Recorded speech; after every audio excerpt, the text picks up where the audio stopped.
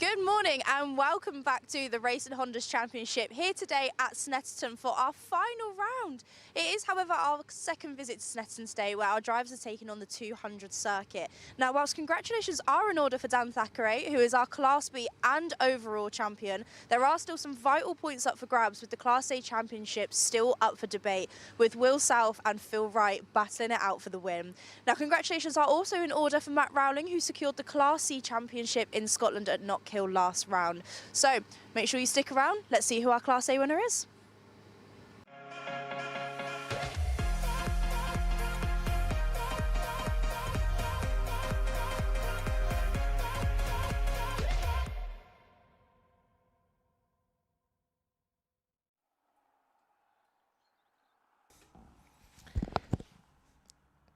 Thank you very much, Charlie, and good morning, Snetterton. Good morning to everyone in attendance here for Modified Live, the last time attack event of the season, and not only that, the last event, as we mentioned, for Racing Hondas for 2025. And what better place to do it than Snetterton in Norfolk on the 200 circuit. If you're an old school fan of motorsport, you'll recognise the 200 layout because it's what it used to be before they made the changes back in around about 2010 when MSV came in and made it the 300 circuit as to what it was. And so now we're getting set for the first of our sessions today. We've got plenty in action today. We've just got the finale of Racing Hondas, but also the finale of Time Attack. We'll have the warm-up sessions coming up with Alexi on microphone in a few moments' time, shortly after the practice session this morning. Then Attack 1, Attack 2, and the final Super Attack of the season, where most of the titles in Time Attack have already been decided, but there are one or two still up for grabs that Alexi will detail. As Charlie also mentioned, there is also, of course, one or two titles still to be determined in Racing Hondas, particularly the Class A title, where it'll be Will Self versus Phil Wright, and also some bragging rights for second overall in the championship, and other drivers trying to get mixtures in terms of bragging rights and points. Two races coming up today, along with qualifying and this practice session in the mix as well. Well, the first voice you hear, it's myself, Scott Woodward, on commentary for Racing Hondas, and we're joined today by a second voice of the Combox, the first time for me at least this season. This is Ian Waterhouse as well, no stranger to club racing or indeed to this event. You were here last year. Ian, welcome to the box and welcome to Modified Live. Great to have you back for after you were here last year. What a day we've got in store with both Time Attack and Racing Hondas to round up what's been a mega season. Well, first of all, Scott, thank you so much. Lovely introduction here, and what a pleasure it is to actually see you properly as well. Our paths have crossed a lot over the years, haven't they? But now we actually get a chance to share the Combox together, and it's lovely. And yes, what a day we've got in store for you here at Snetterton. Modified Live. So much going on. If you're at the circuit, hello everybody. Welcome. There's so much to see. As Scott, you've already said, of course, Racing Hondas Championship, Time Attack as well. If you are milling around the circuit, we've got car club displays as well. We've got the Obsession Car Show, individual exhibits, trade areas as well. So much to see around Snetterton today. Just fingers crossed we don't get too much rain later, Scott, because I sort of forecast a little bit earlier. We might have a little sprinkling this afternoon. Who knows? It is that time of year. I'm always so surprised when we get to October time. People say, isn't it cold or isn't it wet? It's like, well, it is autumn. It is the UK. What do you expect? Yeah, but it's that funny weather, isn't it? Is it T-shirt? Is it jumper? Is it big coat? I had to get my big coat out the other day. I haven't done that since about March. It's a typical British term, isn't it? Big coat on that side. Got me some big things happening today. So, with practice coming up very, very shortly for Racing Hondas, it's been quite a season number 3 for Racing Hondas since it first started back in 2023. And this season's been bigger and better. We've got our biggest Class A entry of the season today, I think with 12 cars in the mix, 10 in Class B, and our regular duo of Class C drivers, Matt Rowling and Callum Houchin. To kind of give an idea of where we are championship-wise, we have already provisionally crowned our champion for 2025 in Dan Thackeray, who 2 years ago was contending for Civic Cup and then had a bit of an engine failure, so I always keep reminding him of that. But also, it's nice redemption for 2 years ago. You're a nice man, aren't you, Scott? Aren't you? I try to be. I try to be. But in terms of the overall championship, Dan is champion. Also, as well, he's provisional Class B champion on top of that too. And we have already settled the Class C title, which gone to Matt Rang. So those are already provisionally settled. Always all subject to official confirmation. The only title that's left to settle is the top class of Class A. That's between, as Charlie mentioned in the intro, Will Self and Phil Wright. Now, that title can go as early as qualifying, because how the qualifying format works, which we'll get to a little bit later on, but in terms of the point structure, you score bonus points in qualifying based on where you qualify in the top 5. You get 5 bonus points for getting pole in class, 4 for second, second, 3 for third, 2 for fourth, and 1 for fifth. So if Will essentially outscores and gets enough points in qualifying, he could even, Ian, take the title provisionally before he even turns to Will in anger when the lights go out. Do you know, I like the format of you get points for qualifying. It just adds a little bit more to it, doesn't it? It just makes it a bit more important. Scott, just whilst we've got a moment or two before the cars do take to the track for the first time today here at Modified Live, let's just run through what is happening on the timetable for you. So yes, as Scott said, Racing Honda Championship got a free practice coming up now, scheduled 9 to 9:15. Then we go into time attack warm-up. That runs to about 10:35 or so. Then we've got a brief pause, and then we have qualifying for the Racing Honda's Championship from 10:45. From 10 past 11, this is all on the 200 circuit today. Time attack, attack 1, that runs from 11:10. Of course, we've got the multiple groups going out of there. That's to about 20 past 12. And then at 12:30, we see the Racing Honda Championship race 1, round 15 of the championship. At 12:55, we have a National Supercar Club track parade, which will be fantastic. At 10 past 1, we have the lunch break here at Snetterton, where the track goes quiet. And then from 2:15, we have time attack, attack 2. From 3:35, we have round 16 of the Racing Honda's Championship, and then from 4 o'clock till just gone 5 o'clock, it is the Super Attack for time attack. Cars making their way onto the track right now. Again, if you're inside the circuit, we do have the Drift Pro Championship on the 100 circuit as well, so plenty of action for you to get your teeth into. Now, we are live streaming this as well today, Scott, is that right? We are indeed, powered by Lucas Oil, so thank you to Lucas Oil, who are involved in all season giving us the live stream action. Of course, to all of our faithful sponsors and partners for making Time Attack and Racing Hondas happen in the first place, particularly to Lucas Oil, because of the stream says in the bottom right, it is powered by Lucas Oil. Later on the day, you'll be able to scan a QR code to vote for your Lucas Oil driver of the day in both Racing Hondas and in Time Attack. Oh, I like so that. Watch out for that too as well. That'll be coming up later on in the day. But as you can see, it's a slightly sort of, not misty, but it's like an early dawn for this morning on October morning. It's a bit overcast, but there is a little bit of early October sunshine trying to peek through. There's Harry Greenhill on circuit. He came back after a bit of injury. He missed a few rounds because of injury. Came back at Knock Hill. Actually scored a class podium last time out. One car that's also on screen is one of our 3 new drivers debuting for this weekend in the final championship. If you're watching down exiting out of Murray, you just saw a yellow Honda Integra. It's also on the screen as well with DC5. That is Jordan Morgans, who is in the Otter Motorsport camp. He's the second of the 2 DC5 Integras that are here this weekend. The other one being Kevin Talbot, who is back this weekend after he missed Knock Hill due to having COVID. And we've also got another of our Integras back from Class A, Liam Collins, who, I've been saying this all season, has been collecting lap records and fastest laps and pole positions like their Pokemon cards or their kind of stamps, but he hasn't yet got himself a first victory of the season. This is his last chance to do that. He's quick over a single lap, but he needs to try and maintain that pace over the course of a race distance to make it happen. Put on some good racing, though. He put on one of the best passes of the season back at Brands Hatch when he passed Kevin Talbot around the outside at Graham Hill Bend after a race-long battle. It's not often that you easily do that, but managed to get that happen pretty well. Should mention, of course, this is the practice session, so in reality, you can't read too much into practice. These drivers using it as a bit of extra track time because they weren't out yesterday. They were out testing on Friday as well. Speaking of Liam Collins, that's not how you start your day, by spinning off at Richie's corner, off on the grass on the exit of, I think that is Richie's, or is that an exit? No, that's the exit of the bomb hole. So, big compression there. Yellow flag is out, and Liam very gingerly ambles his way back onto the circuit. Here's number 6 DC2 Integra. Wheels his way through to try and get another lap in. Scott, as we're on the practice session at the minute, this is a good opportunity to let people know that if you are watching at home, if you're watching on the live stream, the live chat is open, so you can get in contact with us. Mark Dorward already has. He says, morning, troops. Morning to you as well, Mark. If you want to shout out today, if you're in the circuit and you're walking around and you're celebrating a birthday or an anniversary, or you just want to give a surprise shout out to somebody at the circuit, you can.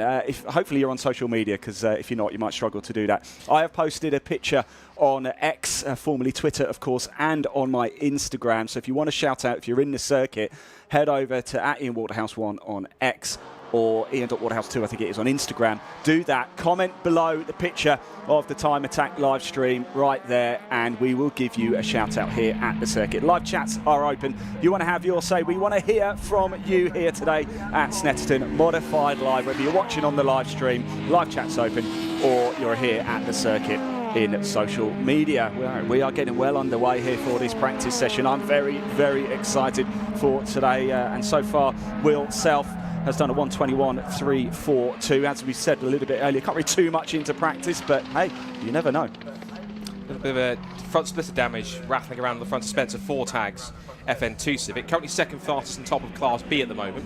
And now he's going to second, actually, one of our newcomers also in the field as well. So another newcomer is Josh Harvey, who is known for those who's raced in Castle Combe circles, and he was previously this, racing a Nissan Silvia S14 in Castle Combe. He has now switched to racing Hondas for this final round of the season, and he's in a car that's familiar to some people who watched at the beginning of the season, because those who remember Rick O'Connell in the first couple of rounds will know that he had a sort of like a almost like a magenta coloured EG Civic. That car is now in the hands of Josh Harvey, and he's expected to be quite quick. And looking at lap times already, he has done a 1:23.554 and set the fastest, I think, speed time in Sector 2 as well, so looking pretty quick.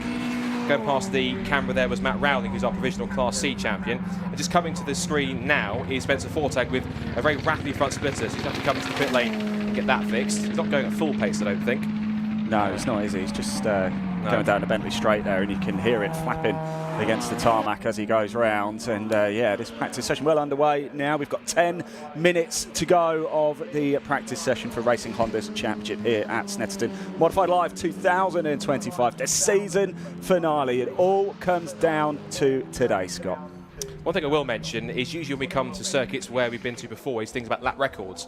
I think the lap record might go today, at least in qualifying. Case in point, the fastest dry qualifying lap time was back in 2023. That was Phil Wright, who was the 2023 champion back in Class B.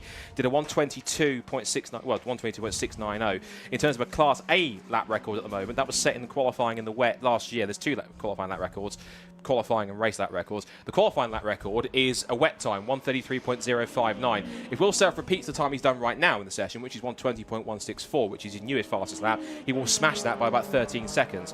In terms of Class B, the lap record there looks to be about roughly 1:22. Yeah, it's 1:22.690, which is currently held by Phil Wright. And in terms of Class C, that's held by, I think of all people, James Kay, ex-BTCC racer, who was in the Lucas Oil Product sponsored car back in 2023, did a 1:25.190.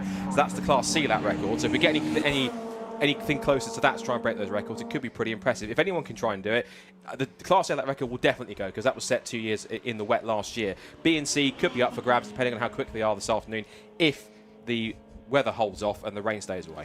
Do you know, Scott, what the all-time lap record is on the Snetterton 200 circuit? Without looking at my notes, do you know? Maybe have a rough guess. If anybody knows around the circuit, let us know in that comment section if you're watching on the live stream. I'm an anorak, maybe not that big of an anorak just yet, so I don't know off the top of my head unless you're about to enlighten me. Well, I have the answer, yes, but believe it or not, I did do a little bit of research. It is 1 minute 6 seconds .572. I believe it was by Chris Dittman. Don't ask me what year, but there you go. That is the all-time lap record. So far, we have a best of a 1:20.012. Obviously, we're not going to get near that for the Racing Hondas, but it's just for general interest, really, isn't it? Yeah. In terms of the connotations looking at the championship coming into the weekend, as I said, all the class titles are pretty much settled, but in terms of calculations, Carl McKellar, who's our championship coordinator, did put something out on the Racing Hondas website talking about how it's going to look, which is watching on screen. Jordan Morgan's been chased by Tommy Knight, who I've reminded, don't spin it on the first lap at Murray's in race 1 like he did here a few months ago, which he did do that, and I keep reminding him of that one because I'm a nice guy. So you seem to do a lot of that, Scott. Yes, but it's just my style. So with Class A, I'll kind of read directly from what Carl has read in terms of the championship connotations. So coming into this weekend, Will Self leads Phil Wright, who's the 2023 champion, by 31 points. There's a maximum of 37 available. So Self qualifies inside the top 5 as Harry Greenhill goes off the road just towards, that's going into the Wilson hairpin, going into the little left that goes back onto the Bentley straight, but he's recovered. So essentially, if Self qualifies inside the top 5 and ahead of Phil Wright, he could secure the title before racing even begins, because you get the bonus points. And that means that if you, because of the bonus qualifying points, if you can even out qualifying, so let's say, for example, even if Will Self qualifies 5th and gets the bonus point in class, and Phil Wright gets 6th, he'll put him 32 points ahead, and that means that's the same number available from the 2 races, plus a point for fastest lap. And it means that because Will Self has won enough races this year, on countback, even if Will didn't score anything, because one thing we should point out on this weekend, there are no drop scores countable for these 2 races this weekend. The previous 14 do count as drops. Anything you score here, whether it's 0 or maximum 32, has to count towards the final total. So you can't drop anything from these final 2 races. So it means that even if Will was to not finish in both races and Phil Wright was to get the maximum 32 and they finished level on points, Will would get the title on countback because he's won more races this season. So it'd be simple as that on that side. What happens is essentially, to make that happen, keep it alive, Wright needs to take pole, finish in the top 2 in race 1 and hope that Will doesn't score. It's a tall order, but as Carl rightly says in the preview, Finals Day has a habit of delivering surprises, and it generally does on the circuit like this. I remember the Civic Cup 2 years ago was just off the charts in terms of how it was. Hopefully it won't be that dramatic, or maybe it will. But we've got the calculator, Scott. We've got a big calculator up here to work everything out a little bit later. Well, we've got a calculator. It's called Carl. He's the champion coordinator, so he'll do it for us or send me a message, I'm sure. We've had a couple of comments come in as well. Now get this, right? Adam Milford, he's watching on the live stream. Adam, I hope you're well. He says, morning, watching while doing a 7-mile walk on the treadmill. So here for a while. Adam, I'm applauding you right now. How far are you in? Can you comment again? How far are you into that 7-mile walk? That is some effort, isn't it, Scott? It is. It's commitment to the cause. I'll give him that in terms of being able to do it. And what better way to do a treadmill walk to do it to your motorsport to motivate you? I mean, I was on the treadmill the other night and I put on a lap of the Nürburgring and a Porsche Cup car to help me keep going on an incline walk. And it worked because I managed to finish it. Does it make you walk a little bit faster then? I used to speed my treadmill goes. So I was tempted not to go any quicker as fast as my pace would give me. Plus, I had a 10 incline on it as well, which wasn't going to make it any quicker either. So yeah, in terms of the current times at the moment, with 4.5 minutes to go in the session, Will Self is fastest again. You give us an indication of what to expect in qualifying, but not a full one, because some drivers won't be going at full speed.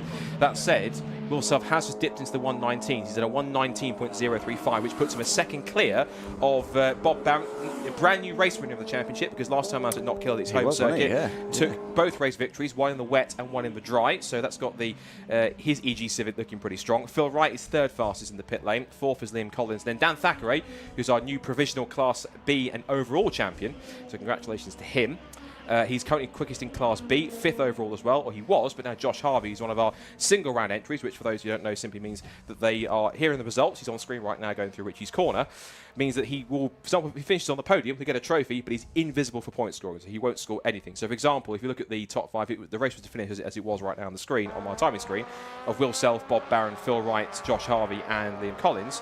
For example, Josh would get the 4th place, but the points on 4th would go to Liam Collins behind, and he'd be invisible for scoring, for those who are unsure of that one. Yeah, so far Will Self the only driver to go a sub 120, although as you mentioned Bob Barron a 120.003, although Will Self 0.968, the second faster than anybody. As we said though, we don't want to read too much into free practice as of yet. As we've mentioned before, a lot coming up on track throughout the course of today. This is the free practice session for the Racing Hondas Championship. Straight after this at 9:25 we have the time attack warm-up for the pro classes, then at 9:50 the time attack warm-up for the club classes.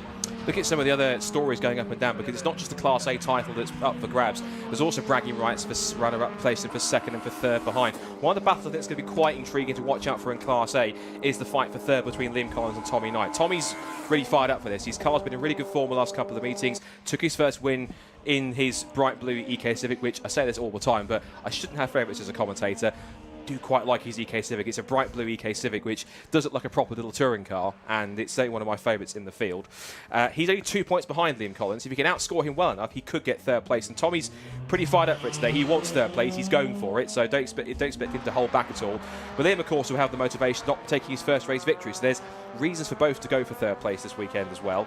In terms of the rest of the classes, I mean, Class B, essentially it's 1st, 2nd, 3rd are pretty much settled, because Ryan Cunningham is set to lock in 2nd place. Sam Linster, who is 2nd in the session for Class B at the moment, is currently 3rd fastest. Then you have Lewis Barker, Spencer Fortang and Sammy Martin. That's been a bit of a back and forth between those three for 4th place all season, so watch out for that one too. As for Class C, that's settled also too. Matt Rowling is basically 17 points ahead of Callum Houchin, at least on drop score, so that won't change at all. Of course, scoring-wise, should be all good on that side for anything to change. So I reckon it's going to be pretty straightforward for Matt to secure that title and to get it wrapped up. It has already provisionally wrapped up. There's also going to be a battle, of course, as well for the overall 2nd and 3rd place, because it's not just class titles you have, but also an overall 1st, 2nd and 3rd. And at the moment, it's going to be a battle between Ryan Cunningham and Will Self. And of course, Will Self, talking to him yesterday, he realises that in terms of what Ryan does, it's out of his hands, because it's a different class altogether. It's Class A compared to Class B. He can't influence that. Whatever Ryan does, if he can just get 2nd place behind Dan, it'll work out. Now that is Tommy Knight, and I hate to say it, but that looks like slowly, an old-fashioned engine failure, I'm afraid. That's a shower of, that is an absolute cloud of smoke. The car has crawled to a halt on the Bentley straight, and I'm afraid the telltale smoke behind suggests that doesn't look good.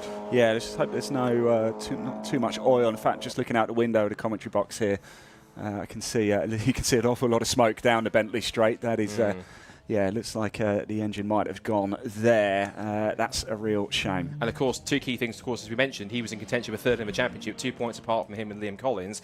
And of course, remember, as we mentioned, no drop scores today. You can't use either round today as a drop score, which means that he was third quickest and he was about 4/10 off Bob Barron's time.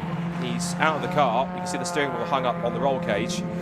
So that's going to be some work to get that car ready for qualifying, which takes place in a couple of hours' time. And you fingers crossed it's one of those engine issues that looks more dramatic than it actually is. But then again, with a lot of smoke, the amount of smoke that we saw there, usually that suggests it's not, to point out the obvious, it's not something great. It's something that needs quite a bit of due care and attention in the paddock to get it going again. Yeah, my experience of anything to do with cars is blue smoke billowing out the back and having to pull up at the side is never, ever a good thing. I did see Harvey, number 66 out there, taking a lot of cover, almost on two wheels, coming around the bomb hole as well. So we say free practice is just free practice, but these drivers are trying to find the limit, Scott. They are, particularly with qualifying coming up in a couple of hours. As I say, they will use it for different run plans, different amounts of fuel loads in the car, different tyres they'll be running to try and get themselves a feel for the circuit and how it looks. Checker flag is out on the session, so the 15 minutes of practice is complete. The next time, of course, we'll see them is in a couple of hours' time when they're scheduled to go out for their qualifying at around about 11:15. So in terms of time at the moment, it's roughly around about an hour and a half's time in terms of that session. And so there'll be plenty of fettling, plenty of tuning, plenty of conversations going on in the paddock for the next hour and a half when they're back in there. The biggest, I think, activity of all is going to be around Tommy Knight's car, the Europa Crash Center squad. They're going to have their work cut out to hopefully get that car out within the next 90 minutes to get out for the session for qualifying. If they can, it'll be a heroic effort. And of course, if he can repay their faith, if he gets out, and I hope he does, to repay them with a good result and to try to even go for third in the championship, then we'll have to wait and see. We should keep talking about Class B as well in terms of where they ended up in the end. It was fastest time for Dan Thackeray, 7th fastest overall. We'll go through the times in a second once we get them up on screen, once everyone's taken the flag. Second fastest for Sam Lintzner, and then Sammy Milam in third quickest ahead of Harry Greenhill and Spencer Forte. Spencer had that flapping front splitter, which I'm sure will have come in and got fixed. 6th fastest in class was Luke Crassus-Menu. And then only 7th fastest was Ryan Cunningham. He missed not kill last time because of a family emergency, but we'll get to that later on. So free practice wraps up for Racing Hondas here at the season finale at Snetterton. We'll sell fastest on a 1 minute 19.0, and then it's about second quickest ahead of Bob Barron in P2. Tommy Knight with looks like an engine problem, got some work to fix that car, but ended up third overall. Phil Wright, who's contending for the Class A title, 4th fastest ahead of Josh Harvey, best of our single round entries in 5th position. Liam Collins, car 6 in position number 6, and then it's fastest of Class B cars in 7th fastest overall. Dan Thackeray, the new provisional champion, both overall and in Class B. Fraser McNeil, all the way from Scotland, gets himself 8th fastest, but Kevin Talbot, also back this weekend, who's 9th, and Sammy Lintzner, 2nd in Class B, rounds out the top 10, and James Orford in 11th, and Sammy Milam, Spencer Fortag, and Harry Greenhill rounds out the top 14, all in Class B machinery. 15th fastest, Luke Crassus-Menu. 16th quickest is our new provisional Class C champion, Matt Rowling from Ryan Cunningham in P17, then Callum Houchin and Lewis Barker, and then Jordan Morgans, who's our other single round entry driver as well. Also, I think we saw Dan Weston was supposed to be out there as well in that session, but looks like he didn't make it as far as I could see, so his car not out on circuit for that session. But Jordan Morgan's 20th quickest, and Owen Diver rounds out the 21 cars that set times in the session for free practice. And said the fastest time, and there was a 1 minute 19.0 set by Will Surf. Will has a habit of doing this. He usually downplays his chances and go, "No, I'm not very good around here. I don't like Snetterton. I don't think I do very well." And then goes quickest and actually dominates every session. So clearly he's a master of illusion, or he's a massive liar. One of the two.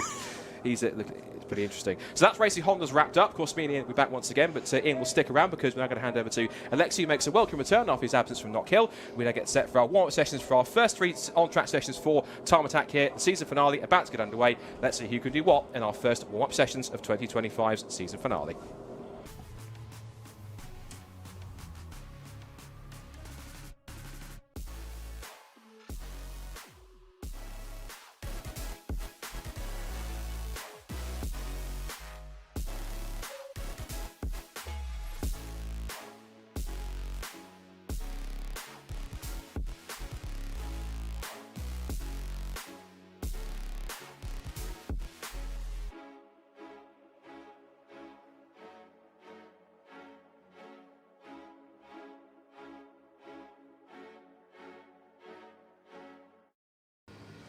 Good morning and welcome to Snetterton for round 8 of the Time Attack Championship. And we're here. It is our final round of the season already. Like, it's gone by so fast. And what a season it's been. We've had all the highs, all the lows, all the drama, and everything's been brought to you courtesy of our fantastic sponsors, Lucas Oil. So, of course, like I was saying, the ultimate round of the Time Attack Championship. And so a few of the classes have already been decided, and we have like clear winners there. But there are a few classes where it's all still to play for today. And of course, this is our second time back at Snetterton. So earlier on in the year, we were here at the 300 circuit, and today we're here at the 200. So we've got those big long straights. Going to really favour the high power car and some very accurate braking. But we'll see what happens in the championship. And we're going to see what happens with the weather. It's notorious for being wet for our last event, but it's dry at the moment, but we'll see what happens in the afternoon. So we're going to head over to the track. The drivers are getting ready to go out onto the circuit, and the battle for the perfect lap begins now.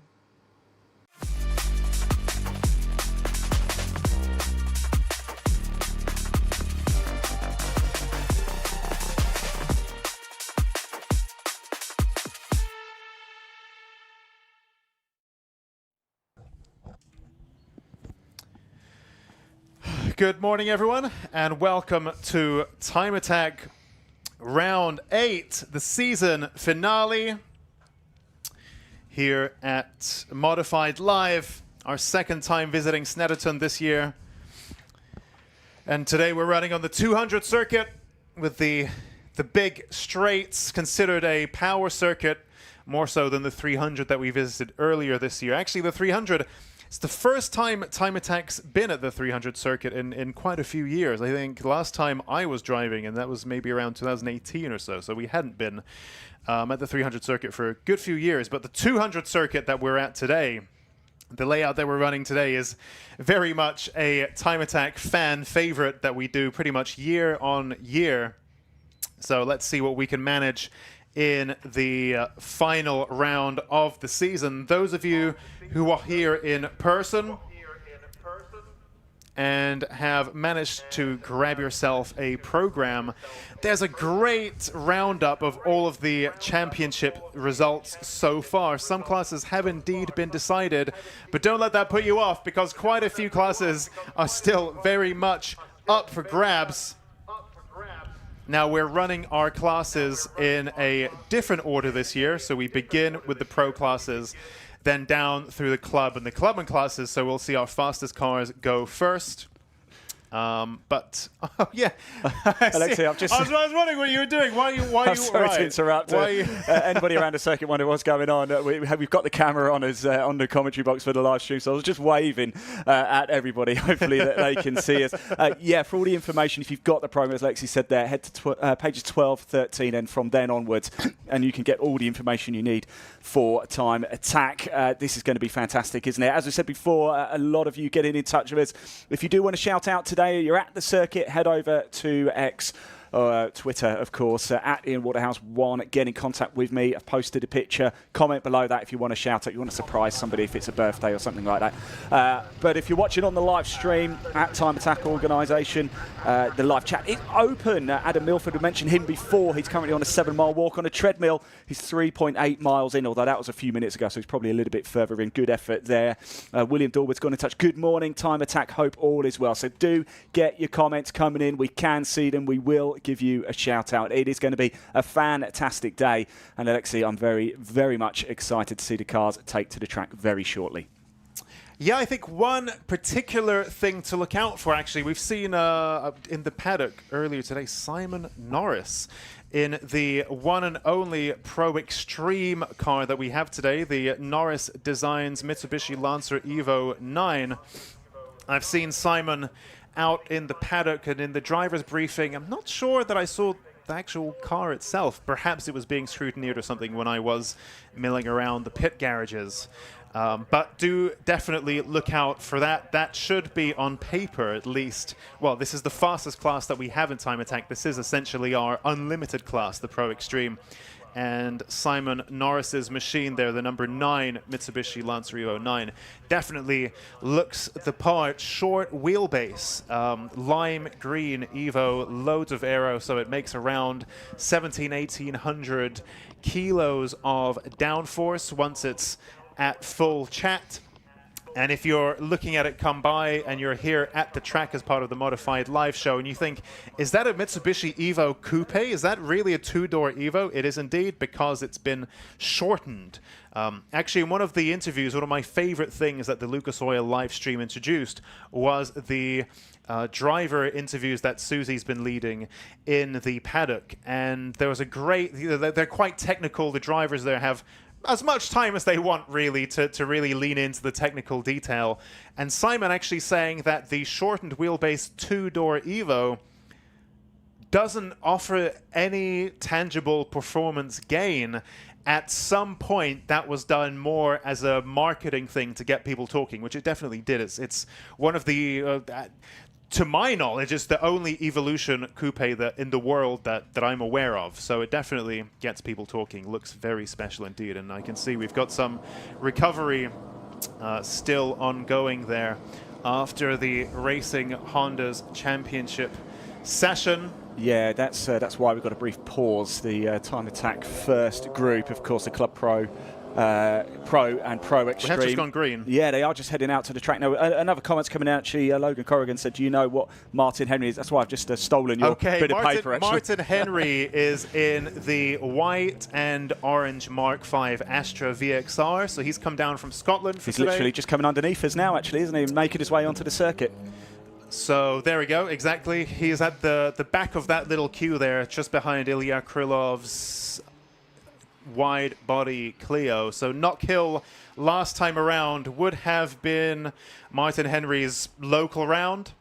And indeed, we have quite a few Scottish drivers who make the trek down. I mean, Brands Hatch is, you know, the staff, the commentators, we could, at a push, fly to Knockhill. But of course, the drivers and the crews and the cars, they got to drive the full distance. And our Scottish drivers do this for every single round. Yeah, it's incredible, isn't it? The miles that they must cover. I've been to Knockhill. I had my first trip to Knockhill, actually, this year, and I was mightily impressed. But I'm mightily impressed with the Snetterton 200 circuit as well. As you said, it's a power track, isn't it?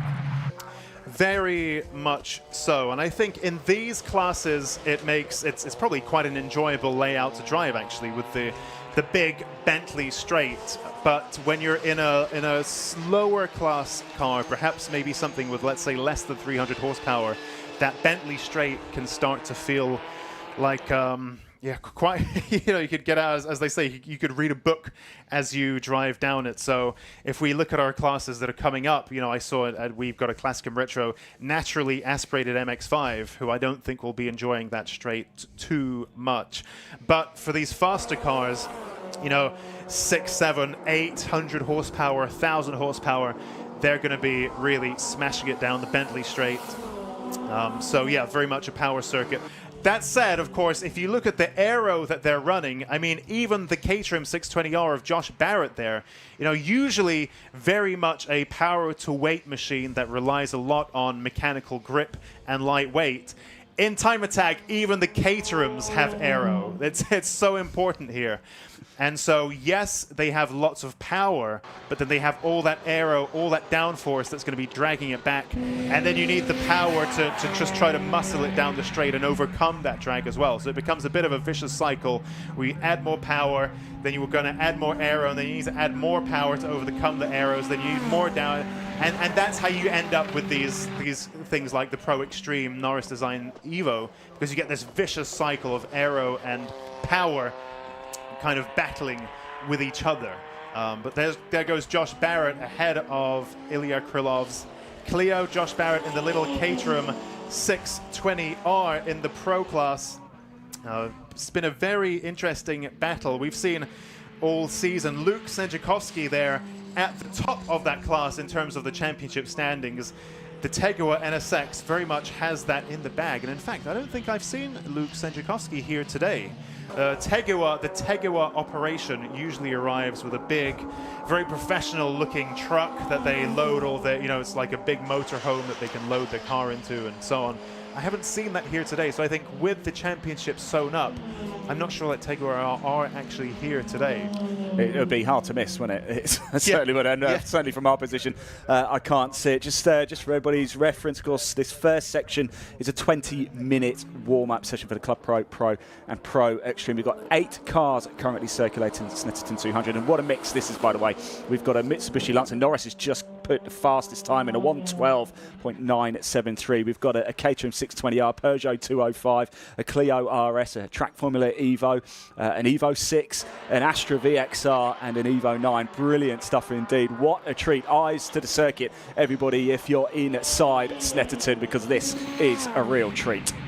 Yep, and those of you who are here in person and you've read the program, or you have the program but not read it yet, there's actually a little year in review there on page 16, written by me, little old me, and I make the variety of what we have here. This really makes it for me. Like Ian just said there, I mean, this class definitely, the Pro, we've got the Evos, the Astra, the Caterham, and so on. As we move into Club 2 or driving Clubman afterwards, oh my goodness, it's such a treat, like nothing you'll see anywhere else. Such a variety of stuff. Well, I've just seen a Citroen Saxo just head into Park Ferme, actually, the scrutineering area, which leads me to a question, actually. I always find this quite fascinating. I want to know what your first ever car was, because my first ever girlfriend had a Citroen Saxo. We haven't spoken for 20 years, but what was your first ever car? That's a good question. It was a Seat Ibiza 1.2. Do you know what? I'm not surprised looking at you. I could just see that. I could just see you behind the wheel. What does that mean? Yeah, it was all modified and stuff, of course. As a 18-year-old would, so not quite as high level, and the craftsmanship not quite at the level that we see here in Time Attack. But I did have a go at it with some, custom seat covers and bodged air intake. It had a 12V badge on the engine cover, meaning 12 valve. It's a 3-cylinder, 4 valves per cylinder. It's a 3-cylinder, really unique. And so I unglued them and swapped it so it said V12, and I thought that was very funny at the time. And lots of goofy little teenager mods. Yeah, but what about you? Well, I'll tell you mine in a minute, but I think we need to get this out there. We need to, people, if you're watching on the live stream, in that live chat, can you please comment what your first car was? Let's see if we can find what the most unique was, or what the most popular was. If you're in the circuit here at Snetterton, again, head over to Twitter at Ian Waterhouse1 or on Instagram, Ian.Waterhouse2. Let me know. Now, my first car, I was 18, like yourself. All of my mates were driving Fiat Puntos and Vauxhall Corsas. I had a Rover 214, 5-door family saloon, night fire red with grey panelling, beige interior, fake walnut dash. It was quite something, I have to say, turning up to college in that. Yeah, I'm going to need to Google that one. I'm not too sure what a Rover 214 is. It's... Yeah. But you mentioned it, so I suspect, because we have some really hardcore car people watching the stream, and there are people who get stuck into the comments who really, really know their stuff. And I suspect you read some profiles about top car people, car builders, and so on, and they've had things like a Ford Anglia hot rod as their first car. There's a friend of mine, Ash, not the Giz Motorsport Ash, a different Ash, who had some kind of... those are really cool, actually. The Rover, okay, I know those. I've just shown it to a picture of it. And, L-Reg, it was 1994. That wasn't the year that I was driving, by the way. The car was already old by then. Yeah, so this guy had a V8 swapped Morris Minor as his first car. Ooh. As his first car. And at that point, like that seed has been sowed very, very sowed very early indeed. Well, we've started to get a few come in. Back King 911, a very old Austin Metro 1.1 litre. I reckon we might get a few of those. Logan Corrigan says Ferrari. Okay, I mean, hey. If you say, maybe I had a Ferrari sticker on it. Maybe I did. Maybe I had a Ferrari badge on it. Well, I tell you, Logan, let us know what Ferrari was it. If you say an F40 or something, I'm not so sure. We might need to get that one verified. Right, so much going on, as you can see, around the circuit today too. We have got just over 11 and a half minutes of this time attack warm-up session for the Club Pro and Pro Extreme. A reminder as well, we've got car club displays. If you're here at Snetterton going on, we've got a trade area, we've got the Hyper Paddock, we've got Drift Pro Championship on the 100 circuit as well, and we have the Obsession Car Show as well. I can see the tent over at the far side. I walked past it on my way in. Are you going to have a chance, Lexi, to have a little look around today? Do you know, I'm going to give it a go. I don't often manage to, but actually, as I came in this morning, there's I don't know if I can mention the brand, a big chain fast food restaurant that's practically attached to the track, and I thought I could see a lot going on in there, a lot of very colourful cars. Anybody who's been to Snetterton knows exactly. Yeah. I think it might be a golden M or something. A golden letter. And I thought, I could see there's so much going on in there. Let me try to pass through. And I nosed my car into there, and there was such a big. Oh my goodness, it reminded me of the car park scene in Tokyo Drift, where it's just so colorful and wild and crazy. And I kind of had a look in there, and I saw it was so full of traffic that I thought, if I go in, I'm not going to be able to leave until like Time Attack is done and dusted at the end of the day. It was so busy, and of course, all of those people have now made their way here into Snetterton. It's probably one of the best turnouts that I've seen. Lots of very, very cool stuff indeed. In particular, I'm interested in doing some resprays of my own projects in glossy color specifically. Ooh. So I'm looking at non-metallics. I'm very curious on what kind of glosses are about. We're quite trendy, like Porsche Ruby Stone Red, some like nice yellows, like Spoon. There was a current FK Civic with a Spoon livery, so the blue front, the yellow rear. Lots of very interesting non-metallics about. Well, I think like that's on trend. Maybe you could go talk to a popular fast food chain and find out what colour yellow they use. Giving nothing away, of course. They've got a good red as well. Right, let's get back to the on-track action. With 9.5 minutes to go off this warm-up session. It's Simon Norris in his Mitsubishi Lancer, a 109.697. We've got the number 27 of John in Evo 9, so on 111.752. Quite a lot of cars, actually. We've only got 3 currently circulating at the minute. Dorwood, Osborne and Barrett are currently on the circuit, but Henry, Spooner, Krylov and Norris and John currently in the pits. Yep, I think it's important to mention that we do have a new format for this year, introduced for this 20th anniversary season. So currently we have the warm-up session, and that does pretty much what it says on the tin. And so I wouldn't read too much into the lap times that you can see now. However, afterwards we then have Attack 1, Attack 2, and then Super Attack, and those all score points for our drivers. So actually throughout the day our drivers have 3 opportunities to score points, which means that what we used to call their one perfect lap, they need to be able to do that session after session after session. But warm-up remains as it has been previously. It is just warm-up. There's no prize for being the fastest in warm-up. We make this point in the driver's briefings every time. No prizes in warm-up, so do take it easy. What are our drivers going to be trying to do? Well, actually, a lot of them were here yesterday, running in a different event and getting some track time, some seat time for today. So actually quite a few of our drivers are already familiar with Snetterton as it is in late October, or mid-October I should say. So that is done. But there is the setup of the car and the R&D, if you will, where they might have a particular setup in mind that they would have done at the workshop, but until you're here on the day, you're not going to know if you've set your car up correctly. So even in the low, as we look at these pro classes, pretty much everything is adjustable on these. But even in the clubman classes, you've got your anti-roll bars, you've got your various suspension settings, maybe even maps, switchable maps. That's quite common these days. Tire pressures, maybe even tire sizes. If you've brought quite a few wheels, then maybe, there are lots of things for you to be able to experiment with. In the past, Time Attack drivers had 2 non-point scoring sessions to fiddle about and try different things. Now, warm-up is extra crucial for that. So yes, your drivers are warming up, but also they're gathering data either through the seat of their pants or perhaps through telemetry of what works, what doesn't work, what tweaks might they want to make, and so on. So actually, warm-up has a very important strategic purpose, because later on in the day, where every minute counts, they're not really going to be able to fiddle around and experiment as much as they can in warm-up. Josh Barrett there looking very speedy indeed in that 620R.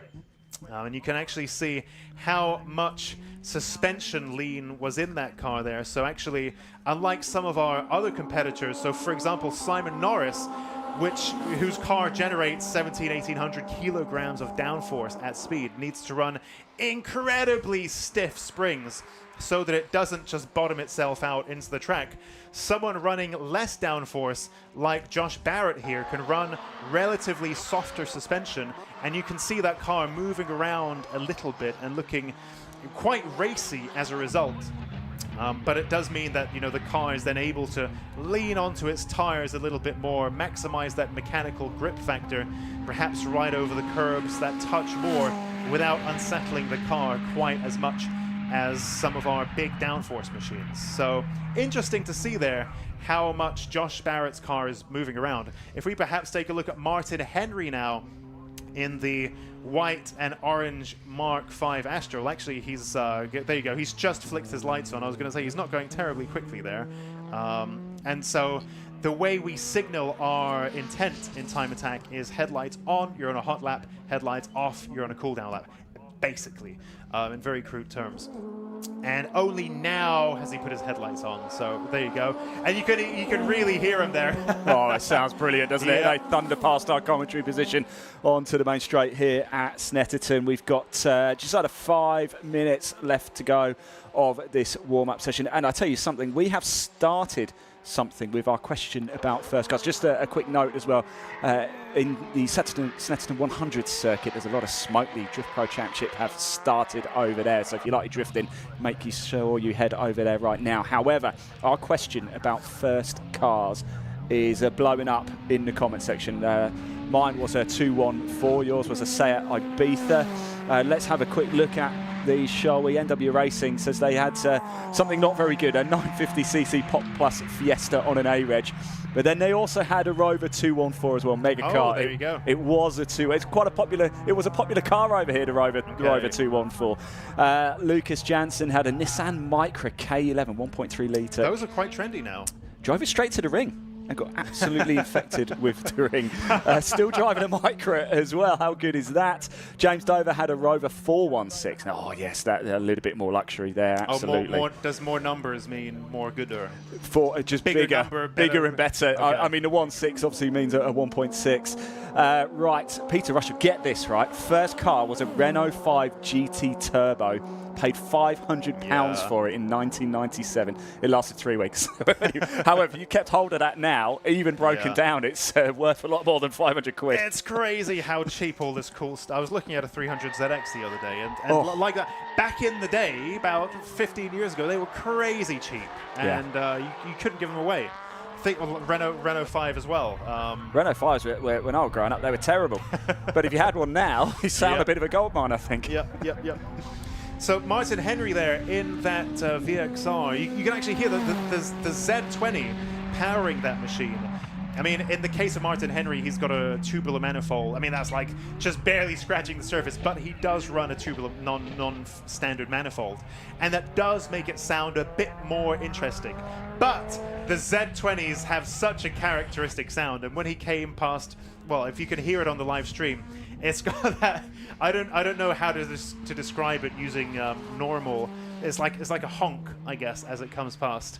But yeah, it's great to see Martin Henry back in time attack. And indeed, when he came across that start-finish line, you're going to hear it again. Yeah. Here he comes. Wow. Z20s just have this sound. It's very amusing. They sound like nothing else. But you can see he's really going at some pace there as well. Dry sump in that car. Martin did.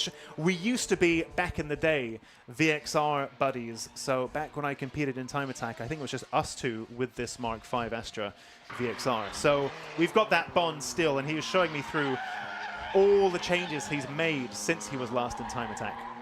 And it is very, very serious. And of course, it's got the dry sump in the back, so he adds oil into the boot. That it's not in the engine in the traditional sense. So it's in the boot is where he does his oil changes, which is quite amusing.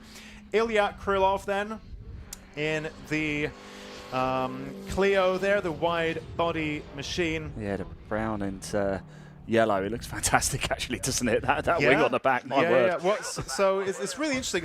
He's a good buddy of mine, and I spend a lot of time around that car. I think it's Kevlar or some kind. This is his business, as he makes these kind of composite panels, composite stuff. And it's very difficult to paint, basically. You need to really slather it in resin to get it to, nice and smooth, to then paint it.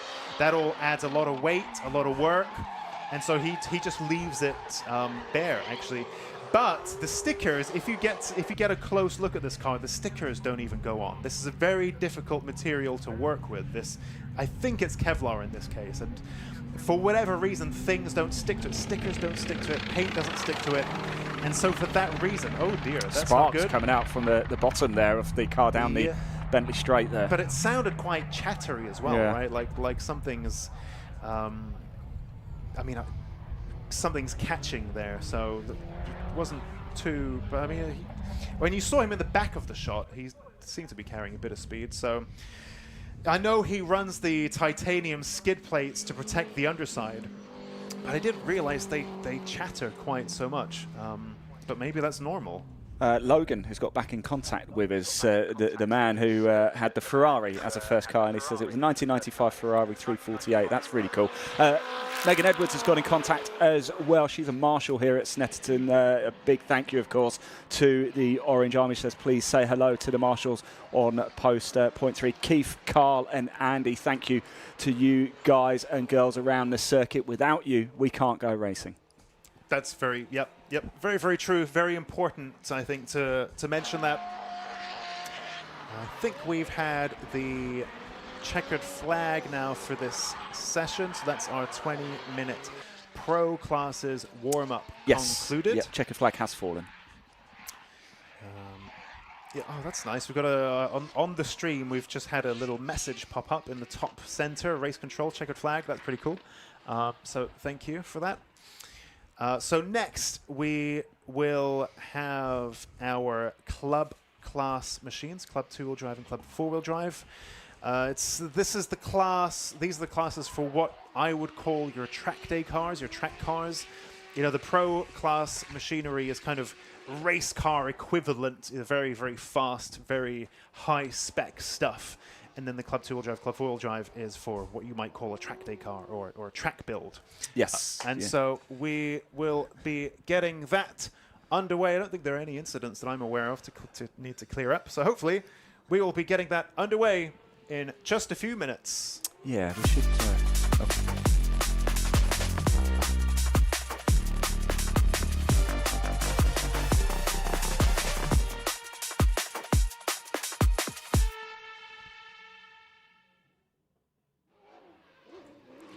Yes, as I was just about to say. You didn't. Yeah, sorry, there's a new thing that we're doing for this. No, so you didn't know that. Of course, we're doing the circuit comms here at Snetterton, but it's also out on the live stream as well. So we're trying to juggle it all. But as we say, so much going on here today at Snetterton Modified Live 2025. What a way to end the campaign here at Snetterton. The Drift Pro Championship going on right now on the 100 circuit. So much going on in the infield as well. We do have the trade areas, the car club displays, the Obsession car show, and there's a number of individual exhibitors over there as well. So if you want a little break from the track at any point, have a walk around. It is such a sight here at Snetterton. Of course, you can get your program as well. I think you probably pick them up from most places around the circuit. The official program at £6, but it is well worth it because there's so much information in there, isn't it? Time Attack right now. If you head over to page 12 and onwards for all the information you need with regards to Time Attack. But Alexei, of course, is here to give us his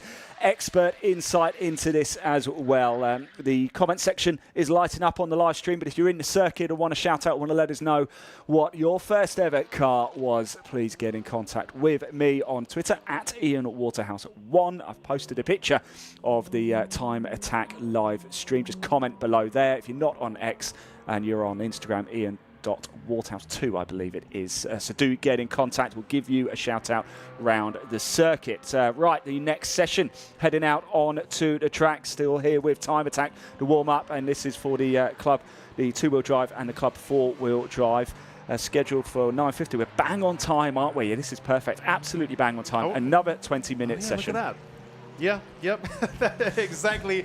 No, I think we should enjoy that while we can. That's really cool. No, I'm confident. I'm confident. We're going to run to schedule today.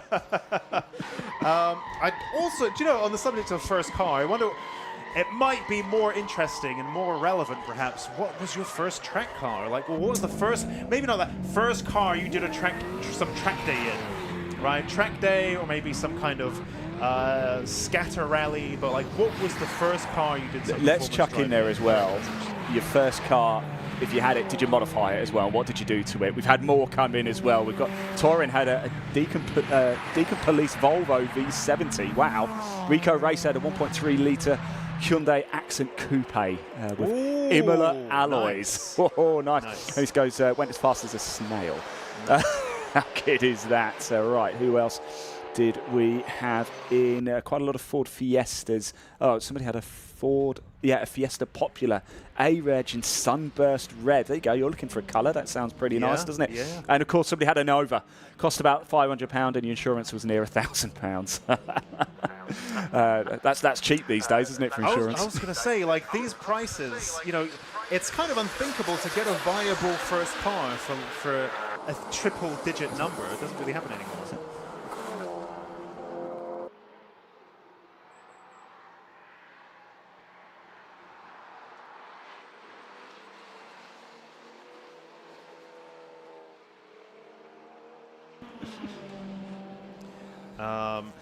So actually, Alexander Volk. So this is really interesting. So a little bit of insight into how the world of Time Attack works. We have scrutineering in the morning, and then we have the parc fermé throughout the day. Now that means that the cars are checked in the morning, that they conform to the technical regulations, and then we check that more throughout the course of the day. To ensure that, for example, people don't go off and fiddle with something during the day so they can cheat. So we test before and afterwards. Now, the technical rule book is quite long, and we can't really check everything every single time. And so in Parc Fermé, different things are picked at random to check. At Knock Hill, from what I understand, this was the only round in like 10 years that I've missed. But apparently, and take a look at Alexander Volkov's rear bumper. This is really interesting. That black GTR. If you look at its rear bumper, it is a very odd shape. Now, Time Attack has quite prescriptive. Look at how the rear corners of that bumper kick out. It's just going down the start-finish straight into Riches now, turn 1. So if you are around the circuit and get a chance to have a look, it's leading a trail of 4 cars there. Oh, Andy Grady's stopped. We'll get back to bumpers in a moment. Andy Grady's stopped out on track. He's had quite a few issues this year. So that's not good. So look at how Alexander Volkov's rear bumper kicks out. You can see that. Very odd-looking machine. The reason for that is because, from what I understand, a few drivers have mentioned this. Last time at Knock Hill, the random thing that was checked was how far your aero protrudes from your bodywork. There is a maximum allowed overhang that your aero can... is that a red flag? Yes, yep, it has been red flagged. Yep, red flag. Okay, so that would be Andy Grady's car stopped on track there.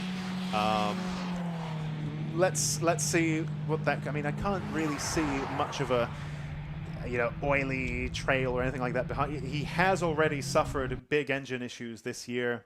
I think he's running a lower power engine now, but he is of course also running the Volkswagen DSG gearbox, the DQ500, the only Evo in the world, from what I understand, that can successfully run that engine, that gearbox.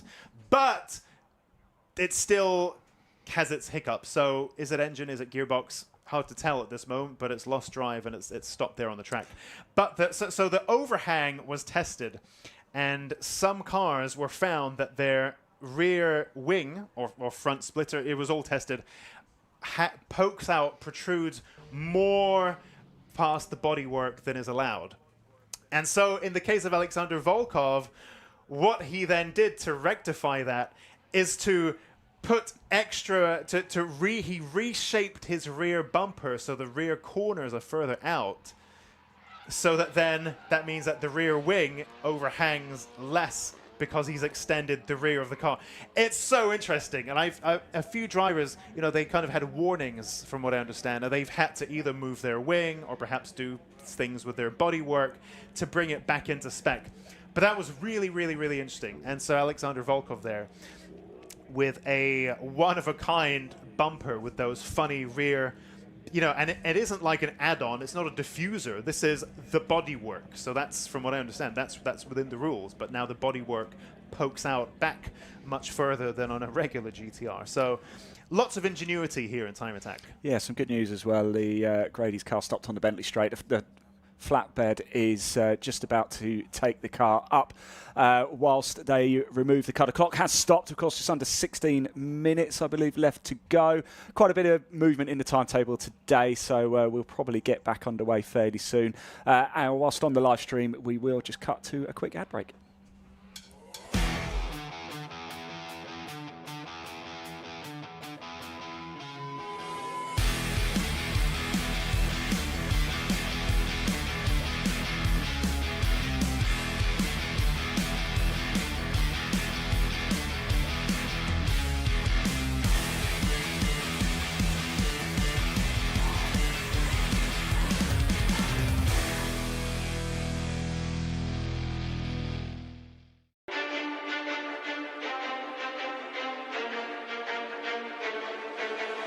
Motegi Racing was conceived with one mission in mind: performance. Each wheel is over-engineered to ensure industry-leading strength, lightweight design, and seamless connection to your unique style. From our storied past in motorsports to our stylistic contributions to the aftermarket culture, one thing remains: Motegi Racing is built for enthusiasts.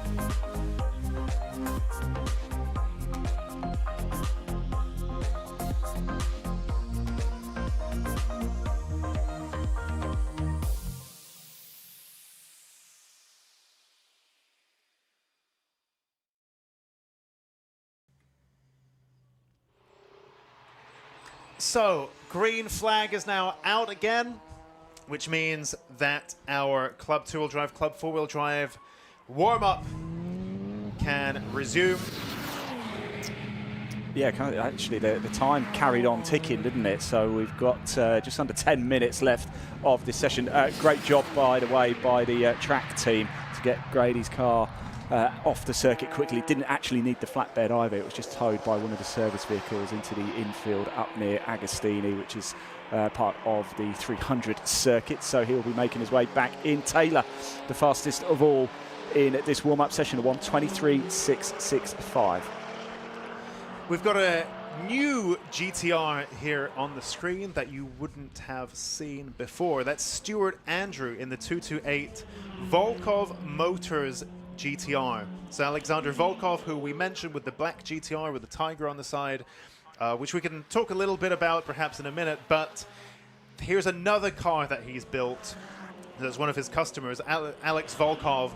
Basically works on, he builds these GTRs for a living. He's got a GTR workshop. That's what he does. And so Stuart Andrew here, one of his customers, and so impressed by what Alex did with his own car that he's now brought his to Time Attack as well, from what I understand.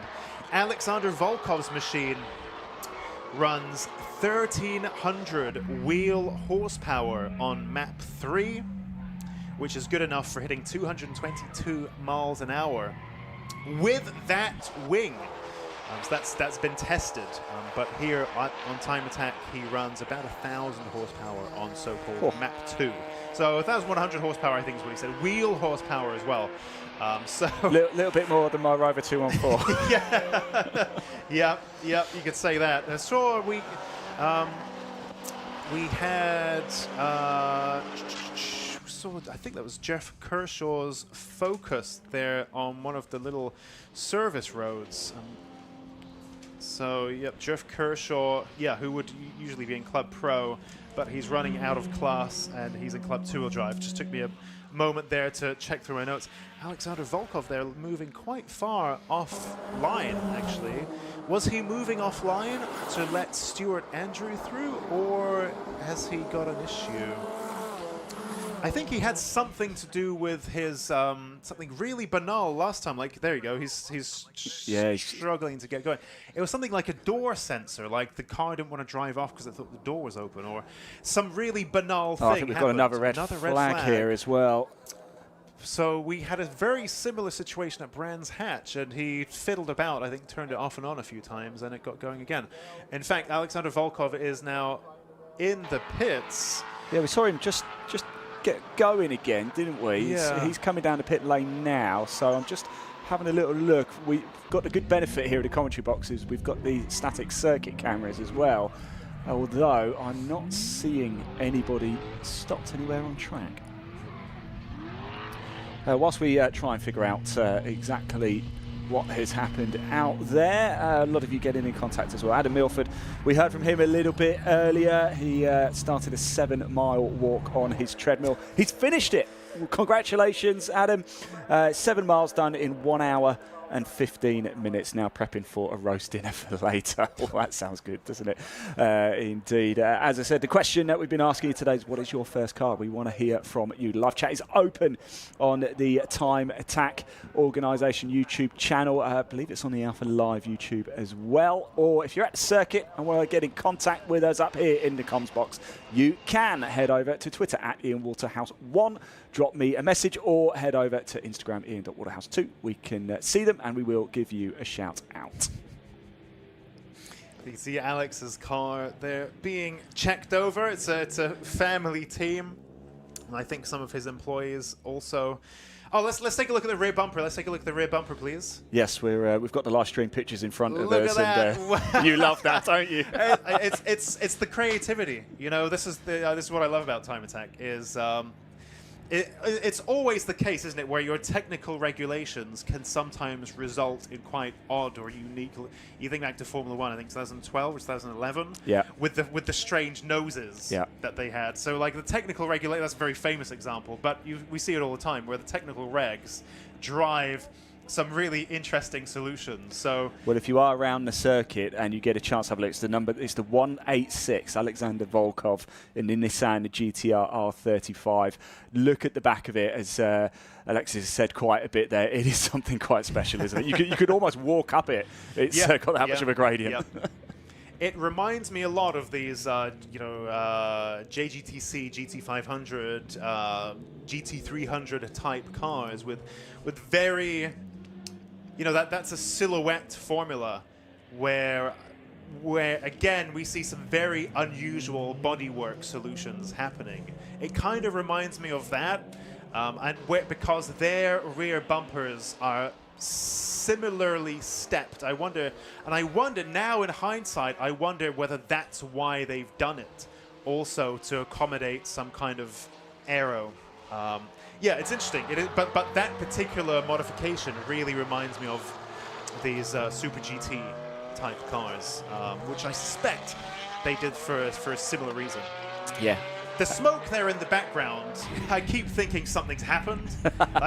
Somebody, but no, of course, it's the drifting that's taking place on the 100 layout. It is, the Drift Road Championship right now going on it, and it sounds and smells fantastic, doesn't it? But right now, it is the Time Attack warm-up. We've got just a few minutes left of this session. It's been a bit of an interrupted session, but it is the Club 2-wheel drive, Club 4-wheel drive. Straight after this, we have another Time Attack warm-up session on track. Seeing our clubman and Pocket Rocket as well. Another 20-minute session. Then we go into the Racing Hondas Championship qualifying. Then it's more Time Attack action with Attack 1 for the groups that we've seen for the warm-up session. And then from 12:30 to 12:45, the first race, round 15 of the Racing Hondas Championship. Mike Butler there in the supercharged E92 M3.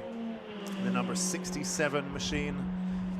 You can just see him there in the background. Always reminds me, in fact, let's actually pan over to, I believe that's Stu Summer. We have two Saxos in this class. We have Andrew Kime and Stu Summers. This particular one, the 179, is the slightly newer supercharged Citroen engined Saxo, as opposed to Andrew Kime, whose is now Honda powered.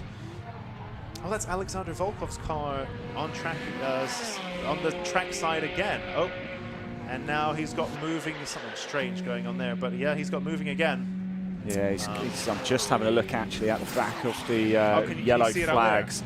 Well, I'm expecting him to come through on the Bentley Straight very slowly past us very soon. Also, I'm not too sure which timing screen to believe here, because on the TSL, which is sort of the one that the cars have to track us for as they come over the circuit, there's still 9 minutes 30 left. I wonder if they've reset it from the red flag, because it continued, the timing continued. Possibly. When we had that first red flag, it continued on TSL, but I wonder if they've just reset it back, so we will get the full track time for the 20 minutes. So I do believe actually there's not a few minutes left, there's still 9 minutes left, just to give the drivers their full 20-minute complement. Yeah, I think I've seen that before, where, I mean, you do this more than I do, but I think when they change the time on the TSL time, they fiddle about. It doesn't necessarily always pull through into the stream, I think. Yes, so sometimes it just takes a couple of minutes just for things to reset and refeed their way through. So still plenty of time in this session.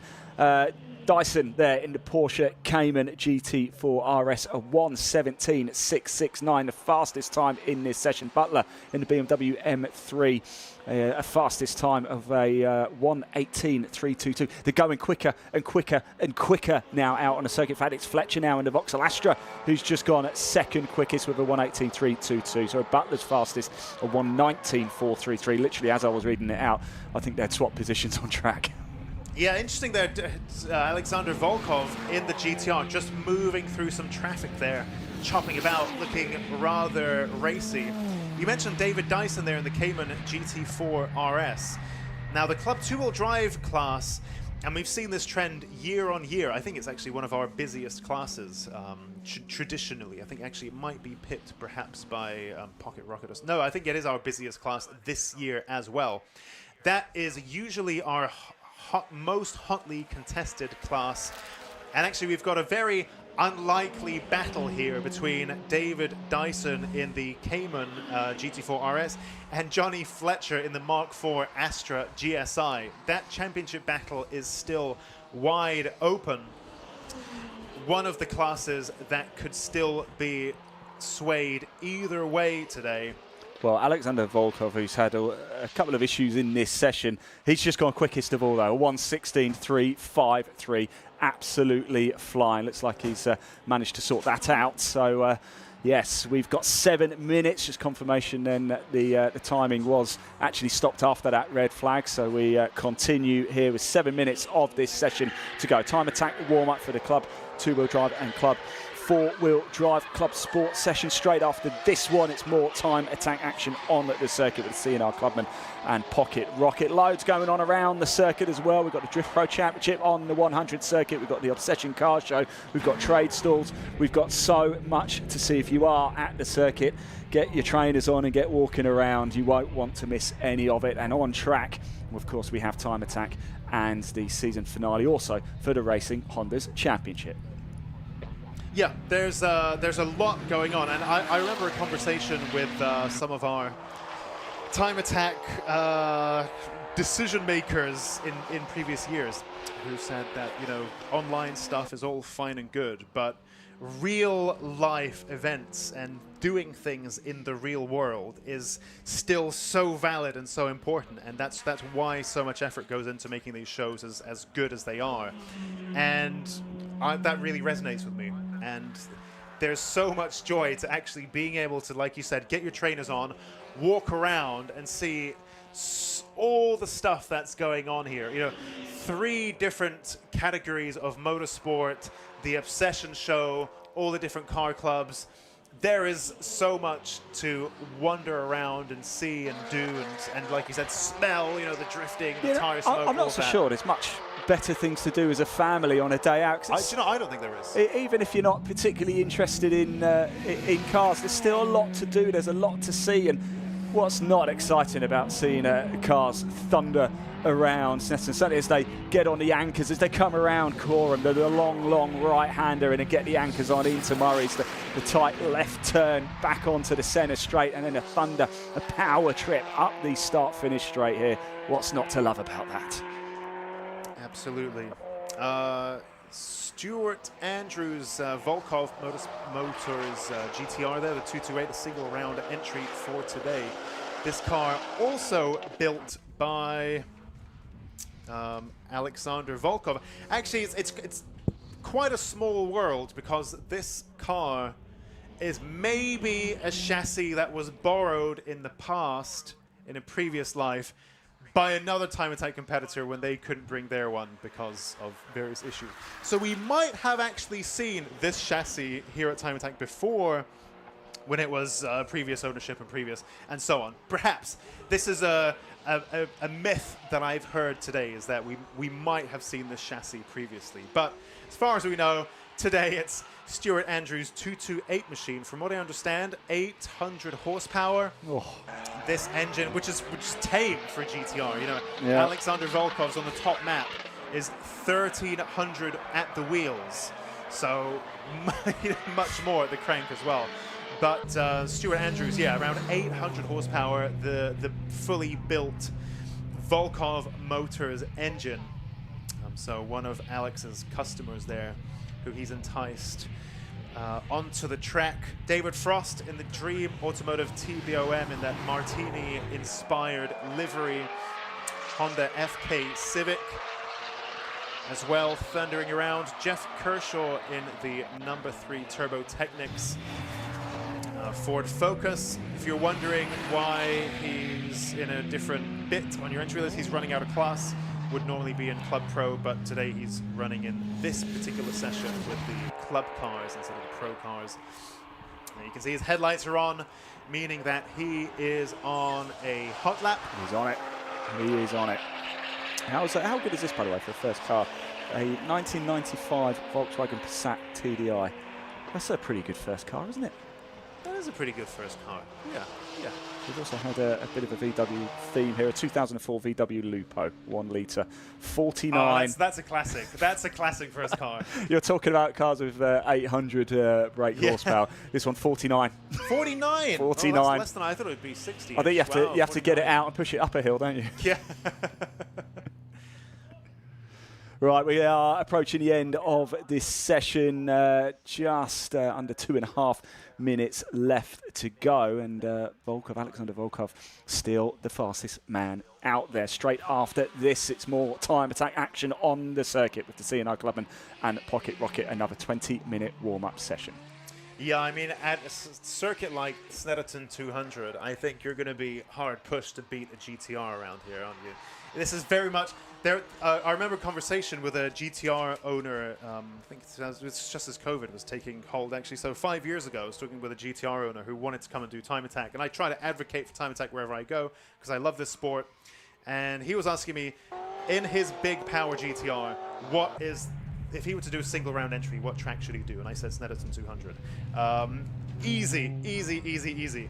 I think you're going to have to really put your best driving shoes on if you're to out-pedal a 1,300 horsepower GTR around Snetterton 200. Yeah, absolutely. So his club four-wheel drive friends have definitely got a fight on their hands today. Yeah, you got the centre straight, of course, the Bentley straight as well. We are in a wonderful position at the commentary box here at Snetterton. We will have them thundering past our position a little bit later as well. The Drift Pro Championship going on right now on the Snetterton 100 circuit. So much going on around Snetterton here in Norfolk. There's plenty of food stalls as well. So if you are getting a little bit peckish or need a drink, there's tea, coffees, soft drinks, you name it. And plenty of food on offer as well. Nicholas, that's a good colour. Talking about resprays and stuff, quite like that. I'm here today with a bit of a mission, you see. So just what kind of non-metallics are out there that I quite like. But Neil Robson in the 218 BIB Performance BMW 135i. So I think it's a twin turbo straight six. At least that's how they come from the factory, of course. In time attack, nothing is as it seems on the surface. But Neil's original time attack weapon of choice was going to be, if I remember correctly, a Vauxhall Corsa VXR. And then he, I think, borrowed his friend's 135i and enjoyed that so much that he brought that to time attack instead. Genuine BMW 1M panels as well, I think. So not only does it move, but it also looks the part as well. David Frost there in the Dream Automotive TBOM Honda Civic. So this newer generation of Civics running that legendary Honda K20, but now turbocharged from the factory. And a Dream Automotive, a company who do lots of work with this platform, and I must admit I hadn't personally heard of them until Time Attack, but this is the great thing about Time Attack is you get to learn about all the different tuning houses that are out there, and they've done some really, really impressive stuff with this platform. Yeah, so I recommend a Google there. That is the checkered flag has fallen on this section here. Volkov, the fastest in his Nissan GTR R35, a 1:16.353. Taylor, the second fastest, 1:17.228. Dyson, a 1:17.669. Fletcher, a 1:18.322. Butler, 1:18.885. Andrew, also in a Nissan GTR, a 1:20.064. Summers with a 1:20.838. Cape Horn there with a 1:21.650. Robson in the BMW i35. We've just been talking about, sorry, the 135i. We've been talking about 1:21.680. Frost a 1:26.029 and Kershaw a 1:26.808. Right, coming up very shortly, more time attack on track action with the CNR Clubman and Pocket Rocket.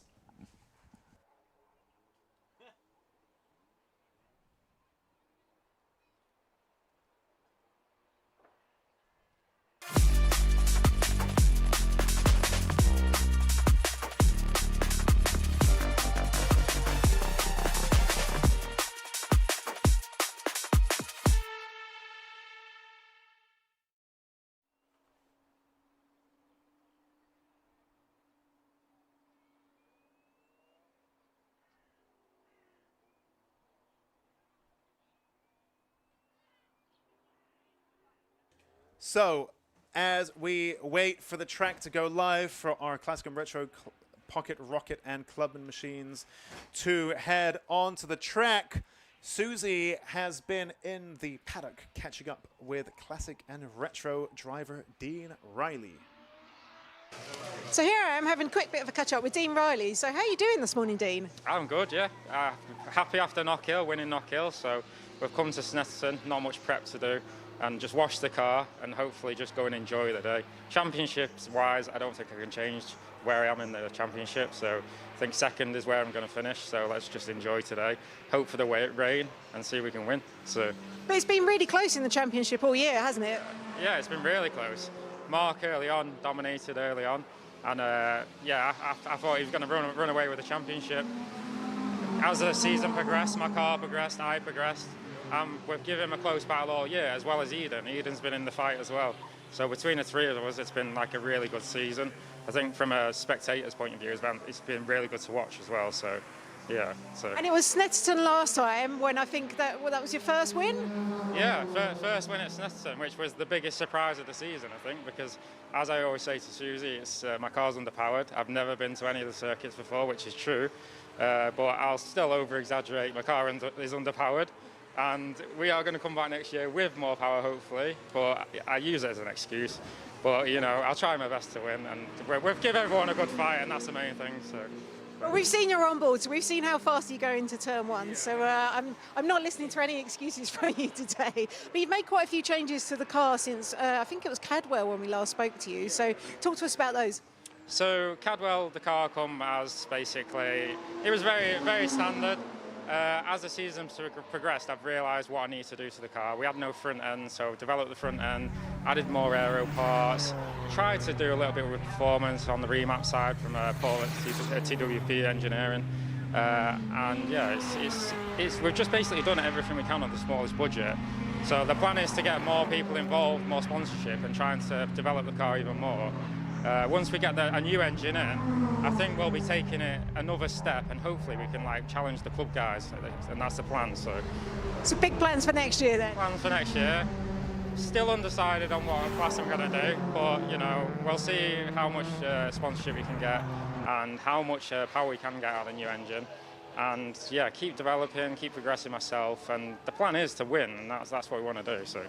What will you do if you have a season where you can't say you're underpowered, though? I mean, I might use it for a little bit, but, you know, if we're not underpowered, then I'll blame myself. You know, I'm one of them types of people that if there is an excuse there, and it's a genuine excuse, but if there isn't, I'll blame myself, and, you know, that's what I'll do. So.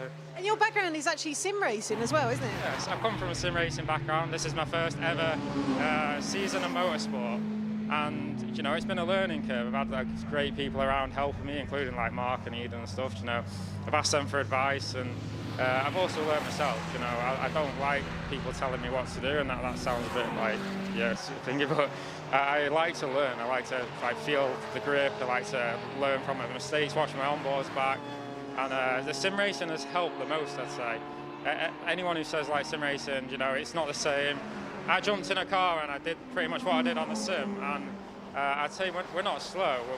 We've got the pace to compete with these boys who've been doing it a long time, and that's common for sim racing. So yeah, it's a great route into the sport then. Yeah, 100%. I recommend anyone who hasn't done it to do sim racing. I think it'll develop your motorsport skills, and yeah, it makes you learn and progress and take the limit. I'd say go over the limit, and that's the thing. If you go over the limit and tone it back 5%, and that's where you'll be, and you'll be on the pace. So, well, we look forward to seeing what you can do this afternoon, and hoping it stays dry.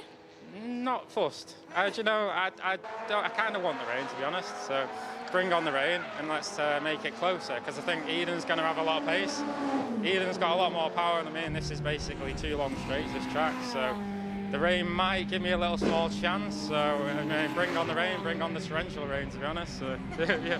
So you'll be doing the rain dance? Yeah, I mean, I've got no traction control, ABS, or I'm rear-wheel drive as well. So, but it's another challenge, isn't it? That's the thing. So, but yeah, I'm going to look forward if it rains. So. Well, we'll look forward to seeing what you can do this afternoon. Good luck out there. Thank you. Great stuff. Thanks, Susie. Thanks, Dean.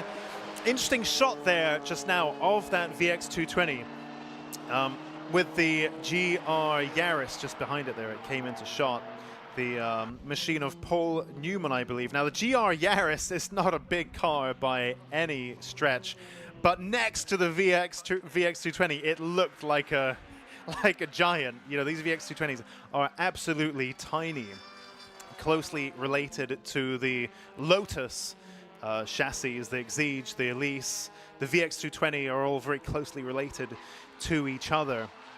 Interesting there that, of course, this is only his first full season in motorsport. I mean, a VX220 isn't a bad way to get your start in motorsport.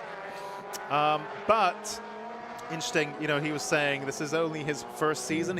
He's been such a constant front runner in class that he feels like he's been around, like he feels like a household name by this point. But actually, of course, this is only his first season. I think he did a single round. I think basically he did this event last year as a single round entry and then progressed into a full championship entrant for this year. Now, in April 2025, just before the season kicked off, he did have a engine fire, which damaged his proper engine, so to speak, and instead he put in the standard VX220, I think 230 horsepower-ish engine, and he's still running standard power, although as you can see, aero and bodywork, and of course just racy bits and bobs as well, seats, harnesses, and so on. But standard power, crucially. And I believe he's got another engine in the wings, which might be able to take a little bit more boost. And indeed, he was talking there, you know, what class does he do? Does he do Classic and Retro? Does he maybe do Club? I think some of that might depend on how much power he's going to end up with. But yeah, let's see. Definitely interesting. And I think considering this is his first season of motorsport and on standard power, he has done incredibly well. It's been a great battle all year between him, Dean Riley there. Oh, actually, we don't have Mark Donnelly today. Oh, Mark Donnelly has, I guess, sealed up the championship, so perhaps didn't make the trip to Snet today. But there's been a great battle between Mark Donnelly, Eden Young, and Dean Riley all season. It's been a joy to watch. Michael Greenhue in there as well in that battle with the diesel PD130 powered Corsa B. No, I think I've seen him today, actually, so he is here. I haven't seen the car on track, though. Yeah, I don't think we've got... I know there, yeah, he has done a lap, 133.0, so Michael Greenhue was on track, but I think very briefly, so I didn't catch a glimpse of him. Clive Hopwell there in the MMT Performance Golf R. Previously campaigned a Scirocco, which is quite a rare beast these days, and then moved to the Golf R and really fell in love with it from what I can remember. Having watched a similar interview with Susie earlier in the season. Paul Newman here in the single round entry Toyota Yaris GR as well. Now, this is a very popular and well-respected platform as well, the little turbocharged, manual-only, mechanical all-wheel drive, kind of rally homologation special-ish machine. Of course, short wheelbase as well. Very old-school approach to building a performance car, and we've seen a few of these in Time Attack this year. And yeah, we have this single-round entry here from Paul Newman today as well.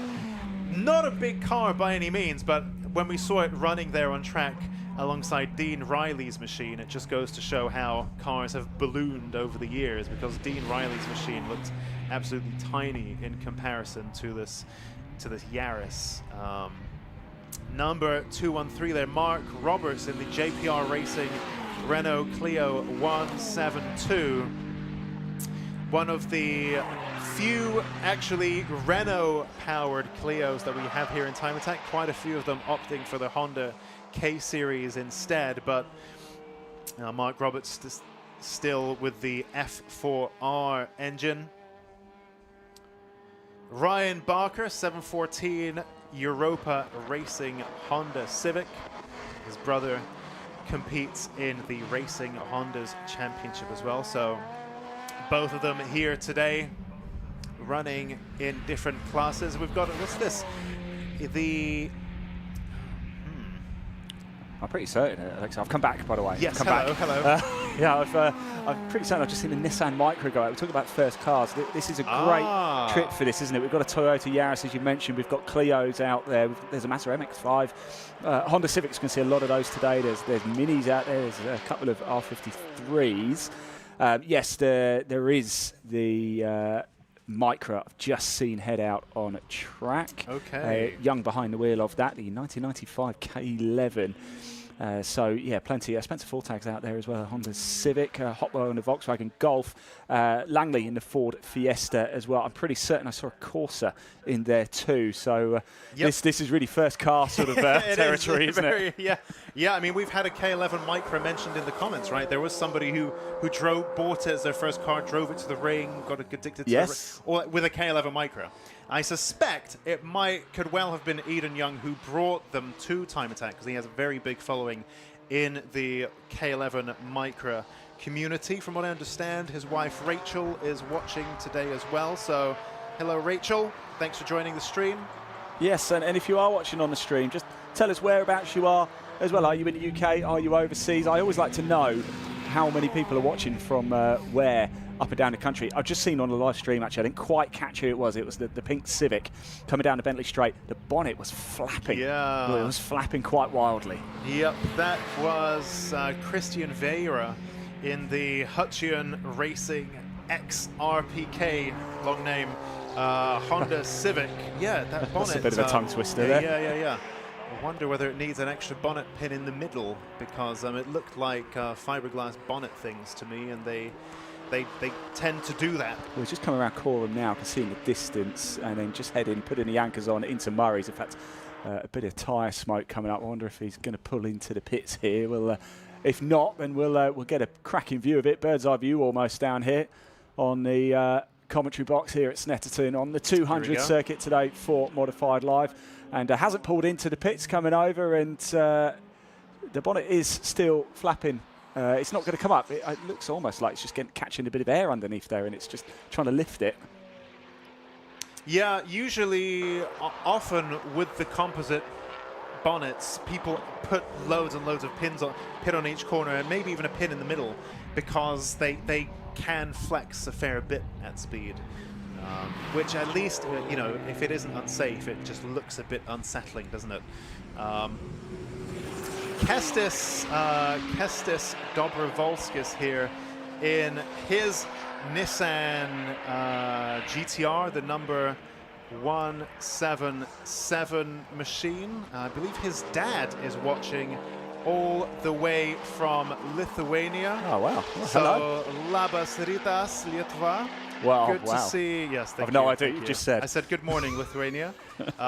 He actually apparently he was telling me this. He asked me to greet his countrymen and women. He does lots of things back home: go-kart mentoring, basketball mentoring, and apparently his collective, his dad, are watching the live stream today. So definitely got to shout them out as well. Brilliant stuff. Talking about shouts, can I just give a couple as well? We've got Go for it. Adaptive Everything is commented on YouTube, watching from Australia. How good is that? John Reel is watching in Bournemouth, and he says it's raining. Now, I did look at the weather forecast for today. I keep checking it. If the Met Office is correct, then we should, we've got about a 40% chance of rain from 2 o'clock, and then it gets higher from there. So I reckon the Racing Honda's Championship, race 2, the round 16 final race, 3:30, I reckon, and then for Time Attack Super Attack, could be wet.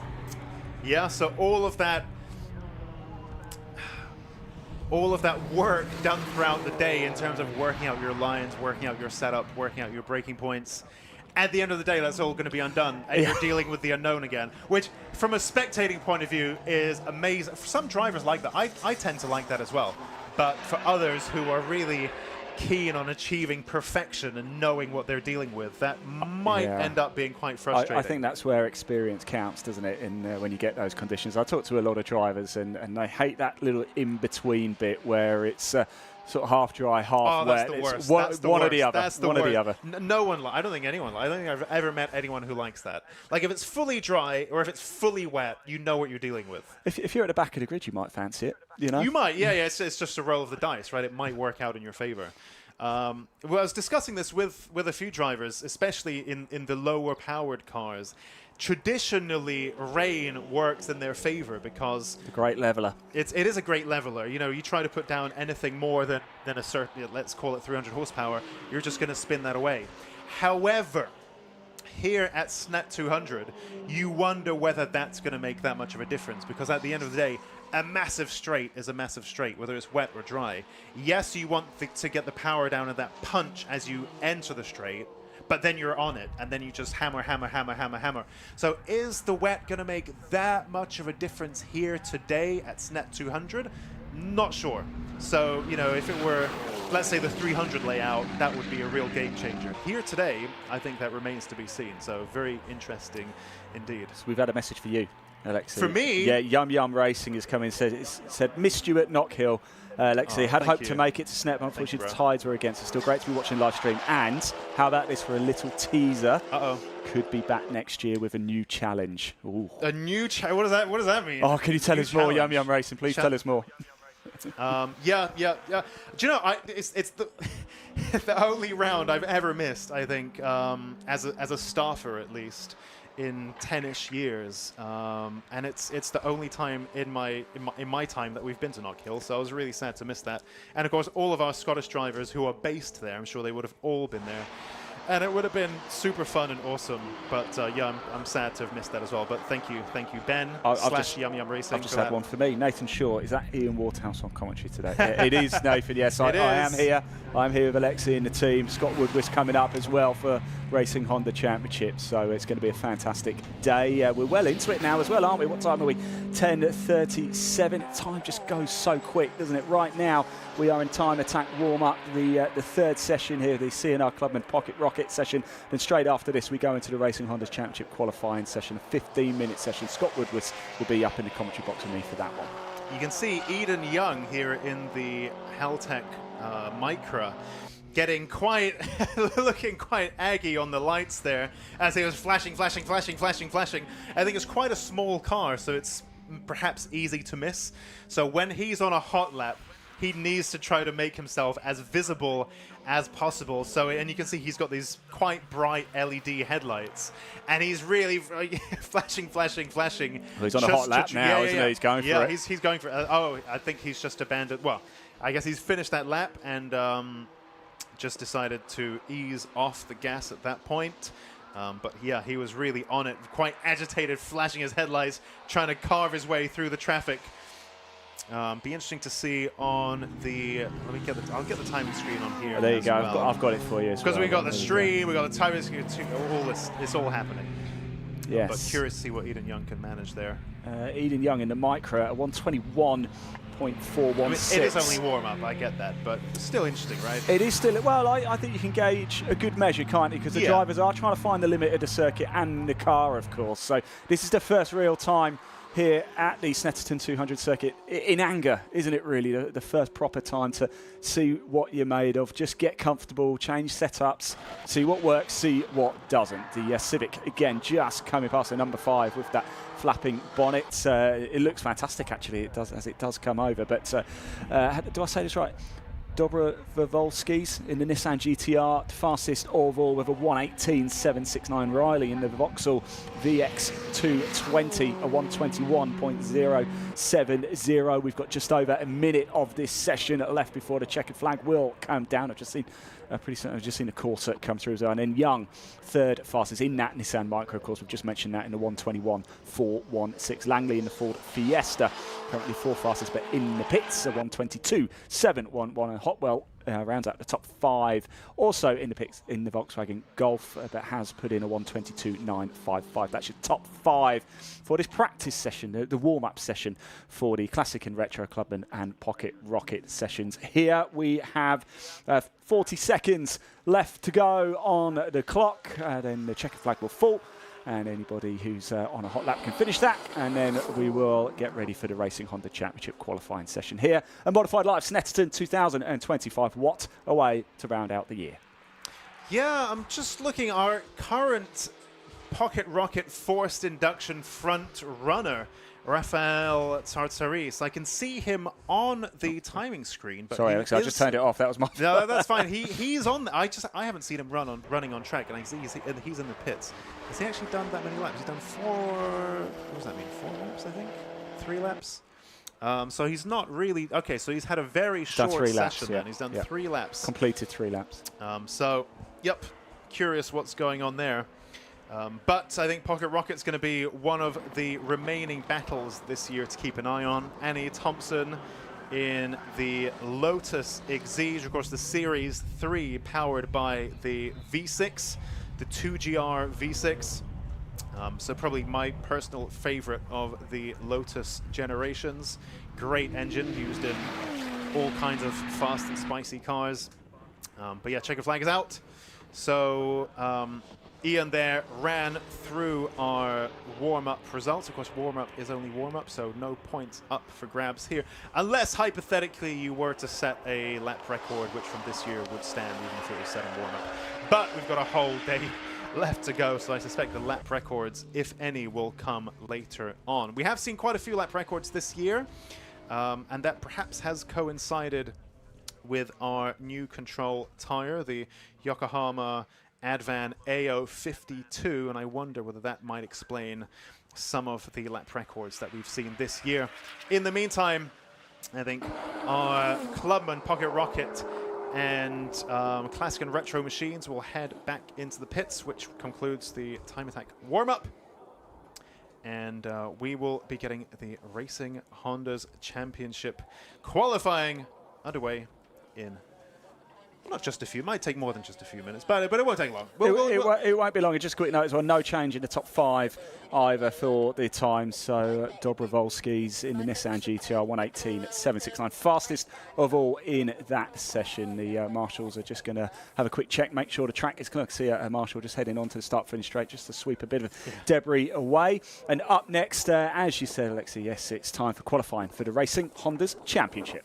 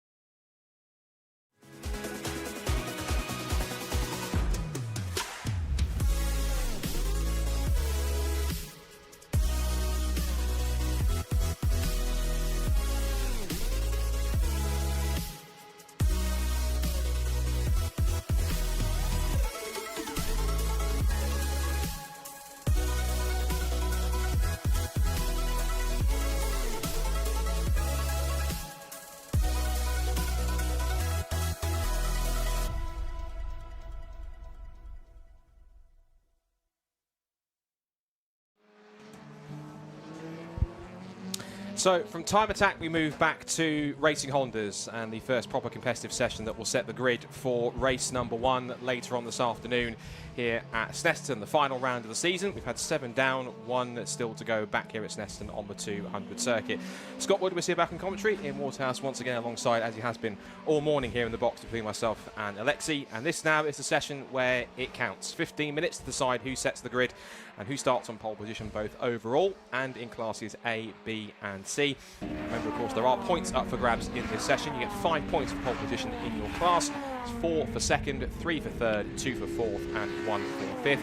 This could be a pretty crucial session in because know that we have Class A at stake between Will Self and Phil Wright. As we see, Kevin Talbot's car's already in with problems, hasn't even left the pit lane at this point in time. That's car's about midway down there, the Honor Motorsport guys looking on. But this is pretty much a crucial session which could even decide the championship provisionally, because all Will Self needs to do is basically score in the top 5 and qualify higher than Phil Wright. And provisionally, the title could be his before he even turns Will in anger in race 1 later this afternoon. 100%. So actually, this could be the title decider right now. Not the racing action. Brilliant stuff indeed. We are underway. As you can hear, the cars thundering around Snetterton at 200 for this qualifying session for the Racing Hondas circuit. If you're inside the circuit, so much going on. Take your eyes to the circuit for this one. These cars are going full pelt. We did have a practice session a little bit earlier in Class A. Will Self went fastest of all with 119.035 in Class B. Of course, it was the overall champion Dan Thackeray who put in a 122.481, and in Class C it was Matthew Rowling who did a 127.860. I'm excited to see what sort of lap times we're going to get here, Scott. Well, the crazy thing is that Will told me in between sessions that there was still more time to find from that 1 minute 19, so he can go even quicker. And as you know, this is the perennial class leader who plays his chances down every weekend and then just completely blows that out of the water and does a phenomenal job to go fastest. Even he doesn't realise how he does it. So he just gets out there and drives and somehow ends up fastest. There's one car to watch out for on screen if you're watching around the circuit just towards the bomb hole, but on screen it's Josh Harvey, a regular Castle Combe racer, but now switching to Racing Hondas in the car that Rick O'Connell campaigned in the first couple of seasons. He's familiar to the likes of Dan Brown. He's raced in the championship before, and also as well Will Self, because he owns a geometry company which the likes of Will and Dan have used to help him get those cars set up. So he hasn't specifically set those cars and developed them for him, but they've used his geometry business to be able to set the cars up so they can be as quick as possible. And here's a trio of EG Civics that are slipstreaming down the pit straight towards Ritchie's to start a proper flying. That first couple of times are starting to come in now to see who is where. Yeah, it's number 66, actually, Harvey's car, if you are around the circuit trying to spot it. If you've got a programme as well, head to page 28 onwards. That gives you plenty of information about the Racing Hondas Championship. It gives you the overall standings coming into this one as well, and a bit of a look at the action, the entry list as well. So great information in that programme. The Modified Live Snetterton won £6 to get it at multiple places around the circuit.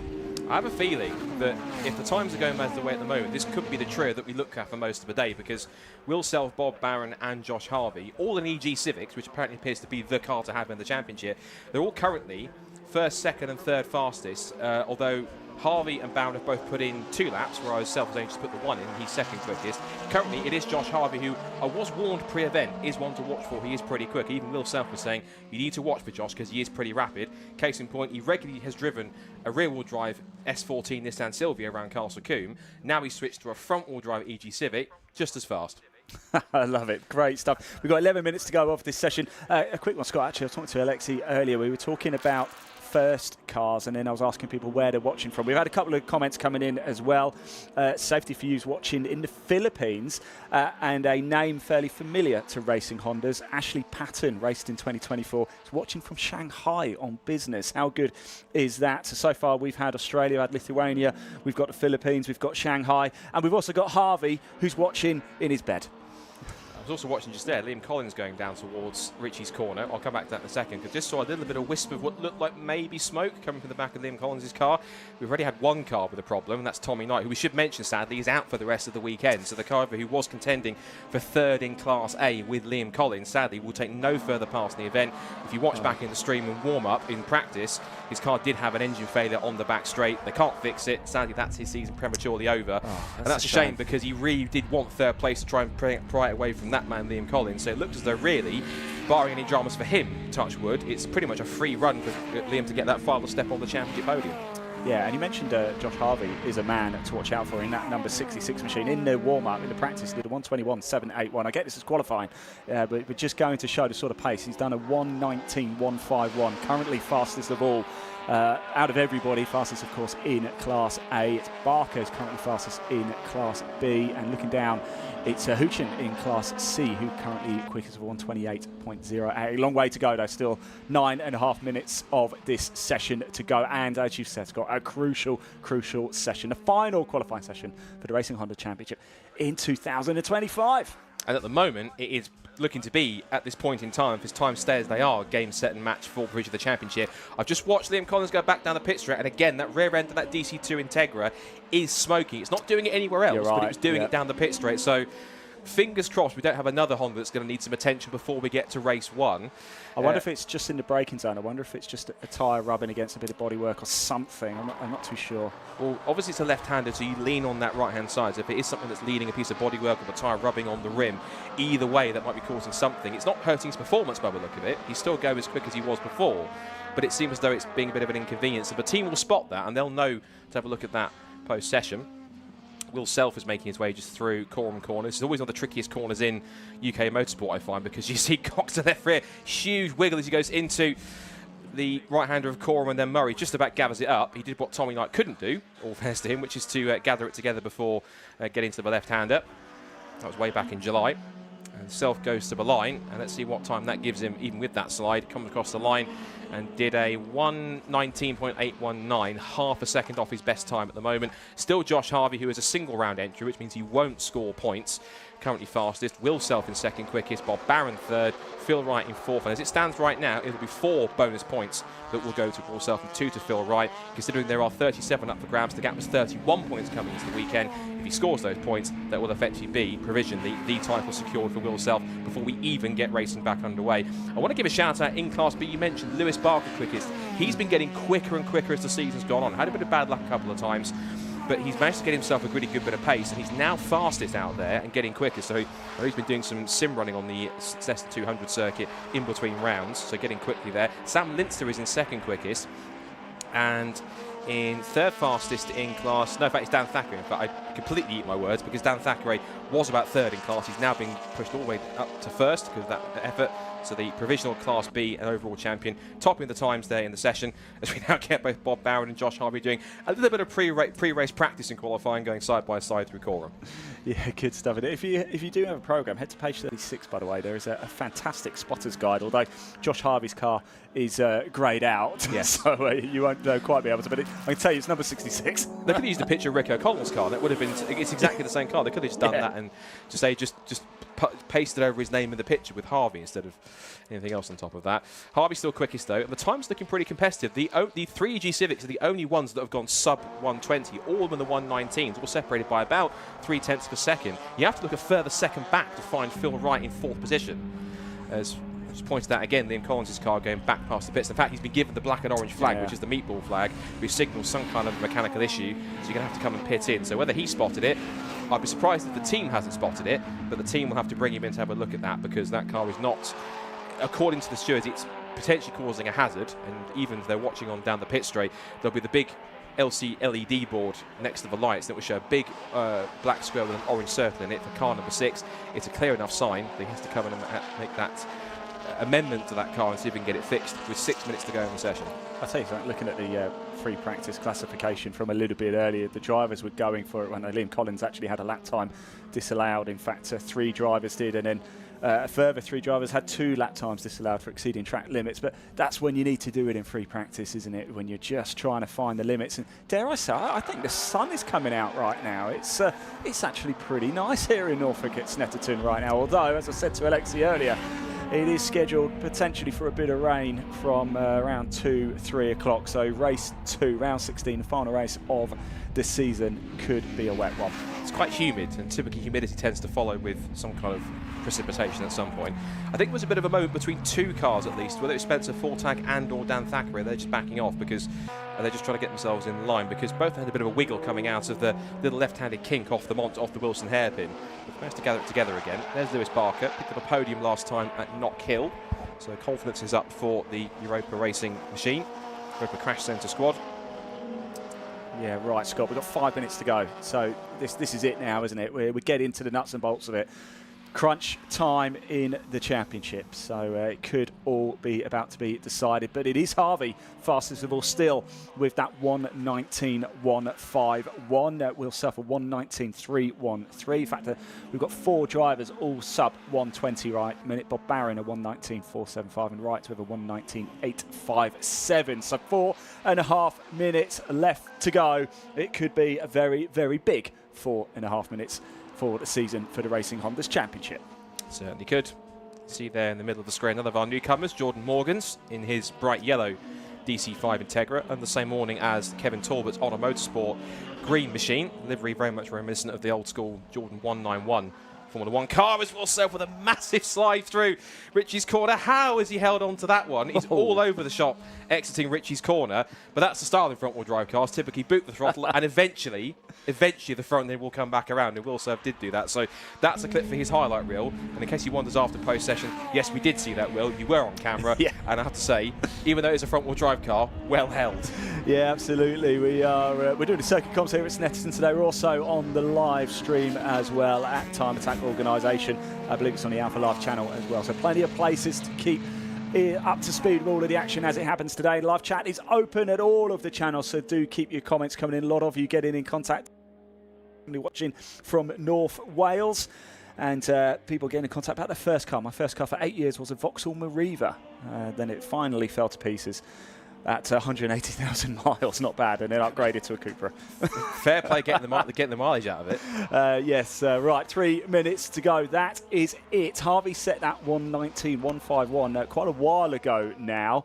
Is it going to be beaten? The fastest time in practice, though, was Will Self at 1:19.035. So the free practice time still the fastest of all.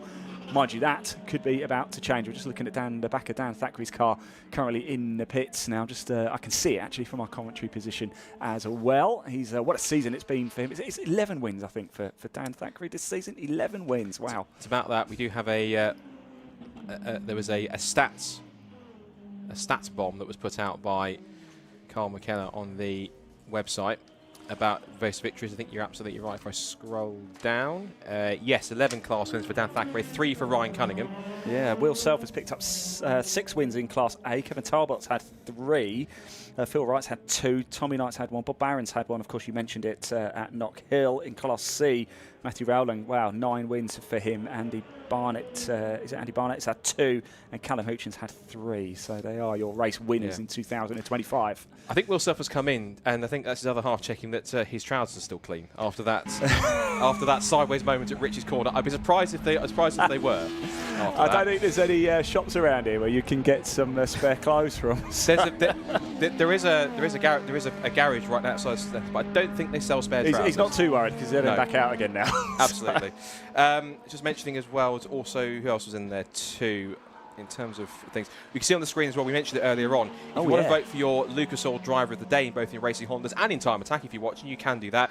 The QR code will pop up on the screen, so scan that, pick your Driver of the Day. Last time out, it was Spencer Fortag, which even though he had some really rough results, he still got Driver of the Day, which I thought was quite interesting. Yeah, but I'd be amazed if we have any coming yet. A little bit premature, but yes, we will see how we get on throughout the day. Some might be just picking Will Self, not for he's about to win the title, but of course just for that slide at Richie's corner, I would. Yeah.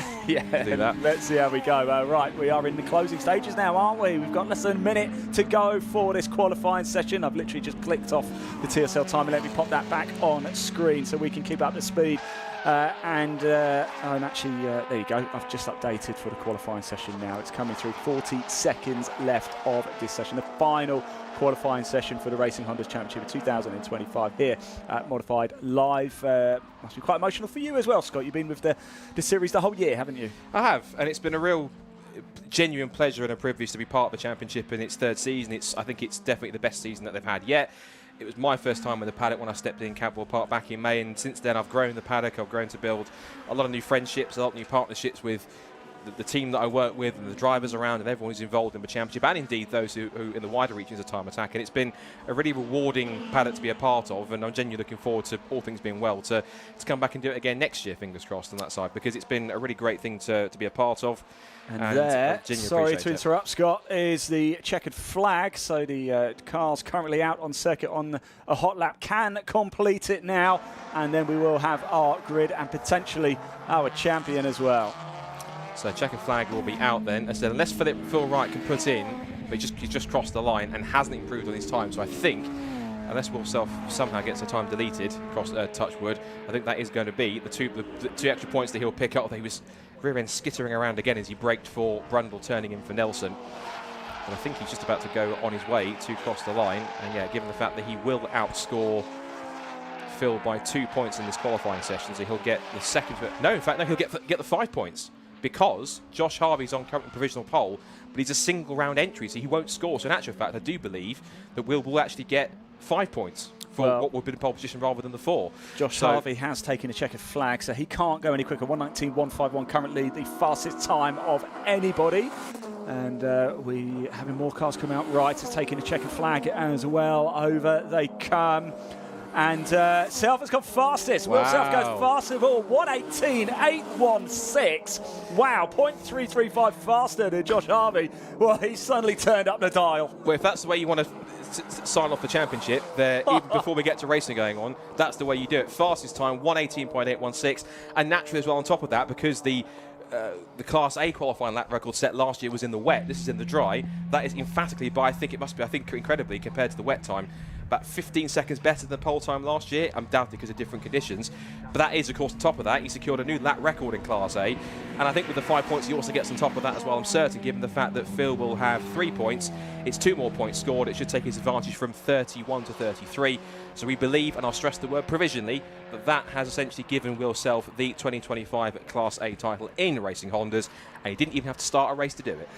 Well said, Scott. Yes, indeed. Provisional being the key word there, of course. But Will Self with a selfless performance to put it on pole position. The only driver to go sub 1:19, a 1:18.816. Josh Harvey comes in second with a 1:19.151. Bob Barron with a 1:19.475. Then it's Wright, Dave Buki, Collins, McNeil, Thackeray, Alford. In fact, Thackeray, the fastest of all in Class B, with a 1:22.169. Just moving down into Class C. I just scrolled down and it is Matt Rowling, of course it is.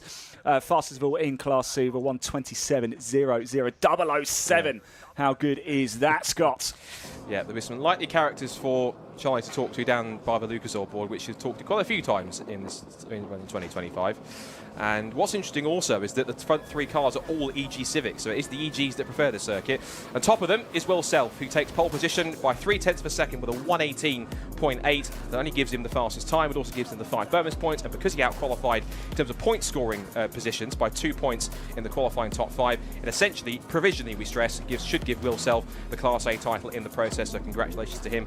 Didn't even have to start a race to do it. Josh Harvey, who we said to watch out for, is on the front row alongside him. Could he be the 6th different winner this season from the front row of the grid in race 1? Bob Barron third to make it an EG Civic 1, 2, 3. Philip Wright, his local circuit, 4th fastest for him, the 2023 champion. Dave Buki, we sort of slept on a little bit. Dave Buki P5 in the EK Civic, 6th for Liam Collins, even though he had the smoke in qualifying for a bit. Hopefully that's not too serious. And then Fraser McNeil, 7th place in car number 7, followed by Dan Thackeray, the new Class B and overall champion, 8th fastest overall and fastest in Class B. James Alford and his EK Civic was 9th.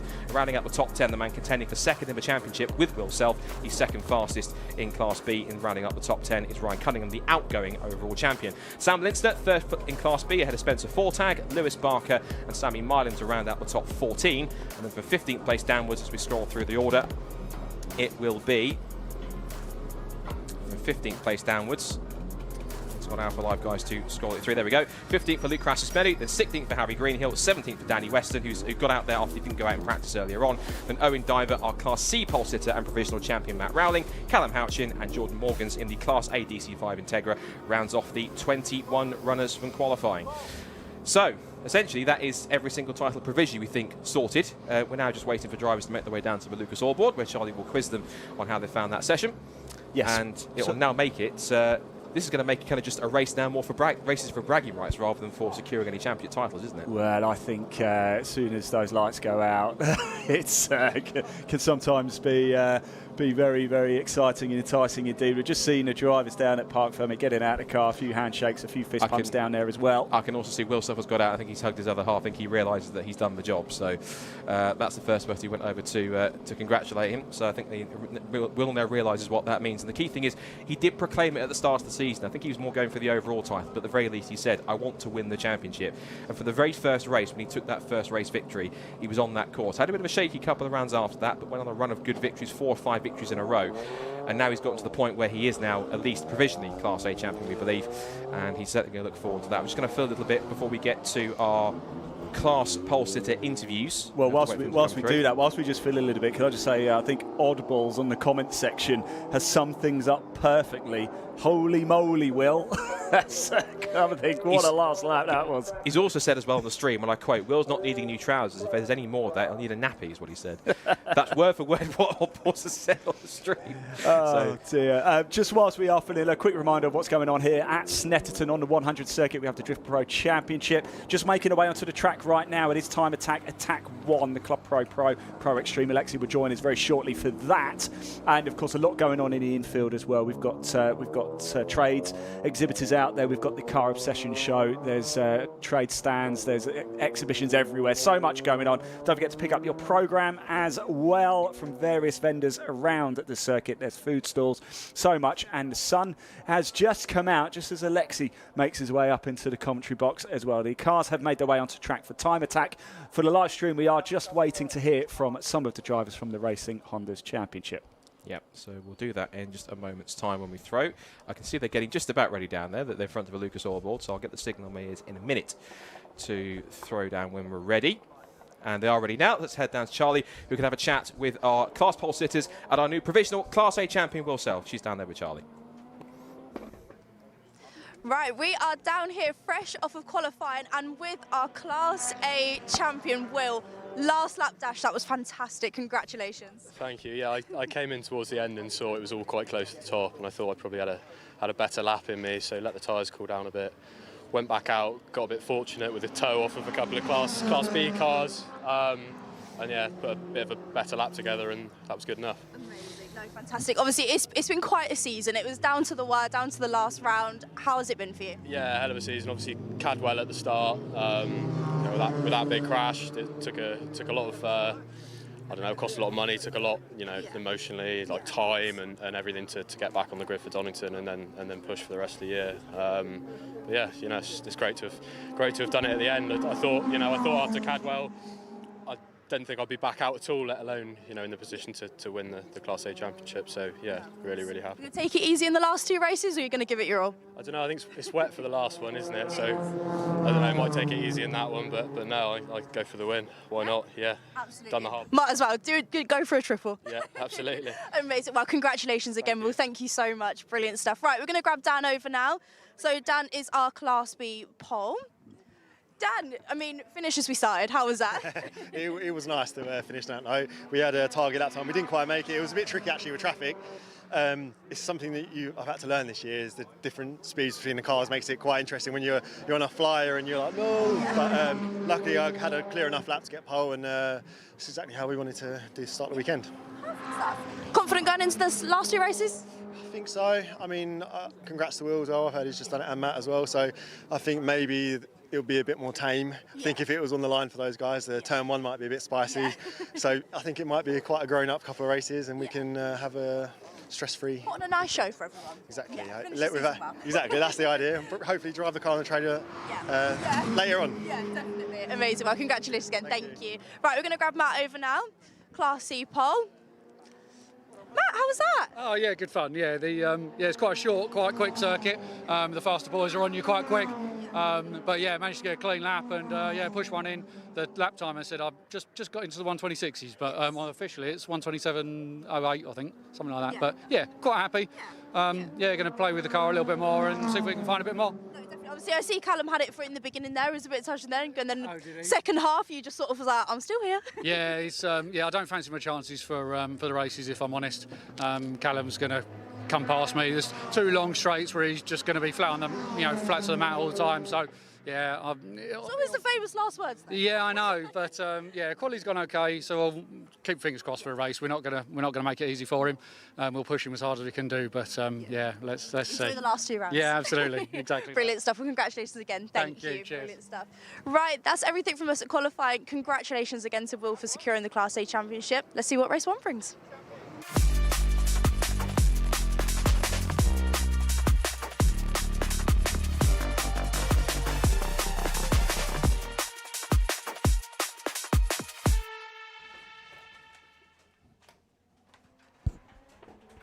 And straight into Time Attack we go, where our pro classes Attack 1 has been underway for about 5 minutes now, while those interviews and so on were rounding up. So, in this new for 2025 format, Attack 1 now scores drivers points based on how well and how fast they can lap compared to their peers in their class. So for those of you who are new to Time Attack and wondering what on earth is going on, in contrast to the Racing Honda's Championship, at no point will our Time Attack drivers be racing wheel to wheel.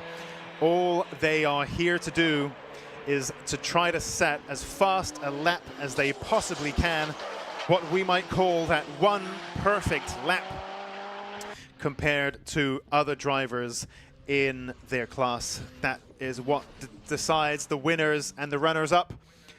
Watching the Lucas Oil live stream, I'm pleased to see that Oddballs has joined us on the stream. The comments on the YouTube stream are one of the, I think, real highlights of the Lucas Oil live stream. So thank you, everybody, for getting stuck in. I think the conversation really brings it to life and lends a sense of community to all of the proceedings, not only here in person in the paddock, but also online. We've got our own little buzzing paddock in the YouTube comments, so I absolutely love that. Please do keep getting involved, ask questions, contribute any little nuggets of information that you might have. So the new format for this year, we had the warm-up a little bit earlier on, and then now we have Attack 1, which scores points for our drivers. Attack 2, which scores points for our drivers. And Attack, this happens every single time, Attack 1, Attack 2. It's not Attack 3, it's Super Attack, and that scores the most points for our drivers. And so what that means is throughout the day, there's quite a lot of points up for grabs. If you're fast in Attack 1 and Attack 2 and Super Attack, then you're going to add quite a few points to your championship standings. And conversely, if you are fastest only in the Super Attack, which is like the main one, it's the end of the day, it's the grand finale, that's great. But if you're slower in Attack 1 and Attack 2, then you've lost a lot of points. And perhaps overall, actually, the driver who is consistently fast, maybe a runner-up, maybe they're second, but they're second in Attack 1, second in Attack 2, and second in Super Attack, they might come away with more points than if you were nowhere all day and then fast only in the Super Attack at the very end. So, interesting. It's a big change for this year, and that now has necessitated a higher standard of build and a more consistent style of driving, where you don't really want to just put it all on the line at the very end. You want to be fast consistently throughout the whole day. So it's a shake-up to how we've done things, but for me personally, it's made things more exciting, and I think for our viewers as well, it's made things more interesting too. Josh Barrett in the Caterham 620R. Now you can see him lapping on your screens. Those of you watching live from the trackside, of course, thank you for coming and welcome. Josh Barrett, heading into this round, is third in the Pro Class standings. So the Pro Class first place has already been sewn up by Luke Sędziakowski of the Tegua team, who consequently did not make the trip here to Snet today because that championship from his point of view has been already all concluded. At least that's my understanding. That's my reading of the situation. But the championship battle for second and third in Pro Class very much still alive between Bradley John and Josh Barrett. Two very different machines, the Mitsubishi Evo and the Caterham 620R. In years gone by, sometimes we've split Pro Class into Pro 2-wheel drive, Pro 4-wheel drive, depending on the number of entries and whether we can afford to do that. But for 2025, they've all been rolled together into the Pro Class, which means that we have Evos battling Caterhams, battling NSXs, which makes for very interesting viewing indeed. Who's that coming into the... What's that coming over the hill? It is Mick Porter in the monstrous R35 GTR. There's a song in that, Alex. I know. I'm wondering who's going to catch that. Who's going to catch that? There we go. And you did say monstrous. I did say monstrous. That was not an accident. I'm impressed. Mick Porter has been in Time Attack for a while. We remember him from driving an R32 GTR in the past, although now he's in an R35 GTR. In the meantime, Ilya Krylov has taken a little adventure off the track and now heads straight into the pits. Not too sure what happened there. He did have some issues yesterday. He was doing some running here at Snet 200 just yesterday, and he, if I recall correctly, had an issue with his drive shaft and also a wheel bearing. I think it was those two things. And so of course the usual frantic late night Facebook marketplace negotiations ensued, and he found something somewhere in the country, drove and did the fix overnight. 1:30 a.m. they finished the repairs, which actually by Time Attack standards is pretty early. Well, do you know what I find incredible, that sort of thing? I always find the amount of stories when I'm in a paddock and the car breaks down and they need to go get pieces and they disappear and they come back and they fixed it. Why does it take 3 weeks for me to get an MOT slot? Because you're looking in the wrong places. Yeah, I know what you mean. Alex, I've got a weather. When you came back into the comms box, a little bit ago, just as the Racing Honda's Championship qualifying was finishing, it just coincided as the sun came out as well. So thank you very much. It's actually quite hot in this comms box now, isn't it? Out, yeah. But let me give you a quick weather update as well. You won't believe it right now. It looks glorious, doesn't it? And it looks like it's going to stay this way for the rest of the day. I hate to be the bearer of bad news. It looks like it's getting a bit better in pushing further and further back. But about 3 o'clock, we've got about a 50% chance of rain. It does look like from 5 o'clock, which is right at the end of the day, actually. We could almost be done. From 5 o'clock, it is going to rain for 2 or 3 hours or so. So if you're leaving the circuit, just remember to do drive carefully down the A11, whichever way you're going, of course, because I think it is going to be wet this evening.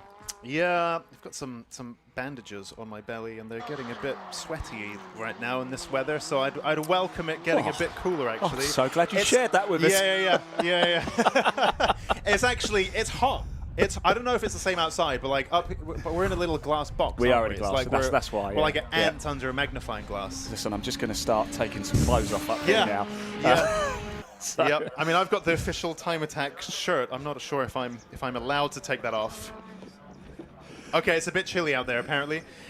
Can actually, just on that as well, we just heard from production there saying that, can we give a shout out to the camera operators as well for the live stream? I do this whenever I do live coverage, because they spend the entire day out in the middle of a field somewhere by themselves. With very, very few comfort breaks, let's put it that way. And they bring you all of these pictures live and completely free. So a big thank you to all the camera operators out there. They do a wonderful job. Yeah, incredible. And of course, this stream made possible and sponsored by Lucas Oil.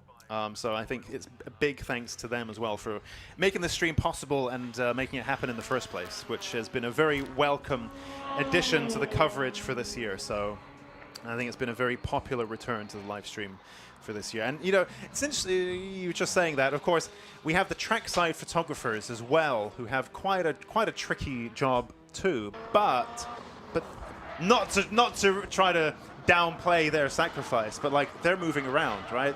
Yeah. But like the camera operators, they are stood there for a whole day. They're just stood there. Yeah. Wow. And when it rains, there's no hiding place for them either. So, credit to them. A big thank you to all of the organisers. Of course, Time Attack, what a fantastic job you guys have done in 2025. And what a way to round out the season today as well. It's been fantastic to be with you today. Big thank you, as ever, to the marshals. I don't want to be cliche or anything, but we really can't go racing without them. You can't go racing without a circuit. You can't go racing without teams and drivers. You can't go racing without organisers and marshals. So I don't think that's a cliche. That's just I think in fact that's not done enough. I think it should be a cliche, but it's not.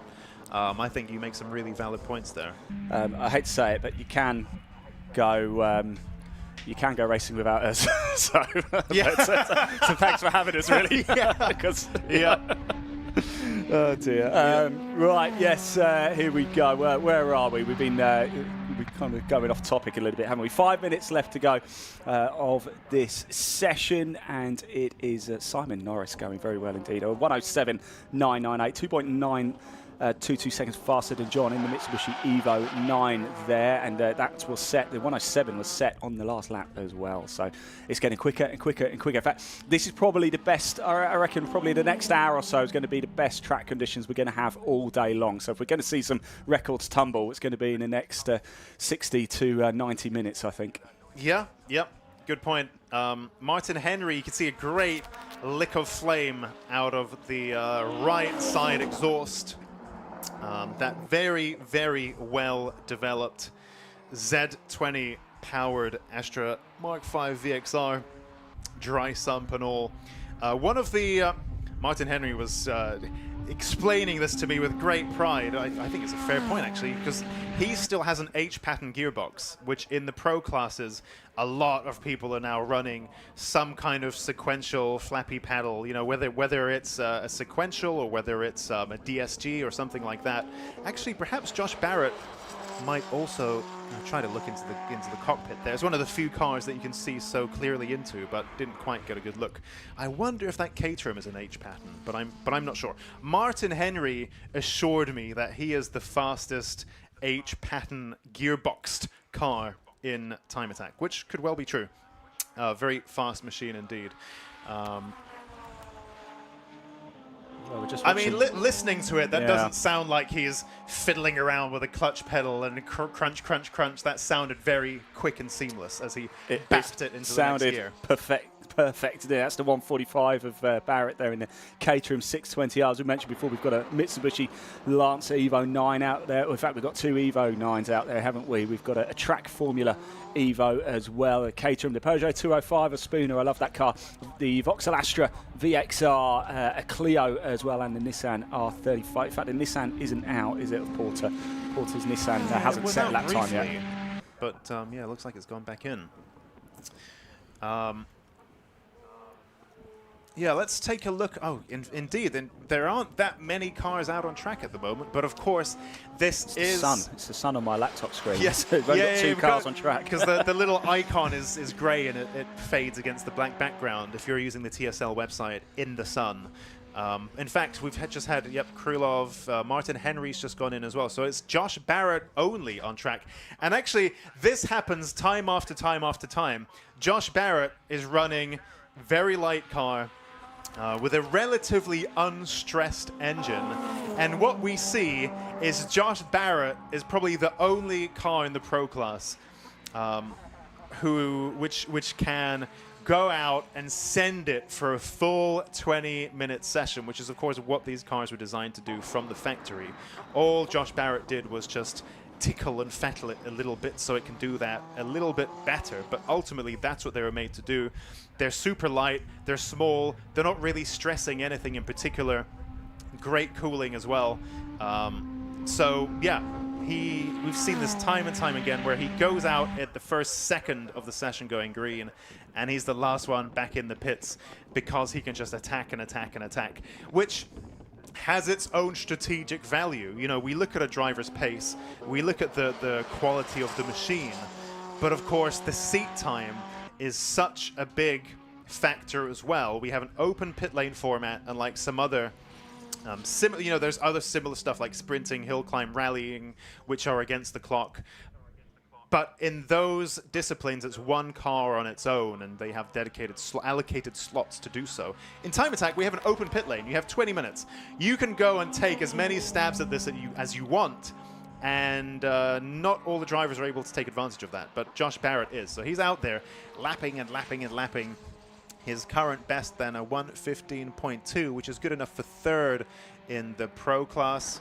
I think, you know, the odds are stacked against him here at Snetterton 200 just because of that massive Bentley straight. These Caterhams aren't known for their aerodynamics, especially once you start putting wings on them, nor are they terribly powerful either. So yeah, I think he's definitely fighting an uphill struggle here.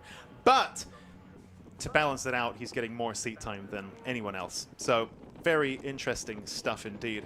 11 seconds remain in the session. We're not going to see really any changes to the leaderboard. So the provisional results for Attack 1 are as you see them on your screens, because everyone except for Josh Barrett has done their driving and they're in the pits nice and early. Yes, for those at the circuit, it is Simon Norris, the fastest of all.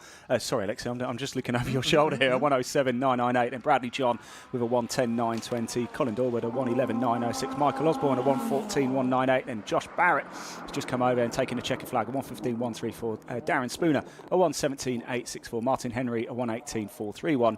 Ilyav Krylov with a 1:18.761. And no time there from Porter. So the checkered flag has fallen here for Time Attack, Attack 1 for the Club Pro Extreme. Straight into the action, though, because now we will have the Time Attack, Attack 1 for Club 2-wheel drive and Club 4-wheel drive. Another 20-minute session coming up for you. Lots going on around the circuit. As we've said, you've got the Drift Pro Championship on the 100 circuit. We've got the Car Obsession show a little bit further down in the outer field over there, but plenty going on. We've got some crazy karts in the middle here as well inside the paddock. Brilliant stuff indeed. There's plenty of trade exhibitors selling plenty of incredible wares out there as well, and car shows galore. So a lot to see around Snetterton today. Do keep up to speed with everything. But coming up next, it's Time Attack, Attack 1 for the Club 2-wheel drive and Club 4-wheel drive.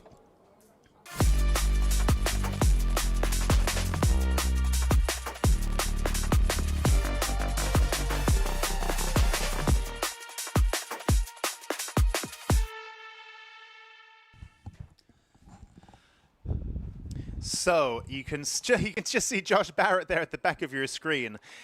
He makes his way back into the pit lane, and all of our drivers will now be going into Parc Fermé, as this is a classified point scoring session.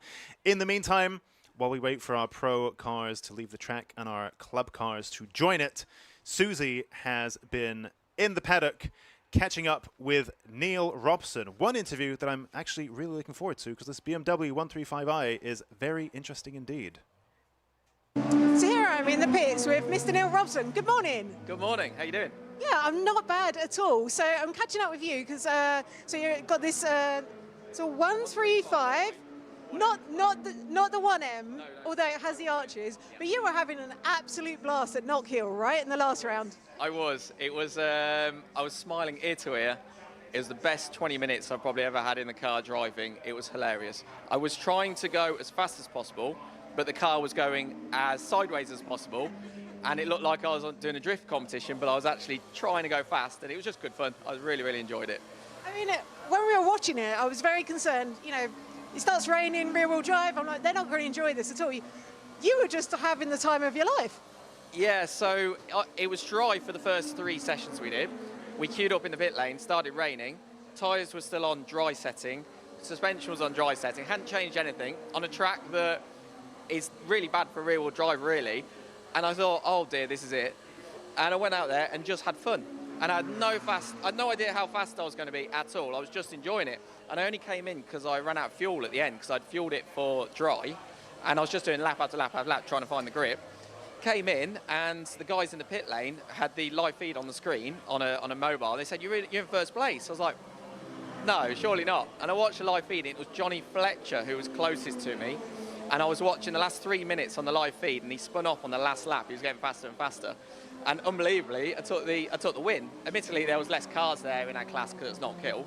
But yeah, I couldn't believe it. It was just the best day. It was really, really good. I really enjoyed it. It was fantastic to watch as well. We think you should have got extra drift points as well. But tell us a little bit about the car, because when we last spoke to you in Brands, you've made a few adjustments to it. Yes, so basically I was down on power big time in the straights. I mean, last time I was here, I was 300 horsepower, and I was 20 mile an hour down on the back straight compared to the competition.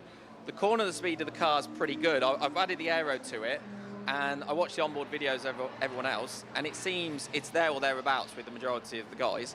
It was just that straight line speed. So we've now got hybrid turbos on it, £850 off eBay. Remapped it myself using a £150 tuning box, and we put it on the dyno, and it's now 533 horsepower.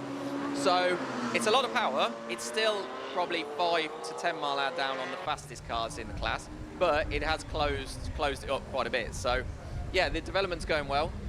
Fingers crossed we can continue it into next year, as long as I can get into the championship next year, hopefully, and then we can build on that and hopefully have a few more podiums. Yeah, and that extra power is really going to help you today on the 200 circuit, right? It is, the two big straights, but I know some of the guys are like over 140 miles an hour on that back straight. I hopefully will be in the 130s. It's going to help. I think I'll still be just outside the top three. Hopefully if I can get sort of 4th, 5th, I'll be laughing. I'll be really happy. I would say normally you hope it doesn't rain this afternoon, but actually you seemed pretty happy last time. I do like the rain, I do, but I come from front-wheel drive in the rain, and it's fantastic. So this, I got used to it pretty quick. First time using the tyres, and these tyres are incredible. I was only braking maybe 2 car lengths earlier than in the dry conditions, and I was really, really impressed. So yeah, with a few setup changes, if it does get wet, who knows? We'll give it a good try. Well, we'll see what happens. Maybe see some more drifting action. Well, they have put a camera in my car for attack 1, so I feel obliged to have to go sideways a little bit, so we'll see. Well, good luck out there. Thank you very much. Cheers.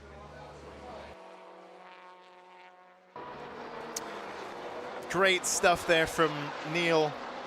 Interesting what he was saying. So, I mean, what a age we live in, where he bought himself a 150-pound tuning box and mapped it himself. And in fact, I did it literally the same thing. Actually, perhaps he was a bit more involved. I just flashed it with a map from the internet. But you know, I mapped my own Volvo, and he mapped his own. I mean, perhaps he wrote the map himself too, which is even more impressive. But what a time to be alive! And you know, he's got 500 odd horsepower now, and even now he's complaining about, you know, he's still lacking speed on the straight and so on. I mean, what a time to be alive, where 500 horsepower is slow. It's unbelievable. You know, it wasn't that long ago that 500 horsepower was supercar territory. But nowadays, 500 horsepower is slow. David Dyson takes a little excursion off the track just before the pit lane entrance in his Cayman GT4. If I remember correctly, it's been a few years since I've driven here. But as you're coming around Coram and braking into Murray's, the left-hand side of your car is super loaded up, and you're carrying a lot of speed through there, and you're offline, and then you need to shift over to the right and brake really, really hard into Murray's. And what happens is that can unsettle the car so much and really throw it around. And I suspect that might be what happened to David Dyson there, as we saw there's a name. You got the 911s with the big clearance, the Dakar. I think maybe he thought he had a Cayman Dakar there for a moment and took a little off-road excursion, and then remembered, oh no, it's a GT4 RS. Let's get back on the track. Yeah, he certainly fancied that, didn't he? If you're in the circuit and you've got a program right now, it's a good time to turn to page 13 for the Time Attack. It just gives you a bit of a season showdown. Right now, of course, it's Time Attack 1. For the Club 2-wheel drive and Club 4-wheel drive. Club 2-wheel drive leaders David Dyson. It's quite an open one, actually. This, isn't it? Johnny Fletcher and Luke Capehorn all going well in that one. In the Club 4-wheel drive, Alexander Volkov, of course, has been flying this season, hasn't he? But Dean Taylor, Andy Grady, certainly names to watch out for as well. Volkov has already secured the title, but a ballot is for second place. Just 2 points separate Dean Taylor and Andy Grady, so every lap will count in the fight for second place. So interesting, and again, this is why I love the comments, because some really smart people watching this, and Cherry Racing here of this parish, who has been involved with Time Attack. Michael Osborne is still on H pattern gearbox, so it's not only Martin Henry, there are others as well in the pro classes who are running an H pattern. So nice bit of knowledge there. Michael Osborne in the Osborne Motorsport Evo 6, still running on an H pattern. Renshaw Drives asked, are there overall standings for TA Time Attack based on points regardless of class? On the Time Attack website, I'm not too sure what you're trying to work out there, but on the Time Attack website, you have all that data there, and I think you might be able to sort it by class or not by class overall and so on. Of course, like Ian just said, the event program also gives an overview of the top 3 in each class, but the full standings, and I think you can filter it by class or look at it just overall, are also available on the Time Attack website. But do keep the questions and indeed corrections coming. Great to know that Michael Osborne's still running an old school gearbox. That's what we like to see. Proper gearbox. Proper. Let's call it that, shall we? Yes. Let's call it that. Yep. I support that. A lot of you getting in contact, as Alex said there on the live chat. Do keep your comments coming in. We're actually on a few channels today, but the main one certainly the Alpha Live and the Time Attack organisation. If you're in the circuit and want to shout out, as I've said, on social media, have posted a picture out there. So head over to Twitter at IanWaterhouse1 or on Instagram, Ian.Waterhouse2. Drop me a message and we'll give you a shout out. It's your birthday, you're celebrating an anniversary or anything like that. We want to know, and of course we'll give you a nice little shout out. So do keep those comments coming in wherever you are. And again, a reminder, let us know where you're watching too. A lot of you getting in contact. We've got Tracy Thornton, Team MMT Performance, watching from a motorhome in front of Garage 1. I think I can probably see them from here, actually. So excellent stuff. Yes, right, how long have we got left on this session? 13 minutes. Good chunk left. Yep. Good to see Andy Grady back on track in the GR Performance Mitsubishi Evo. This is the one that runs the Volkswagen DSG gearbox, the only Evo in the world that I'm aware of that has successfully managed to make that box work. It's the DQ500, so the all-wheel drive version, and we saw a stoppage on track earlier during a warm-up there, and so feared the worst given the precedent that we've seen with Andy Grady's luck. But great news is that he is back on the circuit, and currently his best lap time of 1:17.2, meaning that he's 3rd in club 4-wheel drive. Now he does run a little bit less power. Oh my goodness! Stu Summers there looking very smoky indeed, and that smoke reaching quite far back on the track. Yeah. The car's still smoking. So gone off at the Wilson Apex up there, look, and facing the wrong way at the minute, so yellow flags down there. I'm trying to work out if that was a lockup or something is smoking. Because he was stationary and there's still quite a lot of... There's stationary and there's quite a lot of smoke still coming from it. And in fact, we've just been told, haven't we? We think it could be on fire down there at the minute. So what's the CCTV saying? We're on this one down here, look, okay. Down at Wilson. It's facing the wrong way at the minute. I'm not seeing any marshals run over. There it is. Yeah, and I think it is on fire because he's signalling to a marshal to try and get over there as soon as they can to deal with that. So fingers crossed everything will be okay. Red flag. And yes, that is exactly the reason why. So red flag here in this session for Time Attack. Attack 1 for the Club 2-wheel drive and Club 4-wheel drive. And we did have 11 minutes left on the clock. I've said there is a bit of movement in the timetable today. Due to the on-track action due to finish at 5:10. I believe curfew here is here at least between sort of 5:30 or 6. So, in fact, it's even later. Snetterton do a lot of 24-hour races as well because we're in the middle of nowhere. Essentially, you can get away with it, which is cool. Why at a lot of circuits in UK, I think it's only Snetterton and Anglesey that have a 24-hour license now. So all the other circuits, because they are reasonably close to some built-up areas, are not able to run through the night. Does Silverstone not have some night stuff.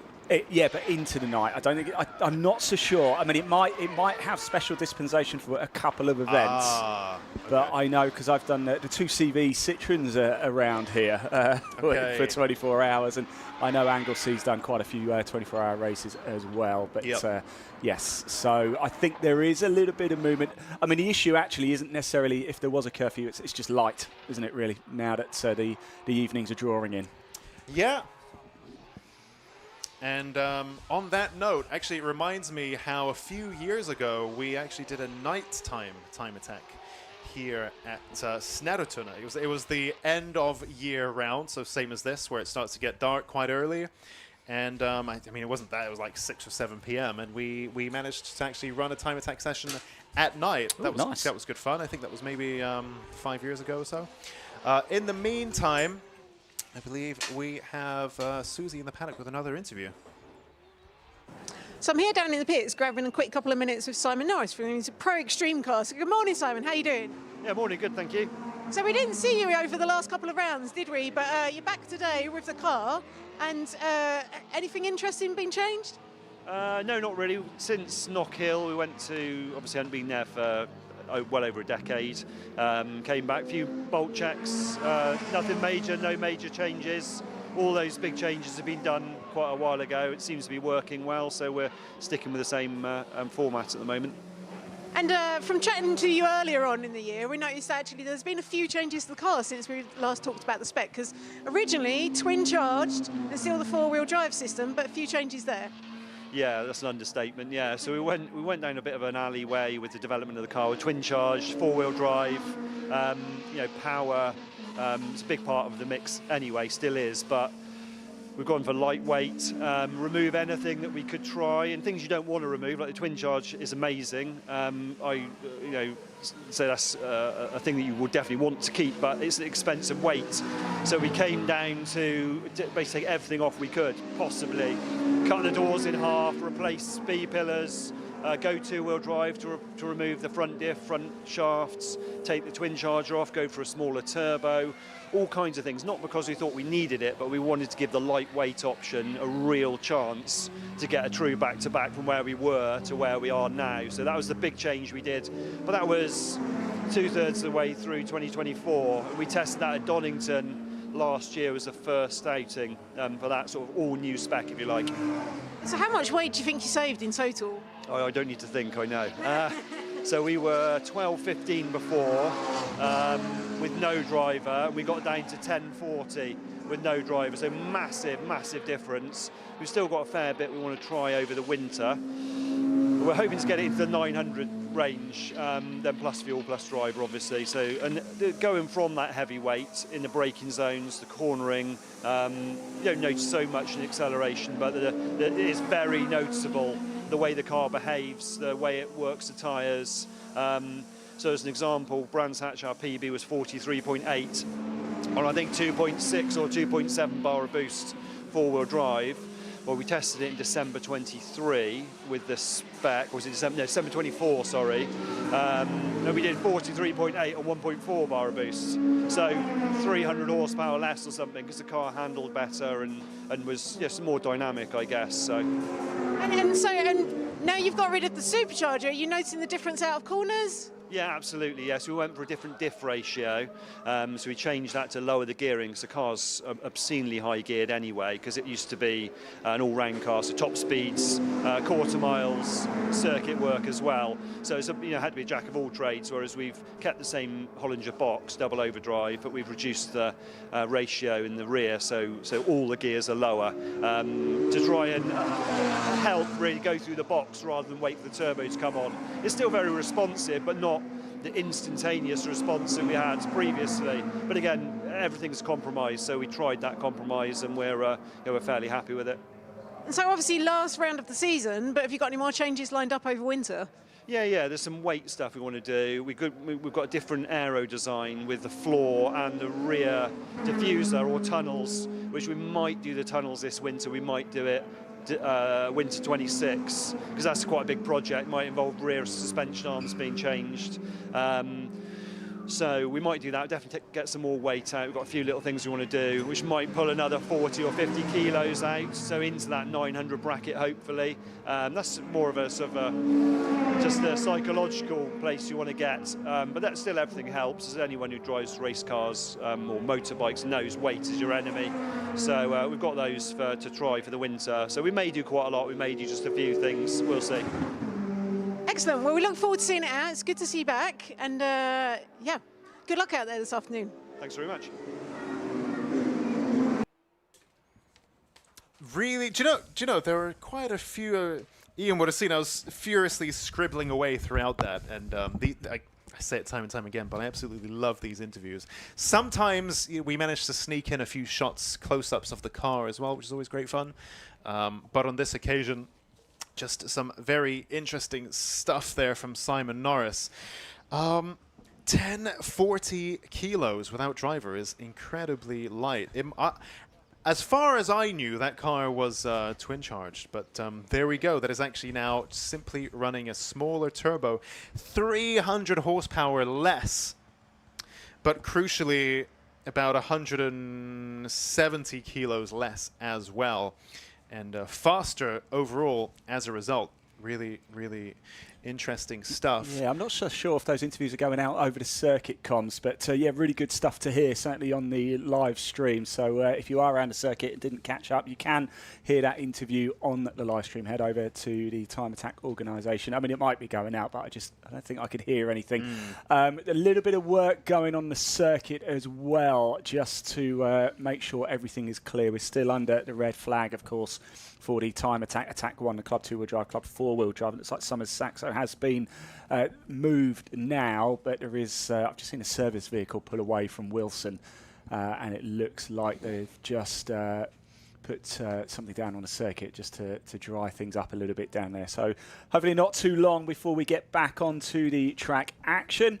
I can see the Drift Pro Championship cars are just lining up as well for on the Snetterton 100 circuit, so plenty of action there. And don't forget the Car Obsession show we've got a little bit further out in the outer paddock. There's a lot of car exhibitors over there too, and plenty of trade stalls for you to get involved with. And if you're feeling a bit peckish or a little bit thirsty, there's plenty of food and drink stalls as well. The sun is shining here at Snetterton. How long is it going to last for, though?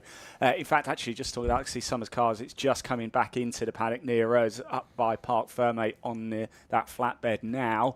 I'm just looking at the cameras, the circuit cameras up by Wilson. It's like the marshals are moving back into position. So big thank you, big shout out to the recovery team and the marshals there. Looks like they've done a wonderful job, and hopefully in the next couple of minutes or so, we'll be back onto the track action here at Snetterton Modified Live 2025. Yeah, you can see all that sawdust. Not sawdust. What is it they put down? Like clay dust. Yeah, it's like a chalk, isn't it? Just to soak everything up. Yeah. So some fluids and stuff spilled all over the place as well, just on that corner there. But hopefully, with the dust laid down, that shouldn't be too bad. Oddballs asks on the comments about the Peugeot 205. I'm not sure which one you mean. There are two that are well known in Time Attack. That's Andy York's machine, which is not here today, and Darren Spooner's Spooks machine, which is here today. So hopefully that answers your question if I've understood correctly. But Darren Spooner is here. He was in the would have been running in the previous session, the Pro cars. We have Club 2-wheel drive and Club 4-wheel drive on track now, but I believe Darren Spooner is here today. Yeah, good news as well. We are back on track as well. We are under green flag conditions now here at Snetterton. So if you are around the circuit, eyes back onto the track as the cars make their way back out to continue this session. Yep, Neil Robson there. You would have just seen him in that BIB Performance BMW 135i, who Susie was interviewing earlier. Hybrid turbo, DIY mapped, 500 horsepower or so. And somehow he found himself winning at Knock Hill at the previous round, even though that wasn't really something he was thinking about. He was just having a great time And I think in doing so, sometimes when you're in your element and the car comes together and it dances around as it should, and you're getting carried away with how much fun you're having, you do sometimes find yourself also accidentally going very, very fast as a result. It's amazing what no pressure can do, isn't it? It's incredible. It's literally that. It's literally that. Yeah. You forget about all of that stuff, and you unlock the extra performance without even realizing. Right, we're back underway, and we've got 9.5 minutes of this session to go. Volkov in the Nissan GTR 35. Oh, sorry, hang on. I am, yes, sorry. 1:14.077, the fastest of anybody. 2.621 seconds ahead of Taylor in the Mitsubishi Eva, the number 71 car, both four-wheel drive there. The fastest two-wheel drive car at the minute is the 64 Fletcher, the Vauxhall Astra, a 1:17.267. So, as we said before, the conditions are pretty good now, although it is very windy out there. We can't feel it up here in the comms box. So I'm looking at the time attack flags fluttering along the pit lane here, and the Snetterton MSV flags as well around the circuit. It is a consistent billowing wind down here, and it's going to hit them sideways actually as they come down the start-finish straight, the centre straight here at Snetterton on the 200 circuit, the power circuit here. Of course, if you've never been to Snetterton before, hello, welcome. What a brilliant circuit we have. 3 circuits here actually. The 300 incorporates the 200 and the 100, so the 100 is the middle section, isn't it, around Agostini, which actually, if you ever come to a meeting for the 300, Agostini is a fantastic viewing point as well. The Snetterton 200, 2 miles, of course, the Snetterton 300, 3 miles, and that's kind of how it works. Interesting, in the meantime, Stuart Andrew in the Volkov Motors R35 GTR looked rather out of shape and rejoining the track, so I think perhaps he had a moment there. But also Luke Capehorn in the 420 Midnight Motorsport Astra VXR, who we haven't seen a great deal of today. And in fact, I was walking through the pits and found him there under the car absolutely reeking of gearbox oil. So he was pretty coy about what's going on, so not sure there, but great to see that he is back on track. I know these Astra VXRs they're known for gearbox troubles. I think it's called an M32, if I remember correctly from my VXR days. I think that's known as an M32 gearbox, but they're known for being a bit chocolatey. So perhaps that was the issue there. Well, I mean, no, if that was the issue, that would have been game over, actually. But no, he's back on track, so that's great to see. Luke Capehorn there, one of our club two-wheel drive front runners. So our top 3 coming into round 8 are David Dyson, Johnny Fletcher, and Luke Capehorn. So let's see how that battle goes. As we've discussed earlier on, our drivers are going to need to be fast throughout Attack 1, Attack 2, and Super Attack. And so what that means is a lot of points up for grabs, points in 3 different sessions. So that can really add a big tally to your championship standings if you're fast consistently. So let's see how that battle goes. Yeah, as you mentioned, talk about the championships as well. We've touched on it briefly, but Club two-wheel drive, David Dyson, Johnny Fletcher, and Luke Capehorn. It's not been decided yet, has it, for the four-wheel drive? Alexander Volkov, the man who is fastest of anybody currently circulating Snetterton, is already crowned the champion. But there is a battle on to be runner-up between Dean Taylor and Andy Grady this afternoon. Yep, both of them in matching Evos as well, although, of course, Andy Grady with the DSG gearbox and around 800 horsepower or thereabouts. But yeah, interesting to see how that battle develops. It was interesting how Time Attack at one point was very much a Mitsubishi Evo formula. But that's not really been the case this year, and I think we've seen a nice mix of Evos and GTRs in the four-wheel drive classes. Very interesting stuff indeed. What would be your... somebody watching this for the first time, Alexi, or here at Snetterton or on the live stream, and wanting to get started. So, and let's say that they have a reasonable budget, not a silly budget, but let's say I've got, I don't know, 15 grand. What do I do? 15 grand? What do I do? Oh my! I thought you were going to say 1,500. Okay. Well, I wasn't too sure. Let's say, okay, 5. Yeah, I've got £5,000. 5,000. What do I do with that? Wow, those are Is those are big numbers. Is that still a big number? That's a big number. Do you know? Okay, I've got 500 quid. Yeah, so 500. Right. I could probably do 500. 500 quid. This is a great question, and I love this question. By the way, I don't have 15 grand either. I love this question, and my answer. I meant for the whole season as well. I didn't just mean. Okay. Oh, do you mean in terms of like car, or is that what? Yeah. I need the whole hog. I need the car, okay, entry fee, the whole lot. Right. I would say, and I've fallen into this trap myself. I would say don't get hung up on finding the right car. I would say get seat time. Whatever you can. It's got to be manual. It's got to be a manual. You've got to learn the craft. Whatever you can get seat time in. If it's a Yaris, if it's a 1 litre Yaris for 500-600 quid, go for it. If it's a Saxo, if it's an MX-5, whatever it is, I'd say don't do anything too expensive that you're going to cry about breaking, because you're going to break stuff, you're going to learn to fix stuff, but just get seat time. I think it's very 1.2 litre Clio, whatever. It doesn't just get seat time. Whatever car you have, just get seat time. There you go. If anybody's watching this or at Snetterton now has got a spare 500 quid. You want to give me? I'll be out in a Clio next season. Good stuff indeed. Thanks, Lexi. 3.5 minutes to go of this section. Still your four-wheel drive champion, Volkov, in the Nissan GTR 35. Fastest of all, 1:14.07 seconds, 1.240 seconds faster than Taylor, who's second in the four-wheel drive. In the two-wheel drive, it's Butler in that BMW M3, 1:17.087. And we have Kershaw hasn't done any. I haven't seen Kershaw at all actually in that Ford Focus.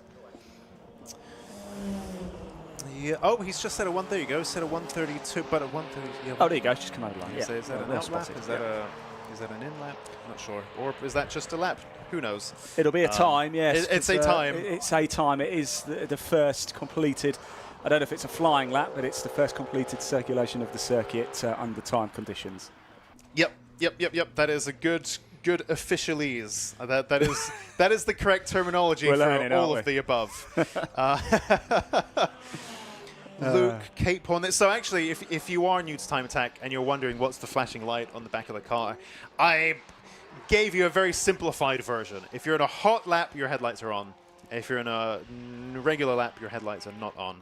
If you're in a cool down lap, in other words, with the exception of Josh Barrett, perhaps, in the Caterham, most cars, and these were cars bought from dealerships once upon a time, if it's not a factory-built track car, factory-built race car, most cars are not made, even if you do all the upgrades, they are not really happy doing lap after lap, hot lap after hot lap after hot lap for 20 minutes, 30 minutes, an hour, whatever. Cars and drivers are happier doing some attack laps and then some cool down laps, and that's because of your intake temps, your brake temps, your tire temps. When you put too much energy and strain through them, all these things start getting very hot, and then they start performing quite badly or even breaking. So I suppose that's like all motorsport as well, isn't it? Really, it's you very rarely see half an hour. You don't see it in Formula One, do you? It's Formula One is essentially even then, yeah, who can get to the checkered flag in first in the slowest possible time, isn't it? Yeah, normally? yeah, that's very true. That's very true. And what happens here is the difference between a cool down lap and a hot lap is so vast that to give chasing drivers a bit more of a visual warning that the car head is going slowly, they have a flashing red light on the back of their car. So if you're wondering what that is, you're thinking, well, that looks like a rain light, but it's not raining. That's actually the cool down light. Oh, look at this. Oh, my goodness. That is a great shot there of Neil Robson. Oh, he I've just watching him. He's just come around Corman. I saw him get a little bit sideways. He's just come through Murray's, the final corner here at Snetterton, on to the start-finish straight. He's not going to dive into the pits either. Down onto the centre straight, past our commentary position in that blue BMW, the number 218. If you're watching around the circuit, they're just heading into turn 1 up at Rich's now, and a bit of a moment there, but one for the fans there, I think. Yeah, I mean, he's definitely going to clip that and save it on his. It's going to be his phone, like wallpaper. It's gonna be everything. He's gonna have that on his piece. He's gonna have DVDs of that, tapes of that. That was an incredible shot. It's such a great thing that the camera team caught that and put that on the stream. And of course, as you're coming through, and we mentioned this before, that final sequence of corners is so difficult because you're coming in really fast with your left side super loaded up, and then you've got to brake hard and turn to the left as well. Puts you all out of shape. And Neil there in the interview with Susie talking about, you know, how tail happy that car is. And that transition is difficult enough when you're grip driving. And his car is already a little bit out of shape there. And we're well into the transitioning territory, as it's known in the drift world. And I think great job there for not getting even more out of shape. I think very exciting moment there for Neil, but also a bit scary. But he managed to keep it together for the most part. Give him a clap as he comes around the circuit. I think he's just gone into Murray's now, the final corner. We'll pull into the pits, I believe. He's going to finish his lap here. So the checkered flag has fallen then for Time Attack. Attack 1 for the Club 2-wheel drive and Club 4-wheel drive and Club Sport as well. Volkov, the fastest of all in 4-wheel drive in the Nissan GTR, 1:14.077. Completed 8 laps in total. Taylor in second place at number 71, the Mitsubishi Evo, the 2002, 1:15.317, 1.24 seconds slower than Volkov. Completed 11 laps. And Butler was your leader in the 2-wheel drive in the BMW M3, 1:17.087. Right, that rounds that out. More Time Attack action coming up very shortly. We will have the CNR Clubman and Pocket Rocket very shortly, but on the live stream anyway, we're just going to hear from some of our partners.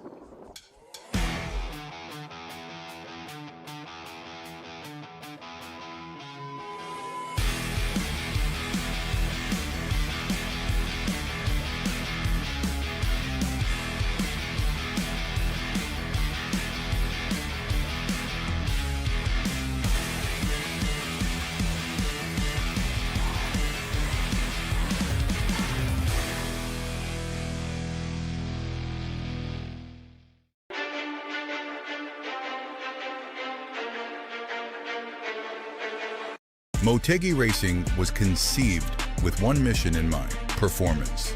Each wheel is over-engineered to ensure industry-leading strength, lightweight design, and seamless connection to your unique style.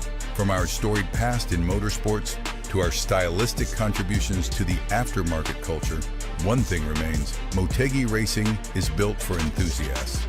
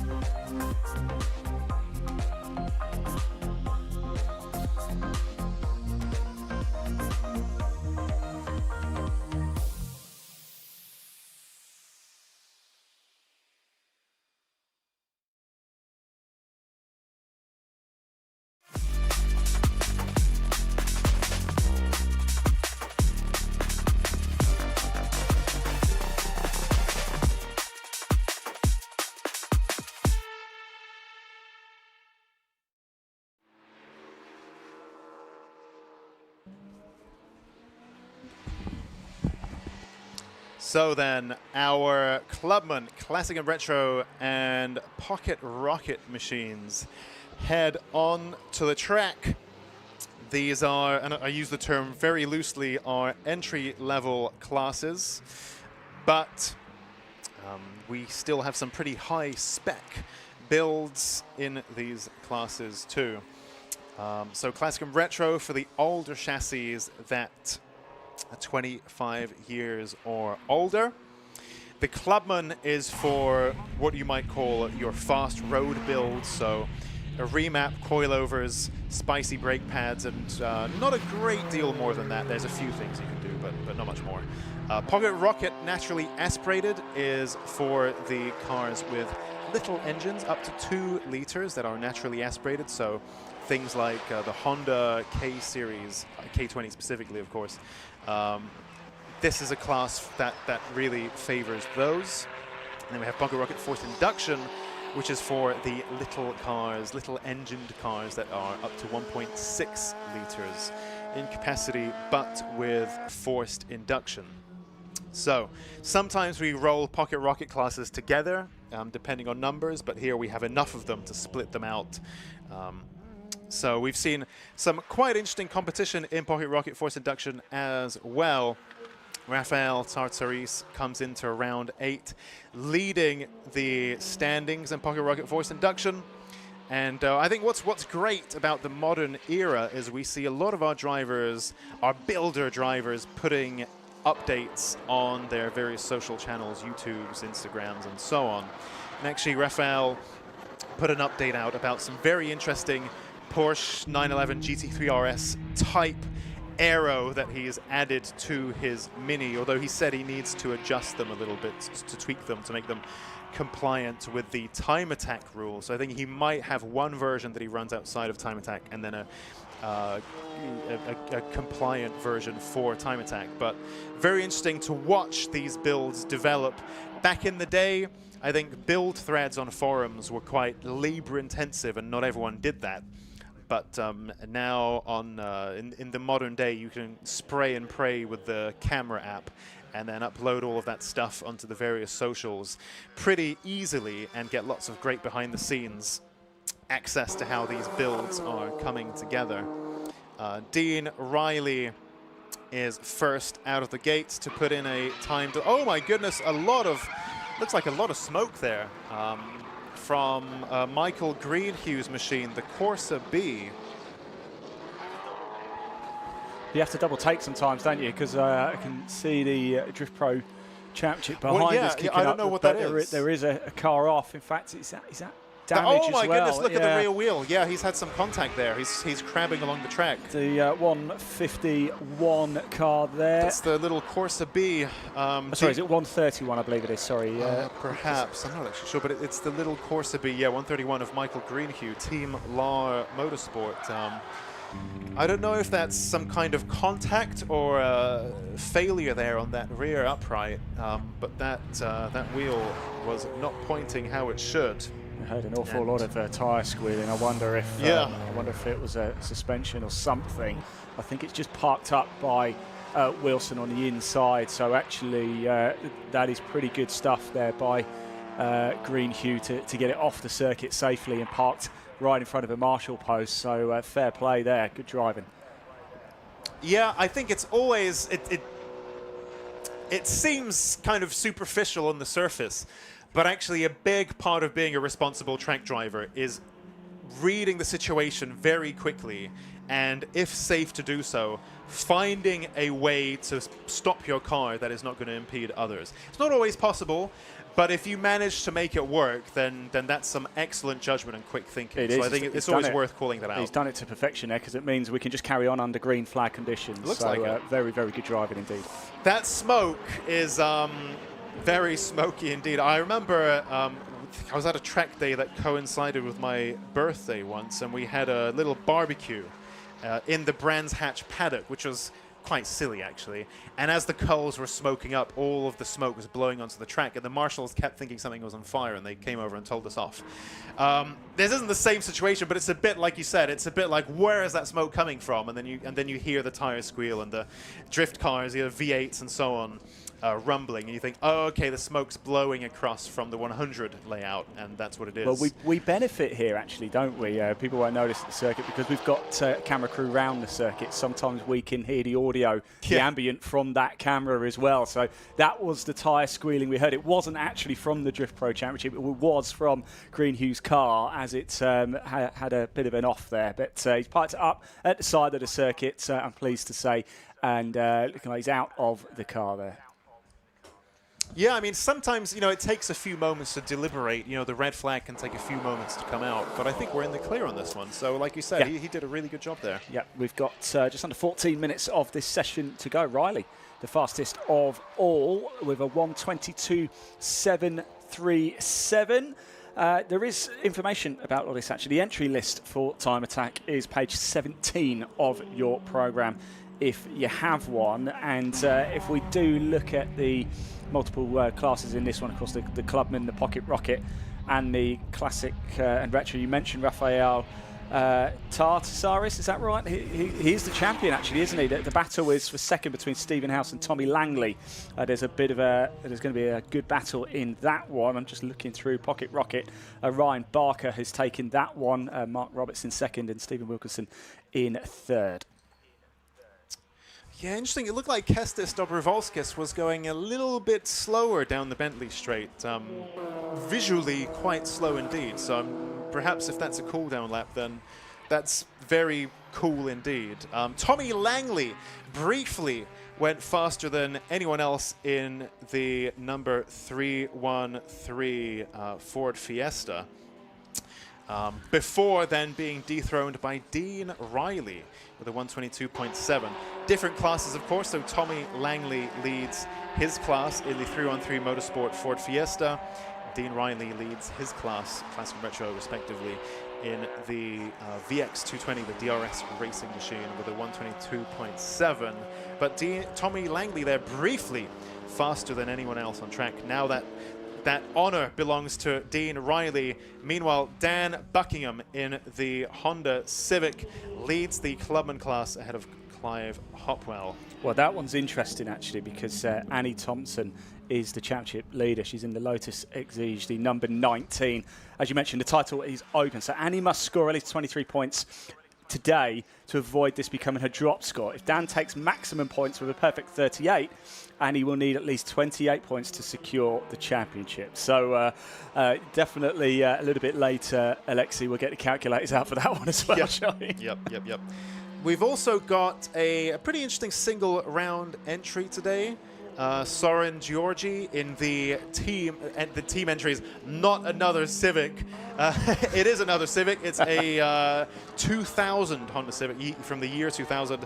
It's, if you're watching from the track side, I can see him going around. It's a dark blue EKEJ Civic. It had some kind of pretty juicy, I think it was a K series. I think it's a K20 swapped. K20 swapped. Interesting conversation that he is I think he's a software developer, bit of a techie, lots of 3D printed parts on that car. So I started nerding out with him as well, because that's something I'm pretty into. It's amazing the technology that's available now. We're increasingly seeing this on cars in Time Attack, where building stuff yourself, manufacturing stuff yourself at home is becoming viable. So he's using TPU filament for the gaskets and the bendy bits, and PETG for the solid bits. And if you're wondering, this is a hotly debated topic online. What kind of filaments are viable for the home manufacturer? He's been using PETG, and it's absolutely fine with under bonnet temps on track. So that's often a controversial subject. I do it, he does it, seems to work for us. But of course your mileage may vary, but very interesting new frontier of car building is 3D printing. Yeah, certainly if you know what you're doing, then you've got it. There's a real skill curve. Don't let me loose. Is what I'm saying. We're talking about how much it would cost to go racing, and people, of course, getting in contact. Oh, are they? Okay, Just, what are they saying? They'd said I'd spend another £500 on tyres, which is probably fair enough. So I've got my car. Yeah, now there's a lot of other stuff to buy on top. Yeah. But having said that, it is a great way to get on track competitively as well. I have to say. So, yes, what a pleasure it is being here today with Time Attack, Attack 1 for Classic and Retro Clubman, and Pocket Rocket right now with just under 10 minutes to go of this session. Coming up after this, we go racing for the first time today with the Racing Hondas Championship Round 15, the penultimate round of the 2025 season. Then we have a National Supercar Club track parade taking place before we move into the lunch break. Then it's Time Attack 2, scheduled for just after 2 o'clock. We'll have to see. We've had a couple of stoppages today, so remember the timetable is more of a guideline rather than absolutely set in stone. And then from 3:35, when we are expecting a bit of rain, the Racing Hondas Championship Race 2, round 16, final race of the season. Before then, from 4 o'clock, the Time Attack, the Super Attack for the final time this year. Dean Riley there threads his VX220 round and onto the Bentley straight. He's one of the, and you heard in that interview with Susie earlier, one of the lesser powered cars, even for Classic and Retro, around 230 horsepower, which usually would be quite a lot of power in this class. But Eden Young's Haltech Micra there running around, let me just check my notes. See, I've got here 420 horsepower. I think it's actually more. I think it's closer to 460 now with the turbocharged K series in that machine. 820 kilos and 420 horsepower. So I think it might even be lighter also than the VX2.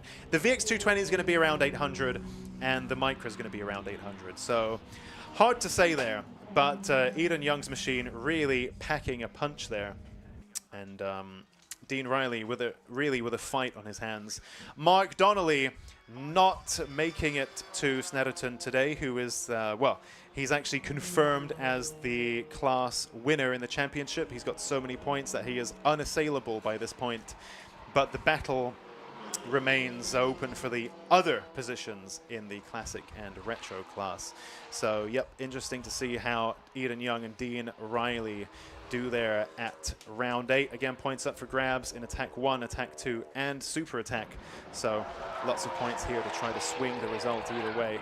Kestis Dobrovolskis, perhaps again on a cool down lap, but just letting that faster traffic through. Yeah, I was going to say the 1:18.188, the fastest of just a moment ago. Actually, the top 3 were all 3 different classes, but Buckingham has just gone into 3rd in the clubman. So we've got Dobrovolski's in the clubman, fastest for 1:18.188. Riley in the Classic and Retro in 2nd overall, 1st in the Classic and Retro, 1:21.264. And Buckingham now in the clubman, 3rd in the Honda Civic Type R, 1:21.737. It's actually Langley fastest in the Pocket Rocket in the Ford Fiesta with a 1:21.970. Yeah, on the subject of, so I just realized the stream on the Lucas Oil live stream, his name is if the name has too many characters, then it gets abbreviated. So he's down here on the stream as KD. But Kestis Dobrovolskis, who currently leads by quite a big margin, 1:18.1, so 3 seconds clear of anyone else. But again, this is very much a GTR track. This is not a hugely I'm just trying to look. What class is he in?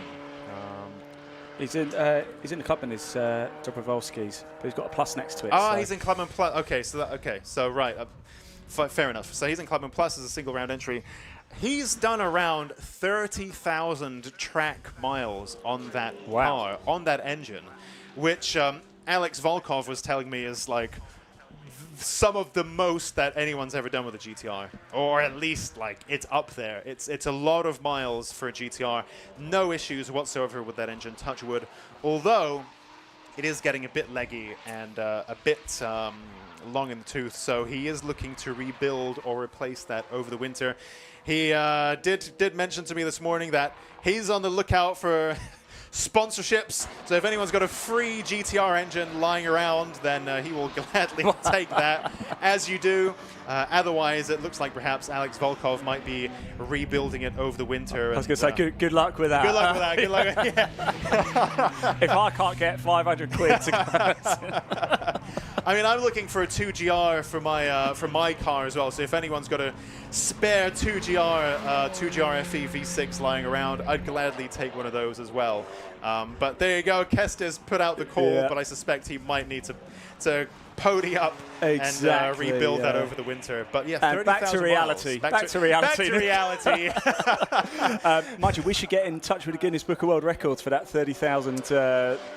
Specifically track, Track, wow. But he did say that's a lot. It's a lot. It's a lot. And he said this is his baby. He doesn't attack too much. Although you'd look, the margin by which he's faster than anyone else. You'd think the little MX-5 there now, number 98 of Owen Llewellyn, just blinking its lights there in the LMS racing. Actually, no racing in the team name. Just LMS entered machine. But yeah, 30,000 miles. But he said that he does. That's his baby. He very much babies it, which you wouldn't think from that lap time. Did you say 30,000 miles? 30,000 track miles. 30,000 track 30,000 track miles. I mean, that's what he said. I was going to say, because that's 30,000 times around Brands Hatch Indy almost. There you go. That's a lot of miles. That's a lot of miles. So Alex was telling me this is a big number for a GTR. So great stuff there. Yes, right, just under 3.5 minutes to go of this session. Attack 1 for the Classic Retro Clubman Pocket Rocket, straight after Racing Honda's Championship. Round 15 coming up next, so stick around, everybody. The sun is shining. It's a perfect time to start making your way, if you're not already, making your way to the perimeter here of Snetterton 200. Get yourself a good spot for more on-track action coming up next. Yep, Dean Riley there. Crosses the line, although you can see he's slowed down a little bit there. You can see he backed well off with the cool down light flashing on the back of his car. Curious to see if he made any improvement there. Kestis Dobrovolskis appears to have gone faster still with a 1:18.0. Indeed, he did. He found about a 10th. So his gap now, his advantage over, of course, he's only looking at, well, his class. He's the only Clubman Plus car that we have. But he is 2.5 seconds faster than anything else on track right now. Very, very impressive stuff for a man who claims to be driving at 85%, not really trying that hard, and yet 2.5 seconds clear of anyone else. Christian Vieira there in the pink Honda Civic. I might try to give a closer look at its bonnet. Christian Vieira, did you say? Very... I assume it's not the famous Italian footballer. I can't say I recognize the name, but I'm not very much into my football. But maybe it is. Who knows? People can have multiple hobbies, so perhaps it is. Absolutely. Right, 1.5 minutes left to go here. Right, I'll tell you something. If you are around the circuit here at Snetterton, best place to watch the action, I would suggest, is head to Murray's, which is the final corner. You get them sweeping around, Coram, that right-hander. It's where we saw before, actually, the blue BMW, didn't we? Drifting round and getting a little bit out of sorts, but holding it well in the end, too. Yeah, that was cool. It's a great place to watch the cars come thundering around. They have to get on the anchors whilst turning the car, so it's a great place to watch the action. Or head over to Brundle Nelson at the other side as well. So plenty of brilliant vantage points here to watch the on-track action. Murray's is down by the trade area, just opposite the Obsession Car Show area. I can see a lot of you down there already, so that's a good place to be. Another shot there of this is number 21, Cameron Olflet in the Vortex Motorsport Honda Civic. Another single round entry. There you go. It's little EP3.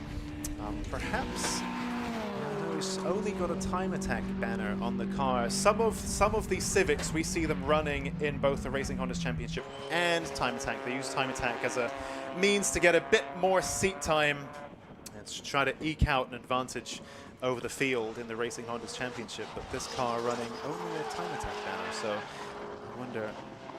Yep, perhaps he's a Time Attack only runner. Number 185 here is single round entry, Gary Papworth in the Norfolk Mini. Cooper S, a name who we've seen pop up now and then. I think usually tends to drive at Snetterton. Checkered flag is now thrown. Quite a few cars still on track, and they are well within their rights to finish their hot lap if they currently are on one, which is quite a few drivers. And indeed, you can just see one crossing the line now. Cameron there in that Civic with his headlights ablaze.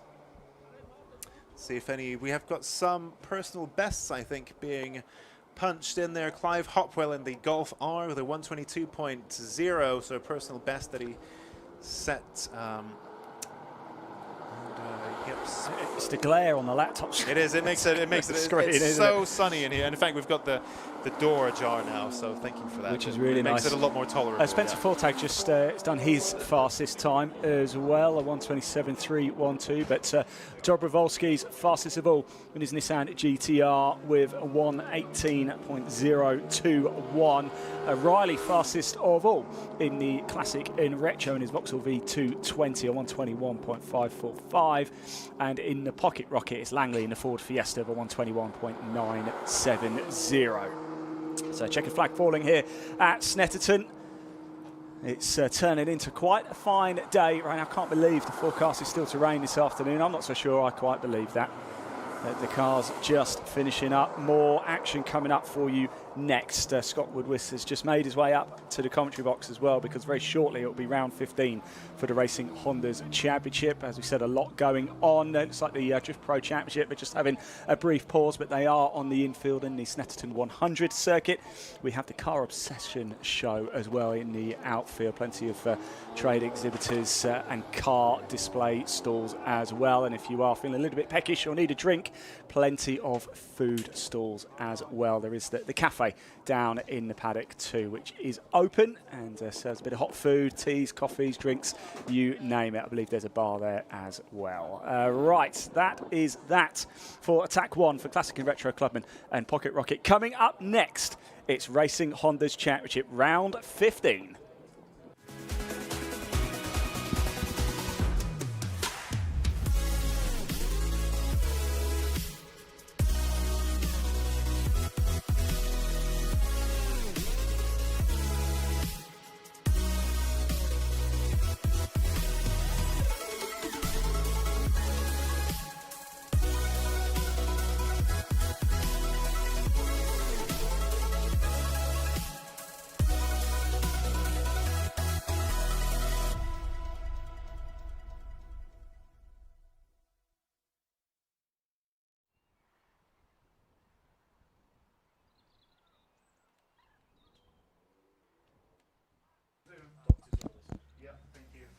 So 2 sets of time attack sessions down and completed. Now we're getting set for some racing action here at Modified Live on the Snetterton 200 circuit. And as Ian rightfully said, it doesn't feel like it's going to rain today, because I've looked at the actual weather forecast conditions at the moment, or the current weather conditions. It says it's 14, 15 degrees. It doesn't feel like 14, 15 degrees, maybe because everyone's in jackets, jumpers and coats. It feels a lot more warm, but it's actually beautiful autumnal sunshine here at Snetterton in Norfolk for round 15 of Racing Hondas. We're getting set for that to go. Just quick before we go to an interview, Ian, of course, we've had practice, we've had qualifying. Now comes the crunch point. All the titles are already provisionally decided now that Will Self clinched it in qualifying. So really these last 2 races are to settle the runner-up spots in the top 3s where they need to be. But really this is just going to be 2 races that hopefully are going to provide a great spectacle, because really this is going to be for bragging rights, surely. Well, there's a lot of drivers who have come close this season, isn't there? And I think they might think this is the chance because you're not risking taking a championship protagonist out. So if you might normally hold, if you're not in the title fight and you're fighting against somebody who is in the title fight, drivers are nice sometimes, aren't they? And they might just think, do you know what, I don't want to be the cause of a championship being lost. That can't happen now. So now it is game on here. Those drivers who have come close this season will certainly go for it. You mentioned the weather, Scott. You mentioned the temperature. Yes, it's nice outside actually at the minute. Up here in this comms box, it's about, I don't know, it must be about 25 degrees up here. I have started to strip my clothing down quite rapidly here. But nobody needs to know that. So yes, here we go, round 15, the penultimate race of the season. Qualifying a little bit earlier, you mentioned it, Will Self provisional champion now in Class A, so it does mean everything wrapped up. Josh Harvey will line up in second, then Bob Barron, Phil Wright, Dave Buki, Liam Collins, Fraser McNeil, Dan Thackeray, James Alford, Ryan Cunningham, Sam Linsner, Spencer Fortag, Lewis Barker, Sammy Milam, Luke Krasimeno. Did I say that correct? Just about. Not bad for a first attempt, I don't think. Harry Greenhill in 16th, and Danny Weston, Owen Diver, Matthew Rowling, of course, your leader in Class C, Callum Hoochin and Jordan Morgans, your 21 runners and riders for round 15. Absolutely. And we talk about the classes, Class A, B and C. And, of course, in Class C, it's pretty much been a two-man story between the whole season. Matt Rowley and Callum Hoochin together. So we thought we'd get them together to have a chat with our roving reporter, Charlie, down there, to think about how the season's gone, how they've had their friendly rivalry. Because you have to remember that they pretty much share an awning throughout the whole season. So it's been a rivalry both on and off the track. Friendly off the track. Fierce rivals on it, back and forth, and they took a victory each at Knockhill. So for their final outing of the season, Charlie got between them both to have an interview to see how they felt about the year and what were some of their best moments. Let's check in with that now and see what they told Charlie. Right, I am down here with Matt and Callum, both of our Class C drivers. Obviously, we've secured the championship win this year. First off, congratulations. Thank you very much. How have we found the season this year? Oh, it's been mega. I've enjoyed every single minute of it. It's been so much fun. Callum and I wanted to race side by side in a power to weight kind of, equal basis, and this has given us the chance to do it. Yeah. So yeah, we've had some mega battles on track, and yeah, if you saw Knockhill, you saw how close we were, and yeah, we've had a few battles like that, haven't we?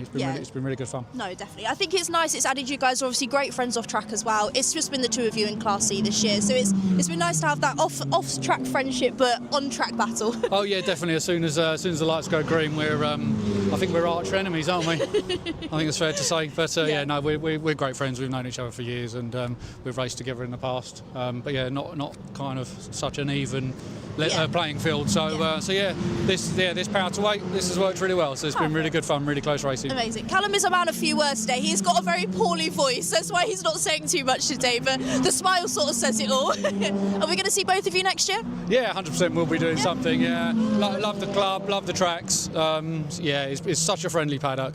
I've met so many nice people. Yeah, so yeah, I'll definitely be back. Sticking with Class C? No, I don't think so. I've got the option to do Class B with the EP3, okay. But also toying with the idea of building something Class A, so we might go a little Surprise bit faster. us. Yeah, so watch this space. Brilliant stuff. Well, fantastic. Thank you both for an amazing season, and thank you for both being here in the last round as well. No, thank you. Thank you so much. Thank you. Cheers. Thanks to Callum, to Matt and to Charlie as always. And yeah, good to see commitment. Even though the championship is wrapped up, they're still here to enjoy themselves. And same, of course, with Dan Thackeray. Class B and overall title wrapped up, but he's still here to round off the season to do it in style. It's racing, Scott. It's a passion. It's a love for these drivers, isn't it? And so we thank them for it, because they're about to put on one hell of a show for us. They certainly are. Cars are already making their way onto the grid for the penultimate time. You can see it right at the back. He didn't get too much time in qualifying. I did see there was an amended result from qualifying, but Kevin Talbot's DC5 Integra, you can see in the middle of the shot there, starting, I think, from the back of the grid, because there was an amended grid that came through after the Racing Honda's qualifying session earlier on. I'll have a look at the amended grid, which I think, does it say Kevin at the back? It doesn't. He should be starting from... He didn't set a time, that's why he's starting at the back. So both of those Honda Motorsport Honda Integras are going to have to come through from the back. And Kevin Talbot, I'm certain, will not stay where he is at the back of the grid in what will be 22nd position. Given his pace and given the fact he has been one of 5 race winners this season, I think he'll have the pace to get around here pretty rapid. I feel a bit for him, actually, because their awning is just behind us and they were frantically working on the car. But for us, it's great, because we're going to get to see a bit of a show. If you're in Snetterton right now and not by the track, I implore you to get a view of the circuit, because we are about to go racing in anger here at Snetterton. 200 for round 15 of the Racing Hondas Championship. My experience of this championship is it is going to be a cracker. Get yourselves trackside, everybody. Eyes on track. This is going to be fantastic. Certainly well. Cars are lined up, ready to go, and we've got a collective of EG Civics. That's the car to have, it seems, particularly this weekend. As the sun still beats down here at Snetterton on the Norfolk circuit, it's going to be quite an occasion. Even with the fact you've got the likes of Kevin Talbot right towards the back, might give us a preview of race 2. So the penultimate grid of the season looks like this. Will Self, newly crowned provisional Class A champion, starts on pole position alongside his good friend Josh Harvey in the ex-Rick O'Connell EG. And to make it 3 EGs in the top 3, double Knockhill winner Bob Barron will start in 3rd. Phil Wright, 2023 champion and now second in Class A, will start from the second row of the grid in 4th, and Dave Buki, one of his personal best qualifying results, in 5th. Liam Collins had a smoky DC2 Integra. He'll start in P6 in Car 6, and then Car 7 in position 7 sees Fraser McNeil round off the top 7. Dan Thackeray, newly crowned provisional overall and Class B champion, will start from the 4th row of the grid in 8th on Class B pole. Then it's James Alford in his EK Civic, only one of 2 EK Civics because Tommy Knight's car is out. We'll explain that in a second. Ryan Cunningham, now outgoing overall champion, will start in P10 in car number 1. Then Sam Linson and Spencer Fortag come next in Class B on row 6. Lewis Barker, who got his first podium at Knock Hill last time, starts in 13th alongside Sammy Milam. Luke Crassus, Meddy and Harry Greenhill, who also got a podium last time at Knock Hill. Good to see him back in 16th. Danny Weston, another of our debutantes racing for Kinetic Motorsport. Dave Buki's team will start on row 9 in 17th alongside Owen Diver. And then the 2 Class C cars, Matt Rowling and Callum Houchin from row 10. And then it's Matt on pole position with Jordan Morgans, one of our new single round entry drivers in the yellow DC5 Integra, and his teammate Kevin Talbot set to start from the back in 22nd and last position, but by no means least. And they all get away cleanly. The 2 Integras right towards the back. So the cars then head off onto their formation lap, one single formation lap around the 200 circuit. Now it's usually at this point that I tend to do a tiny bit of what people know as a history lesson based on on circuits. Ooh, and this will be no different. We have done Snetterton before, but of course this is the 200 circuit. So for those of you who have done that before, we'll do a bit of a reminder. If my laptop wants to play ball, it's not current at the moment, so we'll have to come back to that. If not, I'll be stuck in whilst you have a quick look, if you've got a programme in your hand, do head to page 28. And that will give you more information about the Racing Honda's Championship. Entry list is on page 34. And there is a spotter's guide. It's fantastic, actually. A really good spotter's guide. Page 36 of the programme. So if you've got hold of one, check that out right now. The cars are just circling around. And Scott, you look like you're ready. I am. So settle in. I'm going to give you a bit of an Anorak history lesson here. So if you didn't know, Snetterton was born back in 1953. And it was created back in 1953. This version, 2 miles in length exactly, started life as RAF Snetterton Heath, a World War II US Air Force base that opened in 1943, closed in 48.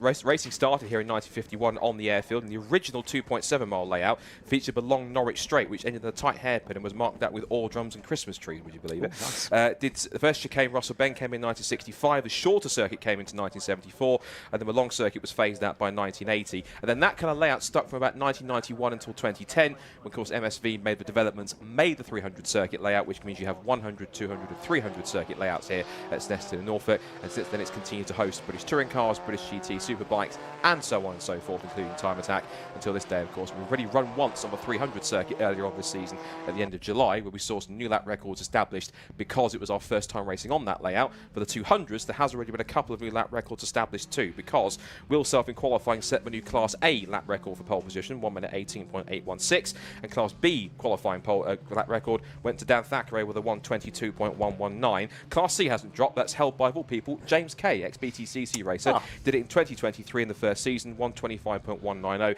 Callum Houchin couldn't quite match that in qualifying. In terms of race lap records, the actual fastest ever race lap set was back in 2023 by that year's champion Phil Wright in a Class B car, 122.314. Given the pace they've set in qualifying, I think, Ian, we might be beating that at some point in this race today. I think, I said it a little bit earlier, about 60 minutes ago, I said the track conditions are probably going to be the best that they're going to be in about an hour. So I think I might have got this one absolutely spot on. If it does go, I'll take all the credit for that as well. The cars are lining up. Just a quick one as well. You mentioned Snetterton. There's a corner called Bomb Hole down here. It's actually nothing to do with being bombed. This is an old airfield, of course, yes. But it wasn't bombed during the war. There was a motorcycle rider who had a bit of an off down there, known as called it the Bomb Hole. It was terrible, and they've rechanged the name. But look, we're about to get into it, so we'll more on that later. We will do. So, last few cars getting up into position. Actually, in fact, I didn't know about Snetterton, so today I learned something. Definitely, that's good to see. Always good, handy information. So, last few cars get into position.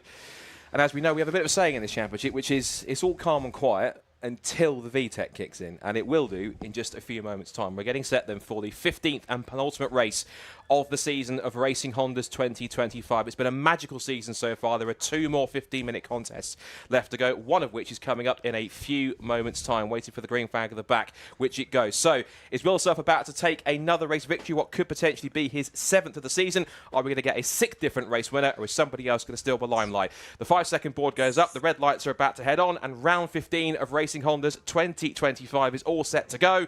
The red lights are coming on.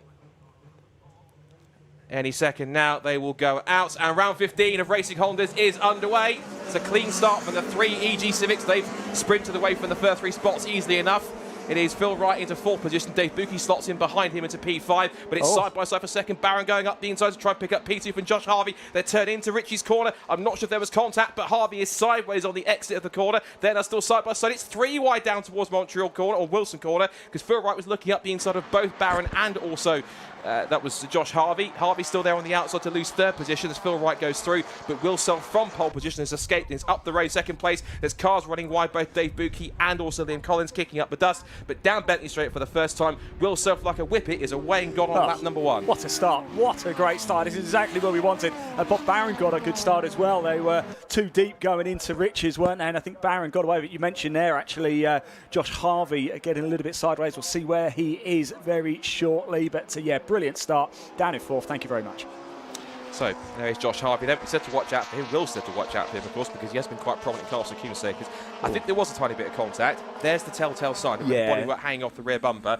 If that doesn't flap around too much, he might get away with that. Otherwise, he could potentially get a black and orange flag if it gets too acrimonious, shall we say. Well, in a 15-minute race, if you've got to pull into the bits, that is game, set, and match for you, unfortunately, isn't it? Here they come on to the centre, straight to complete lap 1. And you're right, it's the champion, Will Self, who comes over in 1st place. He beat the lot of that. Barron in 2nd, Wright in 3rd, Harvey in 4th, Buki in 5th. There, your top 5. Lap 1 completed, 13.5 minutes on the clock to go. We've got somebody going very slow down there, Scott. That's Liam Collins. It's Liam Collins in the DC2 intake. And that car was smoking in qualifying. So sadly, the man who I was hoping might be in contention for a victory today is not going to manage it. As we see here, this is James Alford scrapping away with Fraser McNeil down at the Wilson hairpin. Makes the inside line, and EK passes EG. And that will be him moving up into, that was 6th position for James. Down the back straight. Self and Barron by 6/10 of a second. Wright is in 3rd, Harvey's in 4th, and Buki's up to P5 for Class B quickly as Collins climbs out of the car. That, I'm not sure if that will prompt a safety car or not, but we'll wait and see. Dan Thackeray leads Class B, I should mention quickly, from Ryan Cunningham at the end of lap number 1 and Spencer Fortag in 3rd. And I think it's Callum Houchin who leads the way from Matt Rowling in P2. Yeah, Scott, I'm on Kevin Talbot watch. You remember he started 22nd in last. He's up to 10th. Superb. After lap 1, he's up to 10th. Wow, brilliant stuff. Keep your eye on Kevin Talbot. He's the number 137 in the Honda Integra. It's green if you're out there on the circuit currently in well, he might have even made up a few more since then as well. Now looking at Bob Barron, of course, last time he was here, the car didn't have a rear wing and it didn't have the new suspension. So the fact he's keeping up with Will Self and, of course, still on a high from his first victories at Knockhill has certainly proven that that car's got plenty of pace and it's definitely going to be one to watch for next year. Wright and Harvey are keeping them in the mix. And actually, dare I say it, I think he's up to about 6th or 7th. He's side by side now with James Alford. This will be for P6. Alford capitulates, lets him through, and in 2 laps, Talbot has gone from the back of the grid, which was 22nd, up to 6th. That is phenomenal pace. If we look at his lap time that he set last time by, it was a 1:21.231. He's the 6th fastest car on the field, because everyone else is doing 1:19s or 1:20s. Yeah, incredible stuff, isn't it? I wonder what he could have done if he'd been further up the field. But a long way to go in this race. Still just 11.5 minutes to go. Plenty of racing action. It's round 15 of the Racing Hondas Championship here at Snetterton Modified Live 2025. Will Self is your leader from Bob Barron in 2nd place. Phil Wright in 3rd. So now that Kevin Talbot's going to have a little more clear track in front of him, his next target is to try and catch Dave Buki. But in all fairness, he was kind of passing a few cars on that lap, so it wouldn't be surprising on that stage that he lost a little bit of pace in terms of lap time. But now he's got clear track. He's already clearly pulling away from Halford now, who's holding off the cars behind, which is Fraser McNeil and then our Class B leaders. Looking back at that Class B group, it's still Thackeray, Cunningham and Lewis Barker now up to 3rd place, because Milam's Fortag lost a position, and also up 2 spots has gone Sammy Milam into the class top 5. But Talbot pushing on. What was his last time by 1:21.231? It's still... No, he's just gone over now. He's done a 1:20.618. So he's matched Buki's time. He did a 1:20.6 also. Brilliant. This is so exciting, isn't it? Down into Class C, it's Callum Houchin who's leading that one. Class A, as we know, leader is Will Self. Class B, you've just mentioned it there, Dan Thackeray could be race win number 12 of the season for him.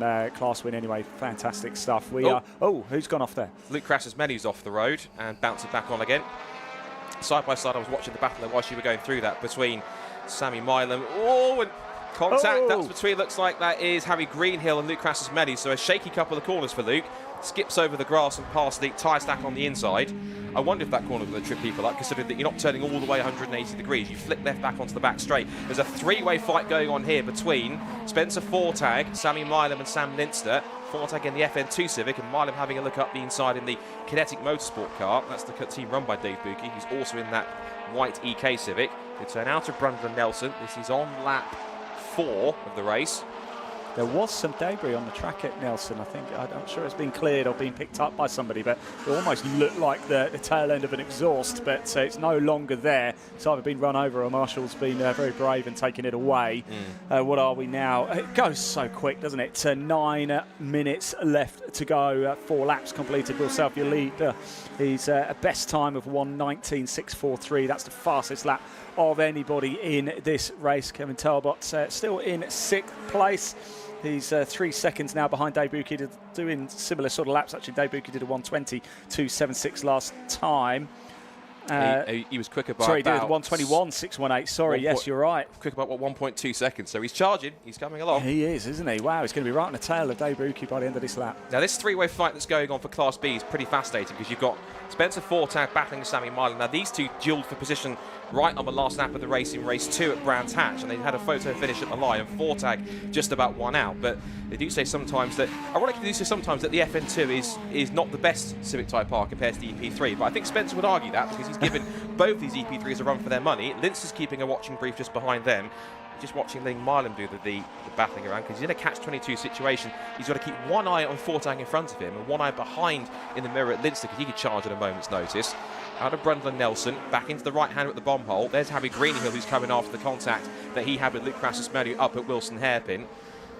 And don't forget that back out. And again, for the second lap in a row, I thought that Marlon was going to drive it up the inside through Coram, but that's a corner which is a never-ending right-hander, and you never really want to make a pass this. You're absolutely certain you've got the grip and the confidence to do it.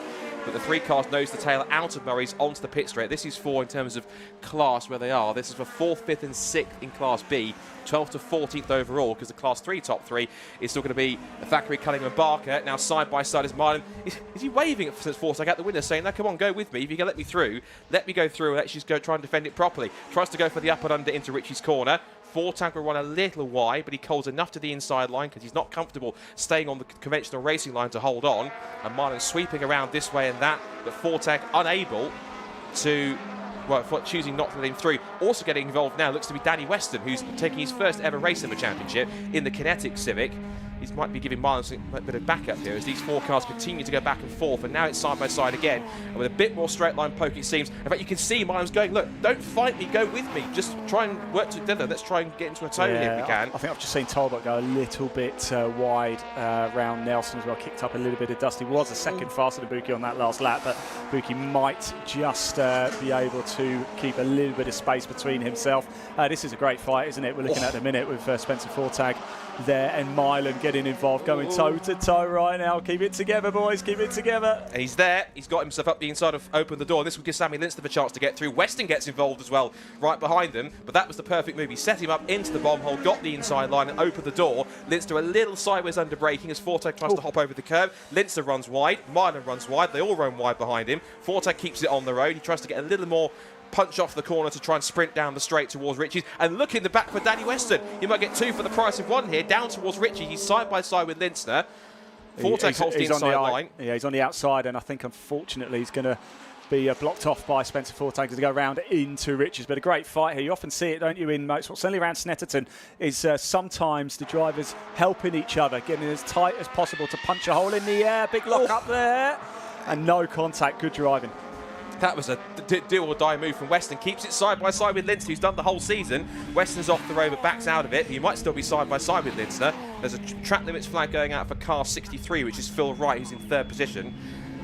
And we should mention Class A quickly. Still Will Self leading by 2 seconds at the line last time by. Bob Barron in 2nd place. The leaders are going past the line now, so the gap between the top 2 has now gone to 1.9. It's come down slightly as we watch a couple more of our Class A runners. Fraser McNeil, who's just come fresh off the back of his best ever result in the championship at home at Knockhill, got a 4th place in the wet.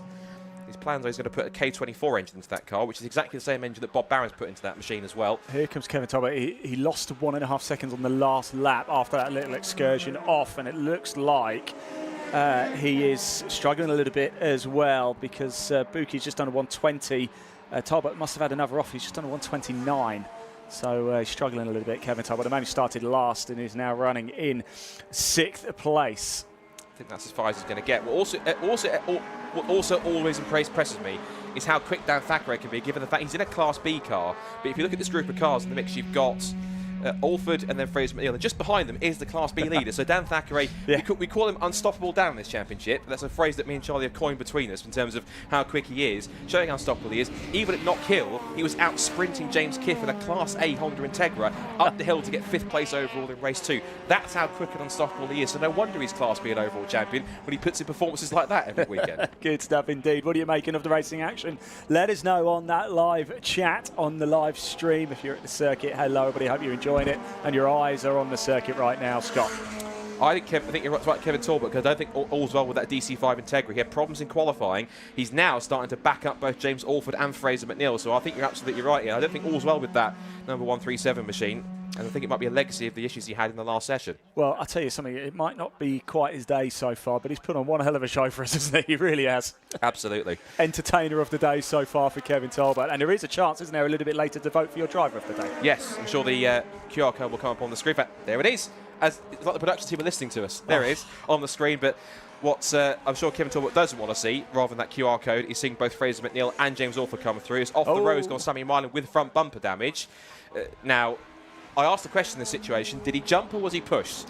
The damage suggests he might have been pushed. And you see here, in fact, Dan Thackeray's even got the pace to get up the inside and get past Talbot too. And that was into Wilson 2 corners later. So, unfortunately, there's an ailing DC5 on the field. And Kevin Talbot, who has had a couple of victories, but maybe not exactly where he wanted to be. Now, 3 minutes to go. These two have been at it all season. This is Callum Houchin and Matt Rowling. Rowling, of course, the Class C champion already. And these two are now going nose to tail. They did this in race 1 at Knock Hill. They're doing it again here at Snetterton in race 1. And funnily enough, of course, we saw in the interview earlier on that Callum's kind of lost his voice.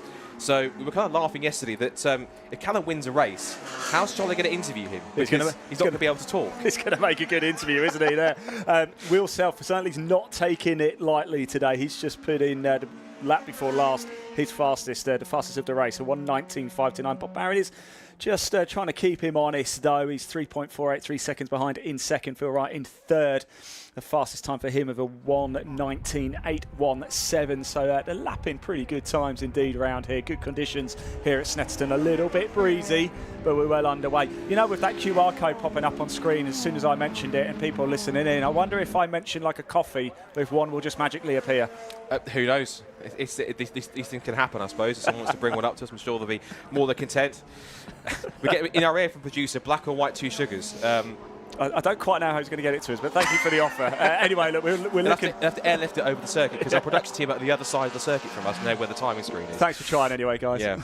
Will Self, by the way, was doing more of his sideways antics through the bomb hole, coming up towards starting what will be, I think, the penultimate lap of the race. I'm going to get this right because I accidentally called what would have been Bob Barron's victory a lap early and made myself look like an idiot, which I do on a regular basis anyway. Where are they on second? I'm just having a quick look at the minute. He's coming over the start-finish line now, so this will now be the penultimate lap of the race that is just starting. Yes, it will indeed. So once the penultimate lap goes, Will Self, newly crowned provisional Class A champion. As you said at the start of the season, he wants to win the title. I think he meant more the overall title, but Class A will do for him. And of course, he's got a chance, really, if he keeps on performing well enough, to go and get himself second in the title race as well, overall in the standings, if he can do that too. Yeah, all he's got to do is keep it on track, hasn't he, really? He's got a 4-second lead over Bob Barron, and he went even quicker last time around as well. So it's looking good so far for Will Self. However, there is such thing as commentator's curse, so I'm just going to shut my mouth. Yes, indeed. Now, that's interesting. Class C, that was the battle between the two of them. They were being lapped by the 3rd and 4th place cars. They're scrapping over P3 in the last podium spot in Class A. And now, because of that, Houchin ran wide. It's now side by side for Class C and for 3rd place in Class A. So 2 battles in one. See if you can put your eyes in both positions at the same time. So up to 3rd place goes Josh Harvey then. Remember, he's a single round entry, so doesn't score points. And the ex-Rick O'Connell car going well in the hands of the ex-Castle Coombe Saloons racer. And in terms of the Class C battle, I think Houchin has kept the lead from Rowling. I think he's defended it for the moment. Of course, there's one more lap to go, so if Houchin can hold on, he'll be looking to try and pick up what will be, for him, win number... I'll come back to that in a second. Hold the line, caller. Yeah, well, whilst you do that, I'll just touch on that Josh Harvey move, because that is important, as you said. That's for 3rd place outright. The checkered flag looks like on TSL. The checkered flag's come out, but I don't think it has. I don't. Well, the time has stopped, and it's also said that 16 seconds to go, so there's no checkered flag being waved. No. So we'll carry on. There might be a glitch in the timing screen. I think we're still racing here. Yes, I do not think the checkered flag has actually fallen. So, and Wilself hasn't slowed down either, so he's carried on to make sure. And now suddenly, yes, it's gone back to green on the TSL. So a little bit of a computer glitch, but we are still racing. Final lap now for Wilself to keep it on the track and take the win. Yeah, and ailing Kevin Talbot there, now being lapped by his Class A competitors. We also saw that a while ago in the pit lane, Sammy Linster coming in with front end damage, shaking his head after what happened. We didn't see exactly what happened. We'll have to find out in between races. Well, from this race, we've lost Collins, Greenhill, Krasimeno, Linsner, Morgan. So whatever happens here, Kevin Talbot would have at least made up 5 or 6 places. He will have done. But coming up through the bomb hole, up towards Coram for the final time. He was crowned the champion in qualifying earlier on with pole position, and now he can do it in a little more style than just setting the fastest lap of the race. He'll come through the long right hand of Coram, give him a wave and a cheer through here, with style in towards Murray's for the final time, lifts the inside wheel and sprints up to the line. This will be for him his 7th win of the season, and once again will firmly confirm once again the Class A title provisionally. Up to the checkered flag, victory in round 15 of Racing Honda's 2025 goes to the Class A champion Will Self. A fantastic drive for the EG Civic. Second place goes to Bob Bowen, another brilliant podium, and third on his debut in the championship with the ex-Rico Codlin car. It means that Josh Harvey ensures an EG Civic 1, 2, 3 lockout on the podium. Phil Wright is a magnanimous runner-up in Class A in the championship. He'll take up P4, sprint to the line for 5th position, and will be Dave Buki. And in Class C, it does go to Callum Houchin, so he held off the champion Matt Rowling in the end. All I'm going to say is, good luck interviewing him, Charlie. Trying to get words out of him. That's going to be a task. But just nod your head. That'll make good. That'll make good TV, won't it? Smile and wave, boys. Smile and wave. And so across the line goes James Orford in P6, Fraser McNeil in P7, and the new Class B and overall champion provisionally, Dan Thackeray, will come across the line and pick up victory number 12 of the season. 12 of the season. Thank you. Second goes to Ryan Cunningham. That's firmly securing second place in the Class B standings for him. And third place goes to Lewis Barker. He'll be delighted with that. An excellent podium to back up his results from Not Killed Before. It will go 4th to Sammy Milam, and 5th on his debut in the championship to Danny Weston. He'll be absolutely thrilled with that, and so will Dave Buki and all of the Kinetic Motorsport squad. An excellent drive for him on his first appearance in the championship. And Kevin Talbot did finish the race, albeit in a lowly 16th, so a lap down. And in fact, the car has pulled up in roughly the same spot that Liam Collins did earlier on when he had those issues. Of course, that was a legacy of his smoky problems from qualifying earlier on this morning. It'd be interesting to hear from Kevin Talbot, actually, wouldn't it? Because that first lap must be one of the best first laps he's ever done, and certainly one of the best we've seen in Racing Hondas this season. But the cars are just starting to very slowly, some of them make their way down to Parc Fermé now. And Will Self, Scott, he was kind of in control once he got into Riches in P1, and actually it was Barron and Harvey going toe-to-toe, and it kind of enabled Self just to get a bit of a gap, and he never looked back. Certainly did. And there's the results of round 15, the penultimate round of the Racing Hondas 2025, and it's victory once again for Will Self, his 7th overall victory of the season, and he takes it by 5.2 seconds from second place man Bob Barron, and ensuring an EG Civic 1, 2, 3 on the podium. Josh Harvey, on his debut in the championship, gets an excellent third in the ex-Rico Codlin car. Phil Wright, 4th position. Dave Buki will be impressed with the top 5, then James Orford and Fraser McNeil. Dan Thackeray once again dominates Class B ahead of Ryan Cunningham in second place, and Lewis Barker with an overjoyed third. Then Sammy Milam, Danny Weston with an excellent top 5 in class for him in 12th position overall. Spencer Fortag was 13th and 6th in class, and Callum Houchin, minus a voice, finishes 14th and takes the Class C victory after a race-long battle, particularly in the closing stages with his main rival and Class C champion Matt Rowling. That's the top 14 on screen. We'll scroll down to 15th in a moment, so when we catch up on the graphic. 15th goes to Matt Rowling. 16th, despite pulling up at the end just after the line, was Kevin Talbot, and the cars we lost in that race were Jordan Morgans in the yellow DC5 Integra, Sam Linster, Luke Krasimeno and Harry Greenhill after they tangled up at Wilson Hairpin, and Liam Collins after his car pulled up with more smoky problems. Just a handful of laps in after issues in qualifying. So that's 15 races down. There is now one more race left to go, and what makes it even more exciting, we will have a partially reversed grid in all 3 categories, and typically the second race, Ian, is even more exciting than the first. It has been in the past. It was great at Knockhill. It was phenomenal at Alton Park and Brands Hatch. Is Snetterton going to live up to it, given there's practically nothing else to fight for other than just some bragging rights and getting on the top step of the podium? I certainly hope so. But listen, Scott, the drivers are fantastic. The ability of them is remarkable. Last race of the season, you've got all winter to fix the car. Don't give them excuses. Don't encourage them. We've had good driving standards all weekend. We don't need race 16 to become a demolition derby. No. We don't. We certainly don't want that. But yes, final race of the season. My experience of them is yes, it is go for it. Why not? Normally, if there's a little gap that sometimes you might think, no, I won't because I need to protect the car or I've got to think about the championship. This time around, I'll tell you what, I'm just going to put my nose in and see what happens. Yeah, and fingers crossed. As you say, I think all jokes aside, drivers will go out there for a bit of pride and a bit of do so. I think it did even say it in the drivers' briefing. They said, look, yes, it's the last race of the season. Put on 2 fantastic shows, but just make sure you be a bit sensible. And of course, anyone that's still battling for class positions in the championship, just try not to do anything that's going to potentially compromise them, of course. And this paddock is sensible enough. They know exactly how to get it done without causing too many fisticuffs, shall we say. We are, of course, now going into the lunch break and away, but also we've got the Supercar parade that's coming up now, which should be pretty fascinating to see. So if you're watching around the circuit, do stick around if you're going to go off and get some food. If you are going to get some food, there are food stands around. There's the Tills restaurant, of course, where you can go to the bar. You can go with some hot and cold food as well, even hot and cold drinks. And, of course, go and see the rest of the show. You've got the Obsession tent, loads of car clubs around. You've got the Abruzzi simulators in there. You've got the area with the Drift Pro, the Yokohama section, with a mechanical bull you can ride as well, which is quite funny too. I didn't know that was how I might have a go in a lunch break. I've seen a couple of funny clips of people falling off it on the socials for Modified Live, which is great to see. Just come and explore. Come explore Snetterton, see the show, and come and make sure you show your support for Time Attack and the entire show they put on, because it's magnificent to see. And that's the whole thing with Time Attack. They do put on these fantastic shows for most of the season where they can at events, because they're great crowd drawers. They're great add-ons to the racing action that we have, and it's really good to see so many people turning out and watching around the circuit and in the side of the circuit watching in the venue as well. I'm just keeping out of the window to see where all of our class winners are. Yeah, Charlie's currently in conversation with Johnny at the moment, so we're waiting now for our 3 class winners to come through. This is one thing I found, you'll know this from being club racing a lot, and I hope you'll agree with me.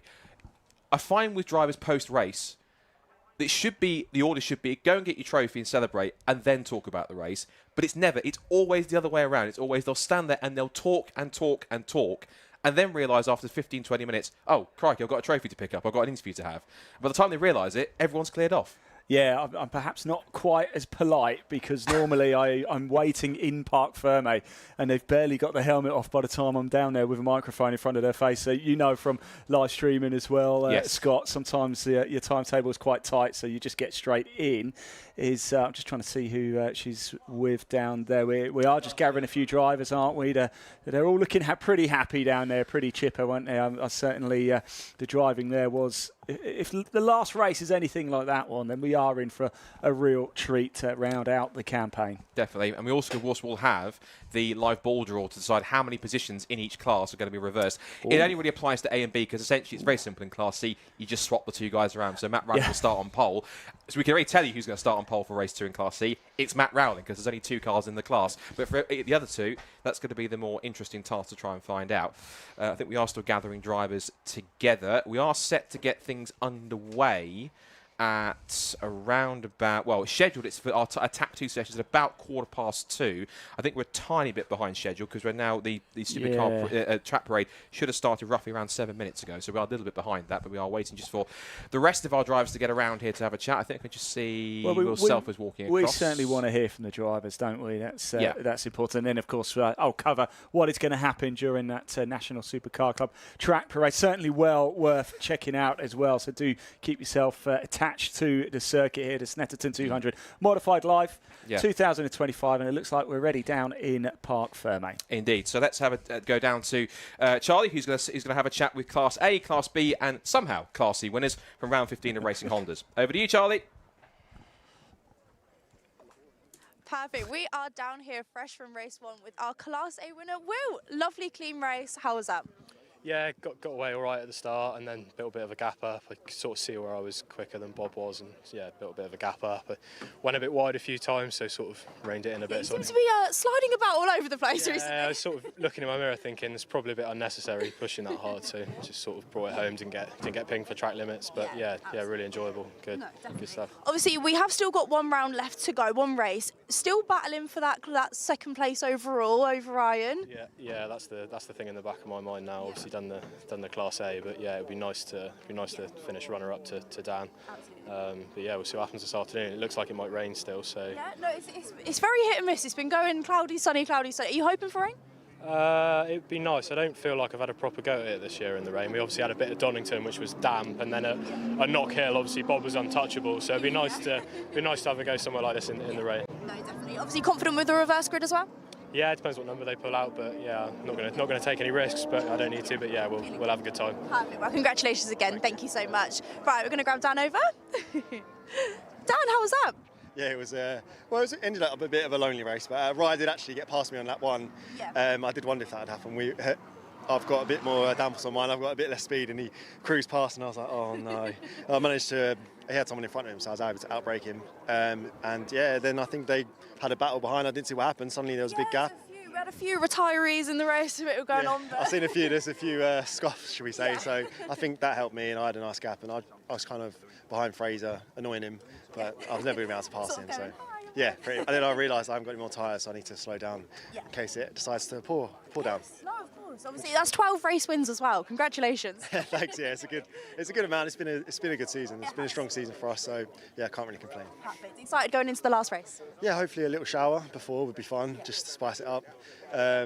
But who knows? It's very blue skies at the moment. Yeah, whatever happens, it'll be fun. It'll be a good one to send the season off. Yeah, no, 100%. Well, congratulations. Thank you again. Right, we're going to bring Callum over, our Class C champion. Now, Callum, unfortunately, hasn't got much of a voice, so I think it's going to be a lot of sign language and a lot of thumbs up. How was the race for you? Really good. Yeah?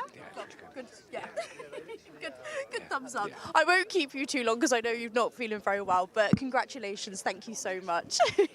Right, we're going to bring over Simon from Yokohama so we can do the reverse grid draw. What number are we going to pull out?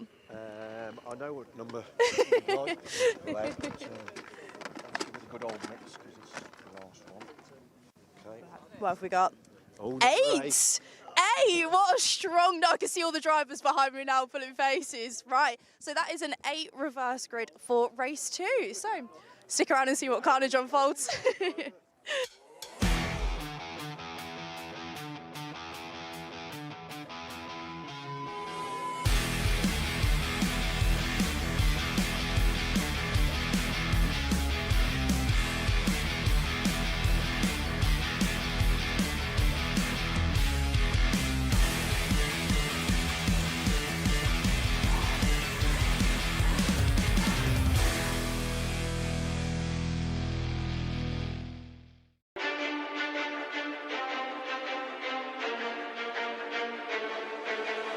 Motegi Racing was conceived with one mission in mind: performance. Each wheel is over-engineered to ensure industry-leading strength, lightweight design, and seamless connection to your unique style. From our storied past in motorsports to our stylistic contributions to the aftermarket culture, one thing remains: Motegi Racing is built for enthusiasts.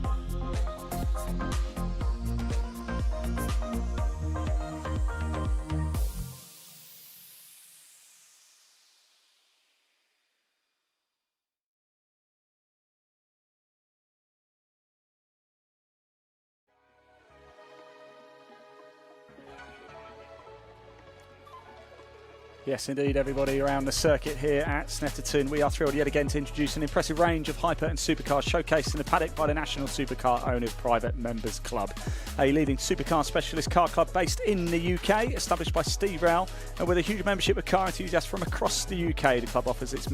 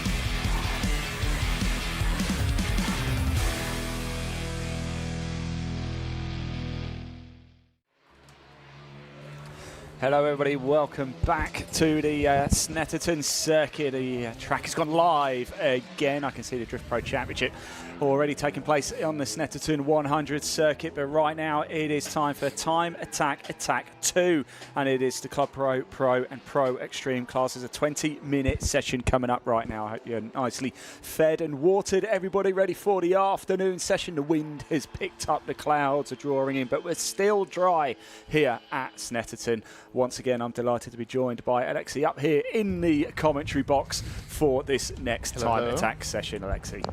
Yeah, this is, it's very different to what we were experiencing before the lunch break, right? We were really sweltering in here, and now we are not. I've just seen Susie. Oh my goodness, there's going to be 3 of us now. How's this going to work? Well, no, Susie, let me pass this over to you. Okay. So Susie, who spends the morning in the paddock being a bit of an investigative journalist, then jumps into the commentary box for the second half of the day. Colin Dorward, we can see there, the number 151 car. For those of you watching from the track side, it's the black and blue Mitsubishi Evo. He's just embarking on what is probably his first flying lap. I think that was his out lap just now. So Darren Spooner, Josh Barrett, and Colin Dorward. Darren Spooner already with his headlights on. What that tells us is that he is on a flying lap. He's on a hot lap. Darren Spooner is still rocking the 106 GTI engine. Of course, lots of cars these days running K-swapped, especially these smaller type cars running K-swaps. And indeed, Andy York's Peugeot 205 is K-swapped. However, Darren Spooner, a true legend in the Peugeot tuning scene, keeping it original and choosing instead to push that little Peugeot engine as far as it can go. Well, actually, we heard he was telling Susie how he's actually decided to run less power on the Peugeot 205, and as a result, he's having a much more enjoyable time of it. I can't remember what he downgraded, well, down-tuned to, but yeah, instead of chasing the big numbers, he thought he'd focus on drivability instead, and he reckons it's a much more enjoyable car as a result. Yeah, I wonder if he actually is running less power here today, because obviously Snetterton 200, the big power track. You've Maybe got he these bumped two it back massive up. straights, yeah. But I think he was saying he was running in the region 300 and something, which obviously compared to I think that was 600 odd is much kind of like lower power. But yeah, like I say, Snetterton 200, big power circuit. So who knows? Who knows? Last event of the year as well. So quite a few drivers having like a few issues out there, but we're seeing people be like, if they can nurse it to the final, then we've got all winter to fix it. So yeah, I think we'll see a few boost gauges being turned up for the final. And actually, we're seeing Colin Dorward on circuit at the moment, and I didn't think we would see Colin back at this event because we only saw him at Knock Hill, and unfortunately had to pull out due to having transfer box issues. So I was quite surprised to see him roll past one of the pit garages earlier. Looking out for Simon Norris, it was a very interesting conversation that you had with him. I somehow missed that it's now rear-wheel drive and smaller turbo. Everybody had missed that. Yep. Wow. Yeah, everybody had missed that. So but like he did that last year. Yeah. And we all missed that. And as he was saying, but obviously making changes to the car and wasn't sure but if also he everything hasn't would driven work that out. much, right, this year, for us to be able to spot that stuff. No, not as often. So, but he was saying making the changes and seeing if it actually works, if it suits the setup of the car and the events. But obviously it has, and some quite big changes as well, but just always chasing the weight, basically, trying to reduce the weight in that car. Josh Barrett, I was distracted by Bradley John coming past the commentary box just now down the start-finish straight because I thought perhaps the door was left open or the window is there. He's not just that loud. The window is open. Okay, I thought, is that car so loud that we can hear it like deafeningly in the car? No, it's because the window's open. Fair enough. Okay, Josh Barrett. Oh, look at that! Look at that! A little bit of a tail happy moment there as he jumps on the power, and we've seen this time and time again. Murray's, again, as you're coming through that fast right-hander of Coram, and you're trying to brake, big braking into Murray's, and then turn left. That unsettles the car so much. I presume you must have driven here as well, right? Yeah, so of course that's a tricky one. Yeah, it really is, because it tightens up as it goes further around, and then of course you've got the left-hand side of the car fully loaded up, and then all of a sudden, and then you have to brake, which puts all the weight onto the front of the car, and by this then point, sling it left. Yeah. So you're moving the weight around on the car quite a lot, which gets the car very loose. Yeah, and we see quite a lot of cars getting that pretty sideways coming out of Murray's. Yeah, do you know, I think I might close these windows. Actually, it's a bit loud. Yeah, that's fair. That's fair. It was very toasty in here previously. But these cars are deafeningly loud. Thank you, Darren Spooner in the Spooks machine. Then currently his fastest lap of 1:18.9, but that will presumably, you can see, in fact, we're probably going to see a time from him any second now as he just exits Murray's and crosses the line. Oh, that screen is off. Never mind. I was going to look at the timing screen. No improvement there from him, so perhaps he was just building up for a fast lap. I'm going to try to refresh the TSL timing screen over here.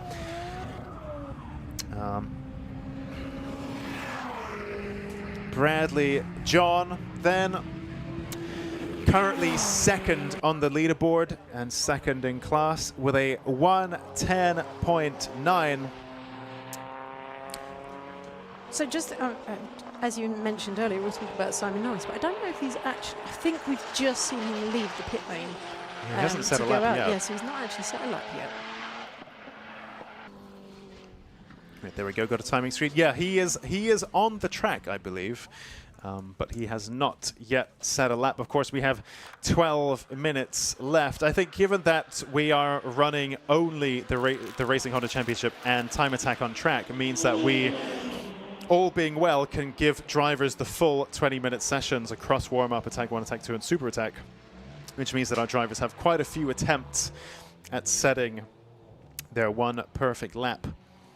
You could see the handover then almost between Brad John. He's on the flying lap. Yeah. Ilya kind of like following him, so not quite as much speed in the straight line, but then obviously he's going on the hot lap. You see the lights turn off for Brad John. And they went on for Ilya. Yeah, so a very smooth changeover between the two. Yep. Then.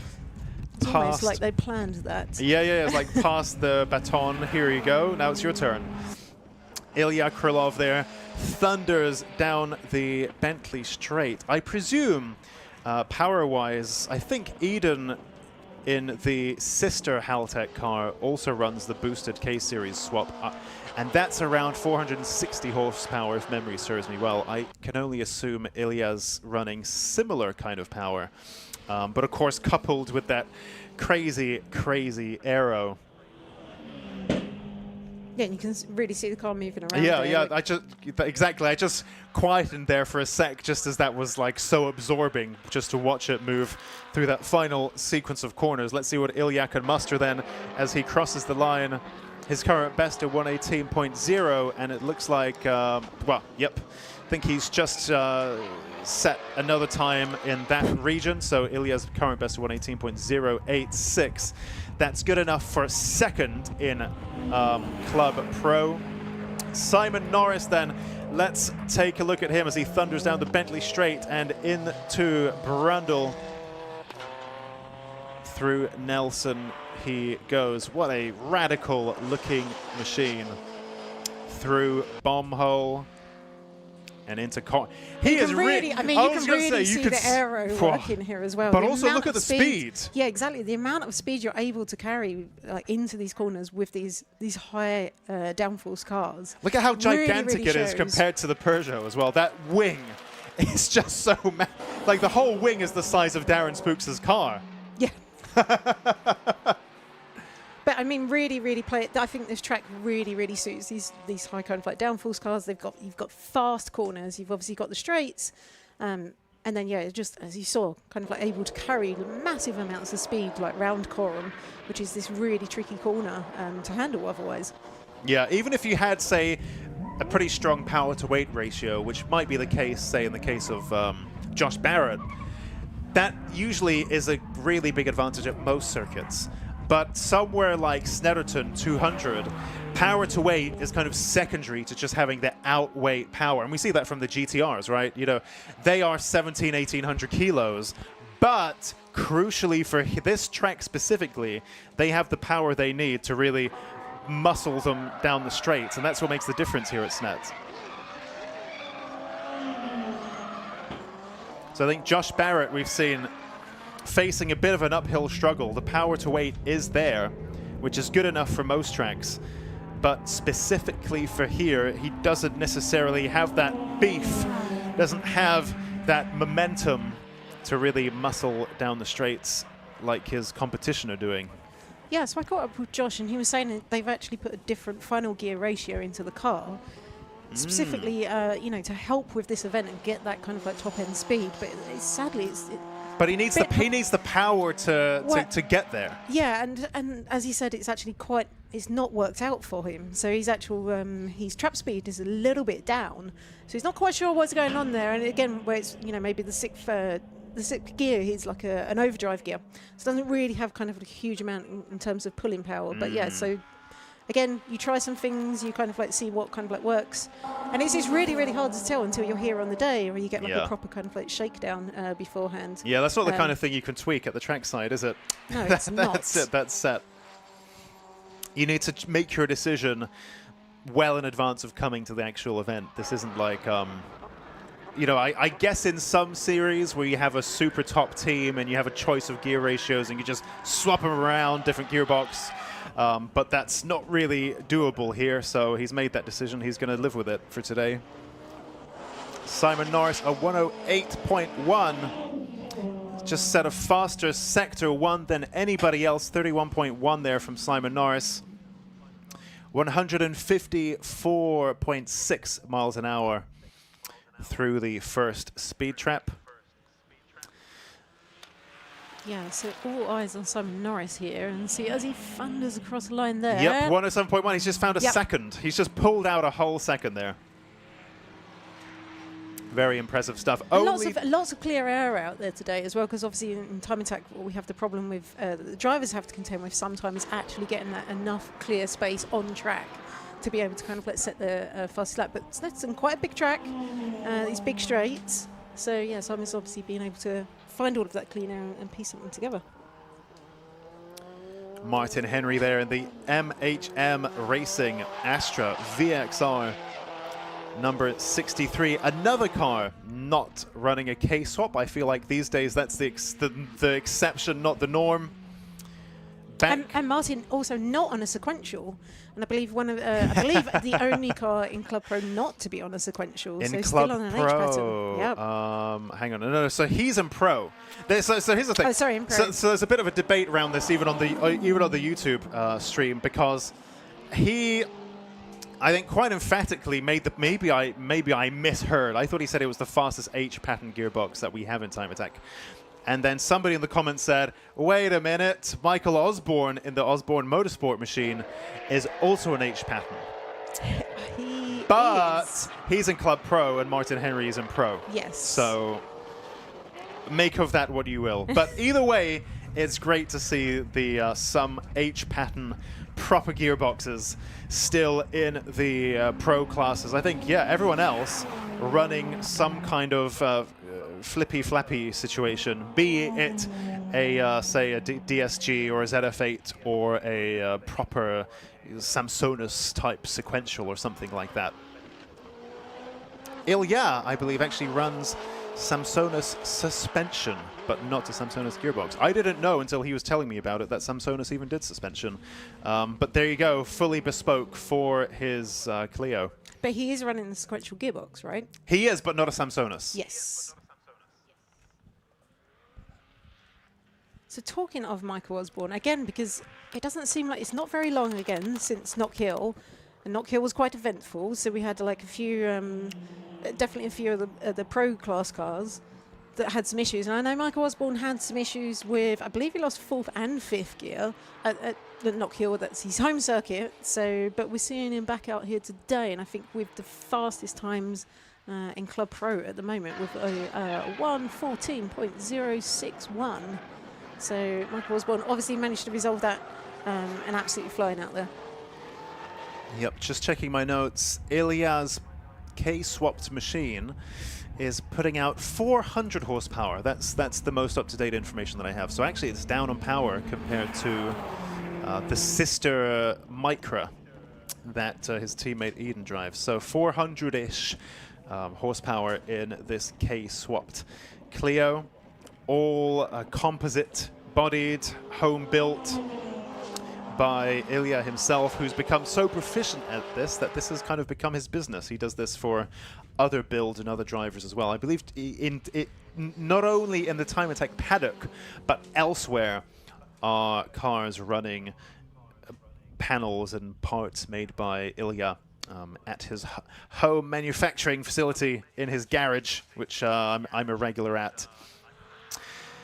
Let's just take a look what he can muster then as I glance back at the timing screen. Ilya Krylov's latest effort then, a 1:18.6. His best a 1:17.8, so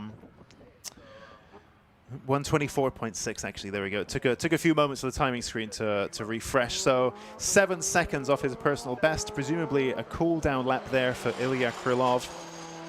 Let's take a look back at Josh Barrett.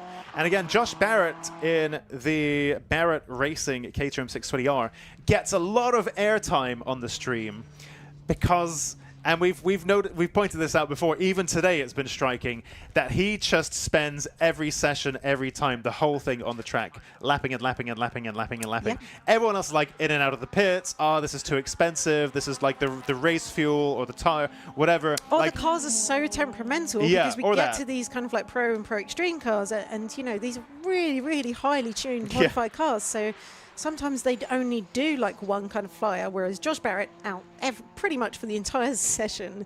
I mean, I don't want to give him commentator's curse, but his car seems to be very reliable. He can sit out for the whole session and just kind of like bang in lap after lap after lap, which is something we don't often see in these sessions particularly. Yeah, I was just trying to remember. I think it may have been maybe Andy Forrest or the Gobstopper GT86 thingy, where the fuel cell is like 10 liters or something. They literally do an out lap, a hot lap, and then they're back, and they have to go push it back into the garage because you can't refuel in the pit lane. You've got to do all of that stuff. Meanwhile, Josh Barrett is just out for the whole session. It's incredible.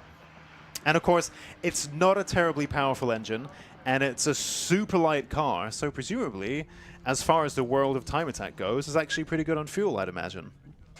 Yeah, I'd imagine so. But and he's got, I guess, an interesting dichotomy today because this car, obviously, compared to some of the other kind of like Club Pro, Pro Extreme cars, is really down on power compared to some of those. But he's very, very nimble through the corners. And for most, when it's like that in competition, they're quite happy if it rains. Because that is quite an equaliser. But then Josh has also got the added contention of, like, if it rains, he's getting very, very wet. The car is very lively in the wet. You've got next to no weight comparatively for a car. So, yeah, it gets very lively. So I think he will definitely be one of the people keeping his fingers and toes crossed for no rain. I think the cameraman there's got a bit of a thing for Hondas. There's a bit of a zooming in on the S2000. Not that I'm look, biased, another S2000. Look, he's zooming onto the S2000. Yeah, biased, my guy. Look at the black 6 we've just gone past. Whatever. That was interesting. Do you know, one of the things I like the most about these shows are not just what's here in like the show stands, but also all of the little nuggets of goodness that are dotted around just the regular public parking. Loads of good stuff there.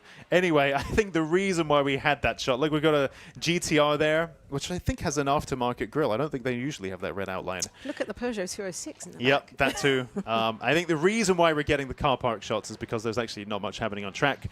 And indeed, the session is now concluded. So we'll have the checkered flag. I don't even know if it's being waved. I don't think there's anyone on track. Yep, it's been out, and so I think this is it. Everyone playing it safe. Everyone wants the points for the There final. we go. Checkered flag now is on the screen. It really kind of like matters points-wise. Yeah. We've seen a lot of change this year in terms of the point scoring, and so yeah, everyone making sure that the car is going to be good to go for the final. Super attack. So I was thinking, Sorry. do I jump in with a habit. correction? Do I do that Super attack. actually? Yes, actually, it's super attack. Or I keep calling it attack 3. So that's attack 1, attack 2, and attack 3. Oh no, it's not attack 3. It's super attack. Anyway.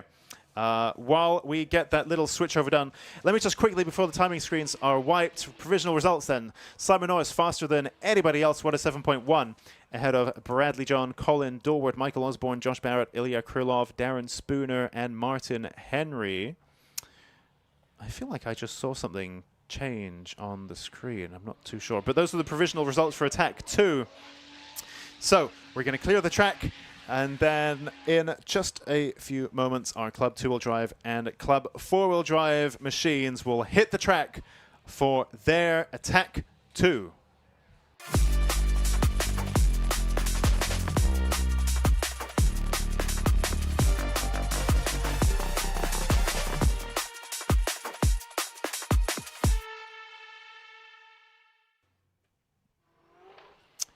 So while we wait for the track to go live for the Club 2-wheel drive and Club 4-wheel drive Attack 2 session, I believe Susie, paradoxically, who is here in the commentary box, has also been in the paddock, and she's going to be interviewing Stu Summers right now. So I'm just grabbing a quick catch-up with Stu Summers, Club 2-wheel drive. So bit of a sad last session then. Yeah, very sadly. We've just lost the engine. Yeah, so coming into turn 2, top of 4th gear, lifted, ready to get the brakes, and I could see a cloud of smoke behind me. Then I span on my own oil, and then we had a small fire, which I managed to put out myself with the extinguisher. And then, yeah, that's it, a hole in the engine, sadly. So plus side of it is we have been planning a bigger engine, a bigger capacity engine for next year. So, I mean, that's if I'm going to build an engine now, I'm going to build a bigger one. So that's all the argument you needed for that then? That's it, yeah, that's exactly that, yeah. So I think 1850cc is about where it's going to be. It's a 1600 original sort of, configuration really. And we're going to chase some more horsepower because we've been struggling a bit this year. We've gone quicker at every circuit apart from Brands. We set a PB today by 1.5 seconds, so it was going to be looking good for later. It could threaten rain later, and we was kind of thinking that could do us some favours, but it is what it is. It's the end of the season. I've had a good day. I'm going to go enjoy the show now. It's the first time I've been able to enjoy one of these shows. Have a walk around, have a look at everything. I don't know, maybe buy a hoodie or something from some stalls, but yeah. Or an engine. Or an engine. Oh, I don't know if you'd find a Saxo VTS engine here, but yeah. You're taking it very well, and like you say, it's got big plans over winter then, come back next year, bigger and better? Yeah, I mean, we've already got a list of upgrades for the car, so, a Quaife gear set, essentially. We've got a satchel rear suspension with nitrons as well to put on the car, so we should be a bit more of a threat to the club guys, because what we are essentially is a pocket rocket class car running in club. So, yeah. Are you going to stay supercharged? Yeah, we are going to stay supercharged. Maybe one day we'll put a turbo on the car, but it's been supercharged since 2012, so it's been a very long time. And it just, it's gone wrong today, but it just doesn't do anything wrong, really. So you've said it out loud, so it's past jinxing it, though. Oh, well, yeah, sorry to see that today, but yeah, hopefully we'll see you back bigger and better next year then. Yeah, thank you very much. Cheers, Stu. Interesting stuff there. Stu was actually talking about more power, turbo, and so on a little bit earlier on. He's been mindful of being down on power for a while. So let's see how that one develops. Interesting here. Let's look at Andy Grady and Alexander Volkov running nose to tail, 2 championship rivals. Although Alexander Volkov does have it sealed up by this point in terms of the championship win in class. But let's see if we can get a bit more of that tasty battle here today at round 8. It's always going to be tough to beat a GTR around Snet. On the 200 especially you know, we're talking huge horsepower with these cars, and I think for the GTRs, I think minimum, Alex was saying minimum like 1,000 horsepower. Yeah, on this map it's 1,100. So yeah, that's your... At the wheels. Yeah. Which is just an insane amount of horsepower. Yeah. And you know, you've seen the gap here that Alexander Volkov has pulled out over Andy Grady, and Andy Grady was still talking like 800 horsepower. About 800, yeah. So huge amount of horsepower, and it just goes to show. And this circuit's so suited to the GTRs because you've got these massive long straights, can really unleash all of that power. And then the problem they're going to have, and I don't know if it's their tyres you can hear or the drifters, that is stopping that big weight at the end of these really long straights. So really going to be working those brakes. Look at that. At the moment, it's a 3-second gap between Alexander Volkov and Andy Grady. Currently, those two faster than anyone else on track right now. Alexander Volkov and Andy Grady were rivals in class all season, and they are now both at the top of the overall leaderboard in this session. But Alexander Volkov crucially leading Andy Grady again, this time to the tune of just about 3 seconds. Neil Robson, very impressive work from him in the BIB Performance BMW 135i. Currently 3rd overall, 1st in class with a 119.3.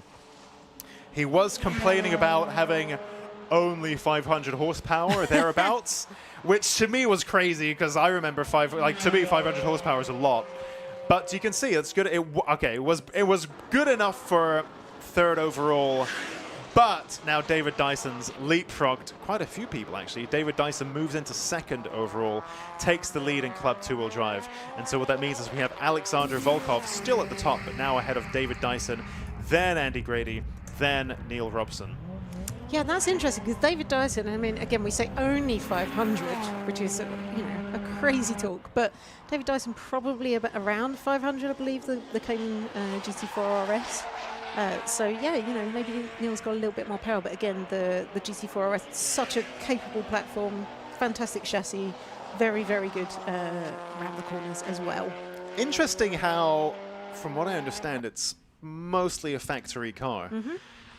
How not only is it good at the corners, as we've seen at all kinds of different tracks, it's always up there. But then you bring it to Snetterton 200, and it's got the beef as well. Yeah, but to still be high up on the... It does everything. Still 500 it does everything. horsepower, so that, there's no slouch on the straight lines by any means. Incredible. And also will turn up to the track in that and have his air conditioning on. Yep. I know he said he has that on sometimes in the pit lane if it's hot, so he's able to kind of like cool down. It's got all the mod cons. Just turn up, drive it on the racetrack and then drive it home. Do you reckon he's listening to anything?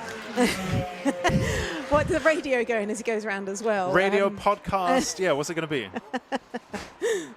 Well, I'll check in with him. We'll see. Yeah, interesting. It looked like the GTR there of Stuart Andrew had its bonnet open. There was like a black stripe along where the bumper, it's got quite a big bumper where it meets the leading edge of the bonnet. It looked like there was a black line there. Maybe it could be, maybe they taped it up for aerodynamics or something. Or maybe the bonnet slightly lifted, which is not good. So, yeah, let's keep an eye on that. That's pretty interesting. So the other thing we want to keep an eye on for Club 2-wheel drive, so I believe Mike Butler in Attack 1 actually ran what I believe is the lap record. Wow. So broke the lap record for Club 2-wheel drive with a 1:17.087. So David Dyson hasn't pipped to that yet.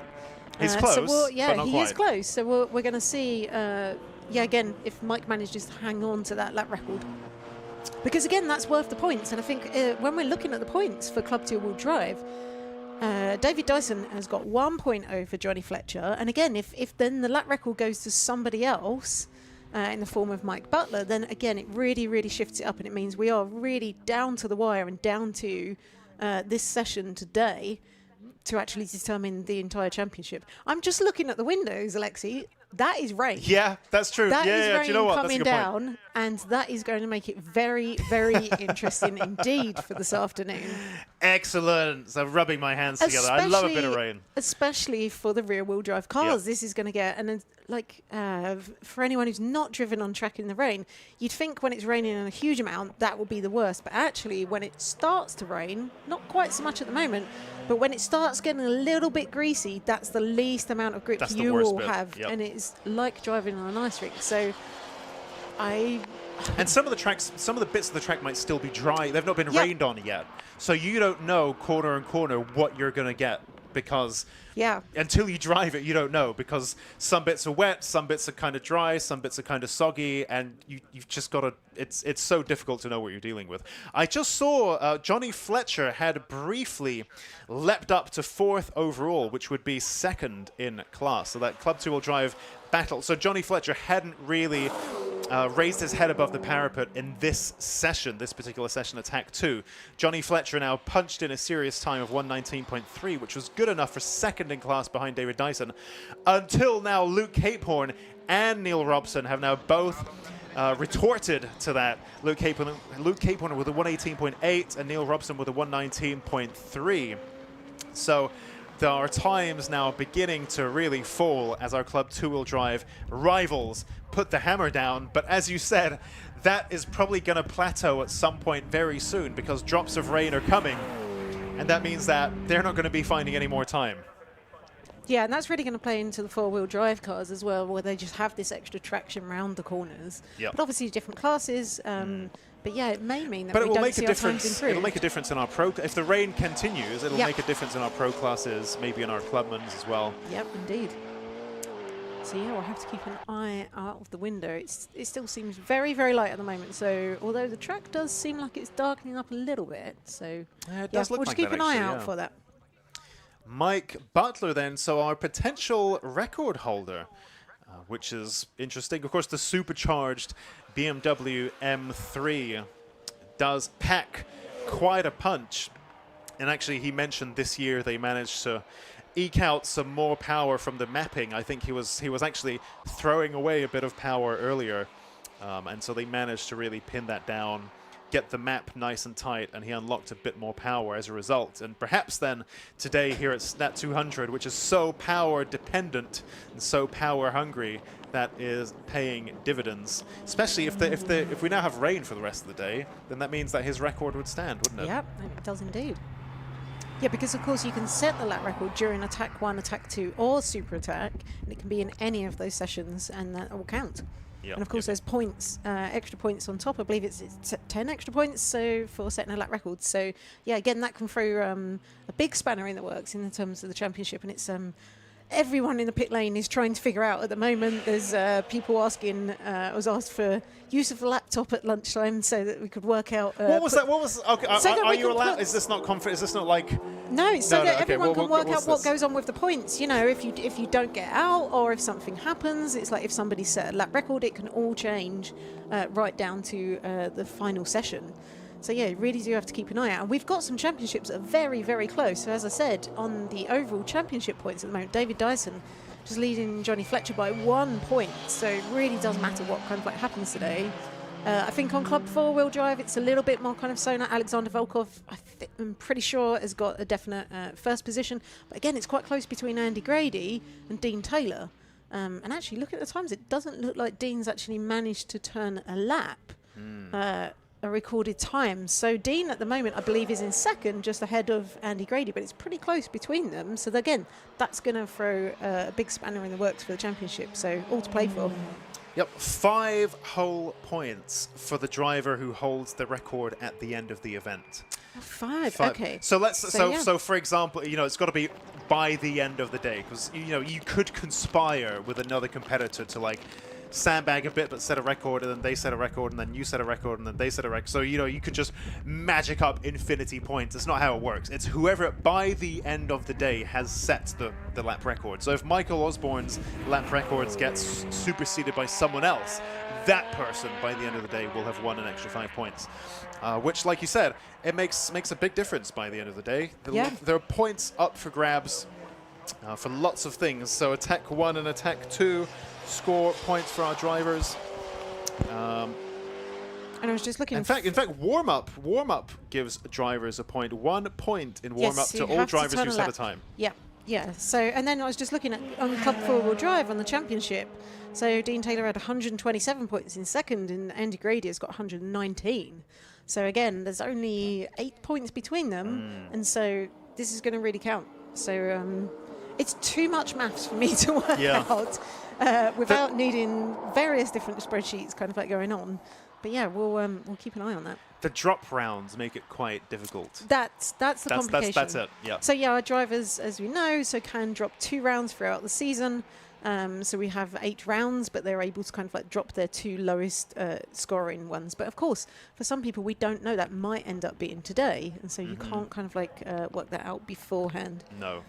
So yeah, lots of complicated math spreadsheets that somebody will be working out frantically in the background.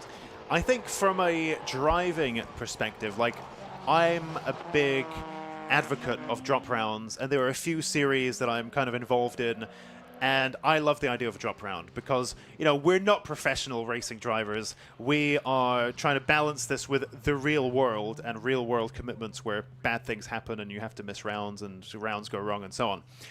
But from the point of view of trying to follow a series, the drop rounds do make it difficult to try to work out the points when each driver has the option to remove. But then also when you're working out the points, you just discount whatever the worst 2 results are, right?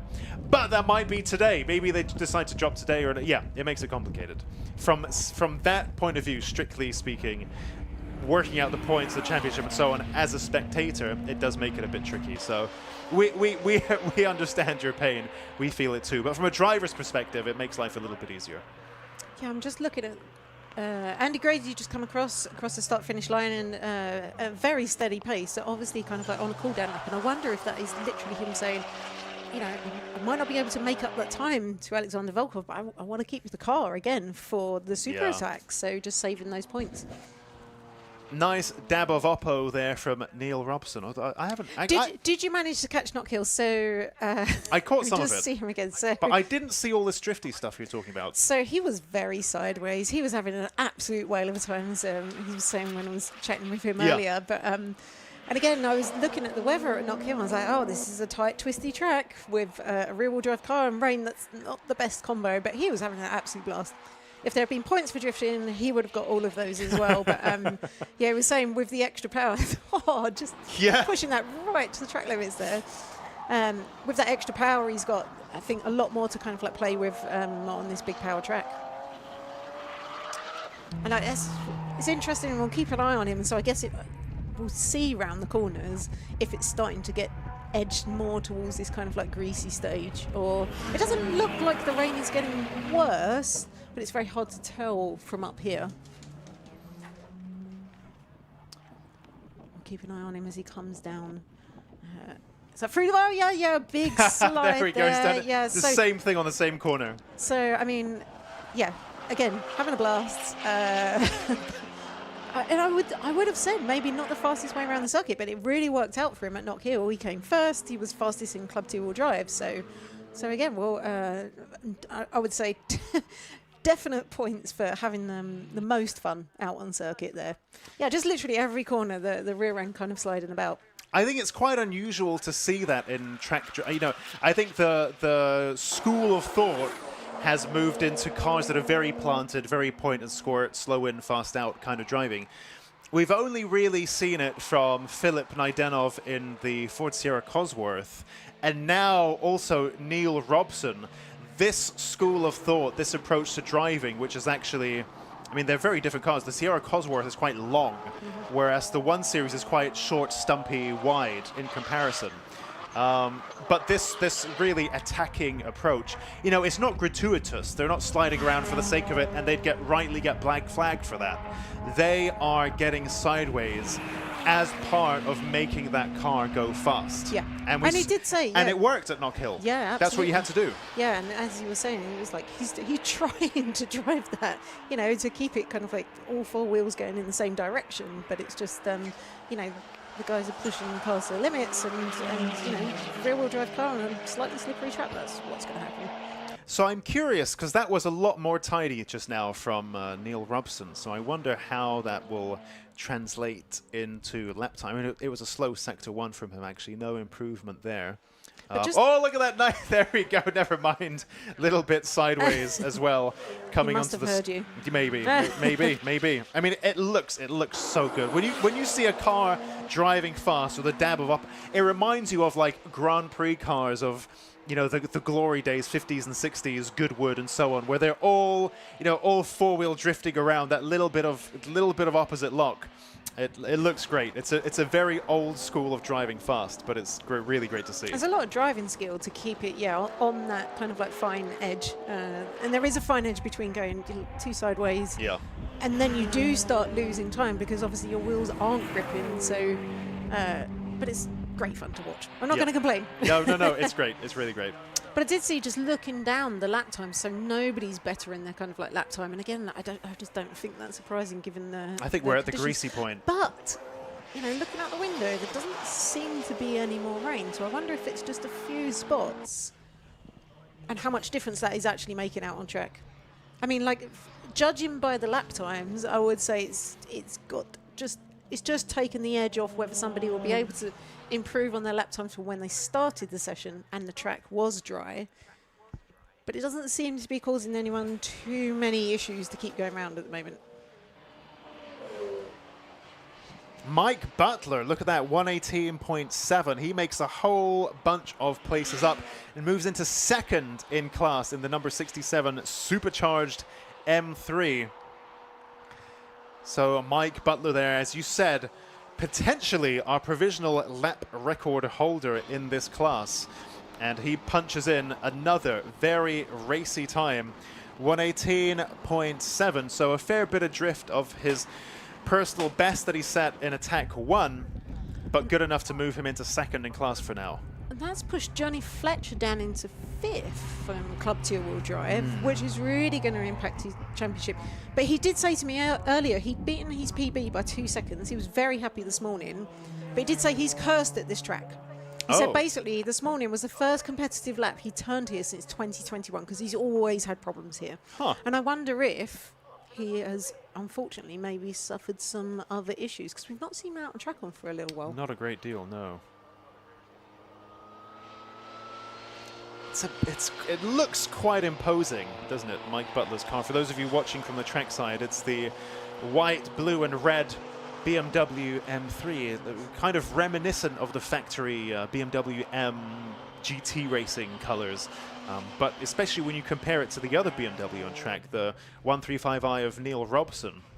It's quite big and imposing. It's like some kind of like blue whale or a killer shark or something. It just looks very big and gracious, but crucially, very powerful and very fast here as well around the 200 layout. Checkered flag is out then. So our drivers can finish their flying lap if they're currently on one.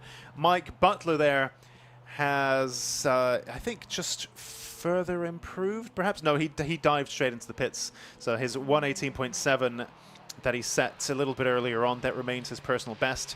I don't think anyone else is improving at the moment, so we can whip through our provisional results. Alexander Volkov then at the top of the leaderboard with a 117.7. Ahead, let's do it by class, ahead of Andy Grady, Stewart, Andrew, and Dean Taylor. And our provisional Attack 2 winner in Club 2-wheel drive is David Dyson, ahead of Mike Butler, Luke Capehorn, Neil Robson, Johnny Fletcher, David Frost, and then Jeff Kershaw is actually running in Club Pro. Right, so those are our provisional results. Our Club 2-wheel drive and Club 4-wheel drive drivers will now head into Parc Ferme to make sure everything is hunky-dory and regulation compliant. And in the meantime, we'll get the track prepped and our Clubman Classic and Retro and Pocket Rocket machines ready to go on track for their Attack 2 in just a few minutes.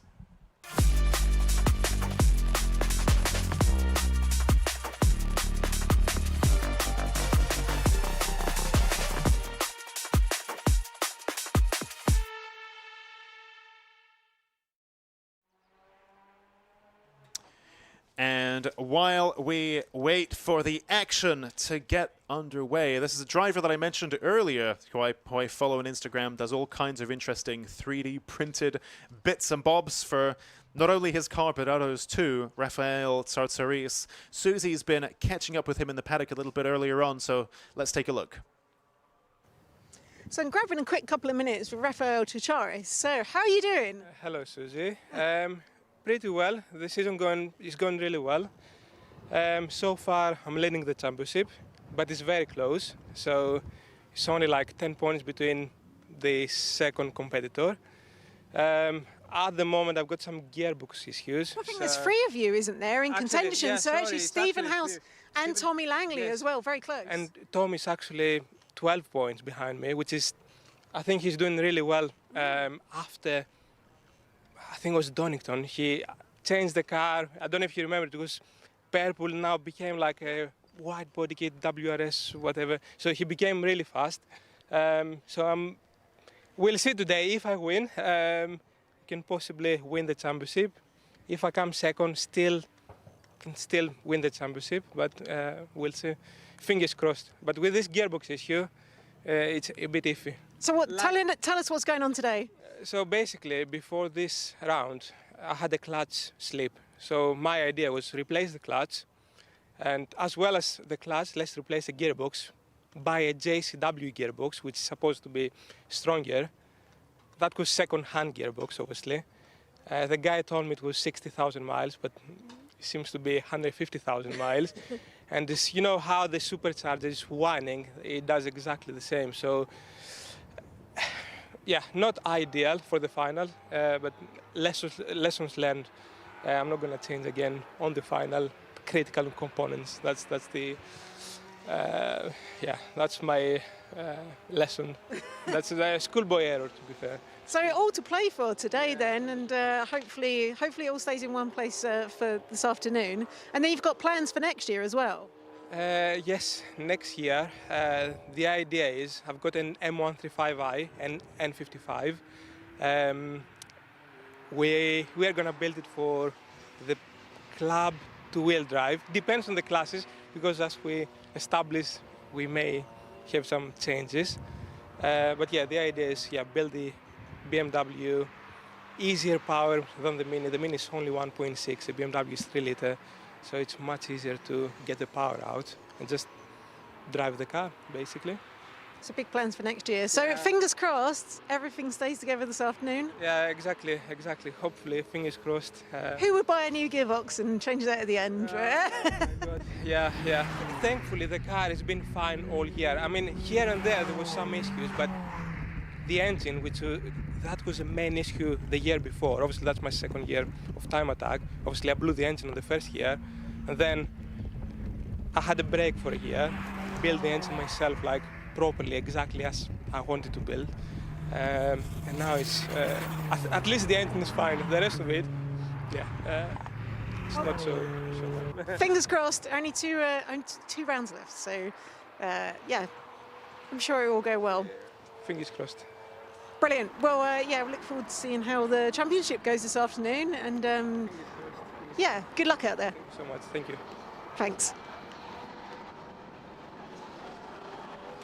Interesting. You know, we've all been there. He was talking about, lessons learned, schoolboy error, don't change critical stuff before.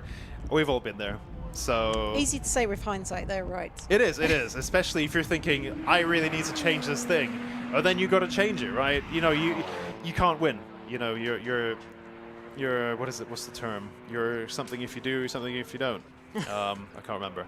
Damned. Damned. That's the one. You're damned either way. Yep. Annie Thompson in the Lotus Exige. So that clubman battle still wide open. So we've got to be keeping quite a close eye on especially Attack 2, but also even more so the super attack at the end of the day. So, after Knock Hill, I said that if it rains, it will play to Dan Buckingham's advantage, because obviously in the front-wheel drive car, and they are particularly strong in the rain. But Annie just absolutely blasted away. Knock Hill did an amazing drive. But I know Annie is running, she has issues today. So that car is definitely burning some oil. There's definitely some smoke coming out of it. They're having issues in this morning. Then it seemed a little bit better, so they were just worried about it. So I think Annie's going out there. It's very close between Annie's on 213 points, Dan's on 204. So again, Clubman is all to play for today, depending upon what happens in these final 2 sessions out there.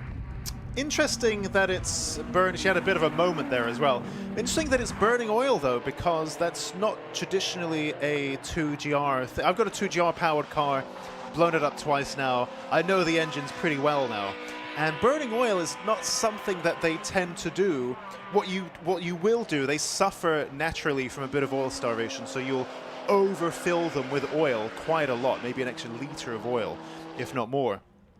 Compared to the book value if you're doing track work, and then they start to burn oil. But that's kind of just what they do.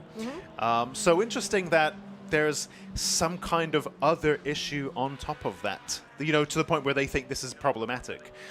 So one to keep an eye on, definitely. It's not the first time she's had issues with that either. She, you know, there was something earlier on in the year as well. I never quite found out what the answer to that was. Yeah, well, I think, and then it's just pushing oil out through the breather, and then it was like, oh, just, wow. Yeah, but then that seemed to be a little bit better at Knockhill. So yeah, so maybe a few issues, but again, and we can see in the 3 fastest times currently are all of these Clubman cars, so definitely a battle to watch out there for. But not the only battle in this session by any means, because of course we've got Pocket Rocket Force Induction. Well, Raphael's again, just said, yeah, that's very close. It's very close. So I think when I was looking at it, it's like, so Rafa's on 165 points, Steve House is on 155, Tommy Langley on 152.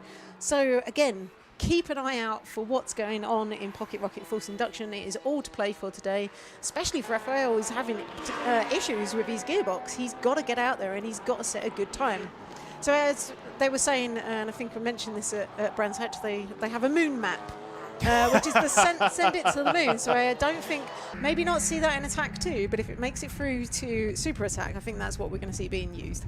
I think it's like you said, it's the literally last session of the year. You got all winter and half of spring, 2/3 of spring to rebuild. So just send it to the moon at that point. Yeah. Crank it all the way up.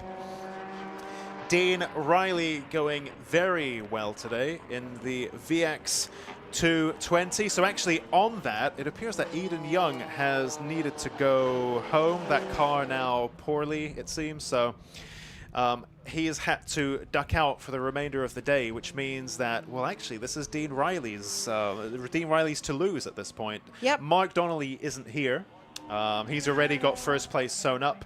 Eden Young's needed to go home. We've got Michael Greenhue, but actually he had a problem as well, didn't he, earlier on? Looking at it. Mike has had to get. Also, his car is back on the trailer, so he I think he dropped a wheel and ended up in one of the barriers. Yeah, okay. So that car is on the trailers. So yeah, Dean Riley out there with the fastest time on track at the moment with a 121.37. I say that. What? Never mind. Just beat by Kestusi Stoprovlovsky. So and then. But yeah, so Dean Riley out there, all the points that he can get today, but he can only get, I think, second place in the championship. That's it, yep. So that championship is pretty sewn up. Then we look at Pocket Rocket NA, because of course we've got all of these cars out there. So I believe Ryan Barker has got first place sewn up. So if I just look down, and I believe that is leading from... First and second are done, so the battle is for third.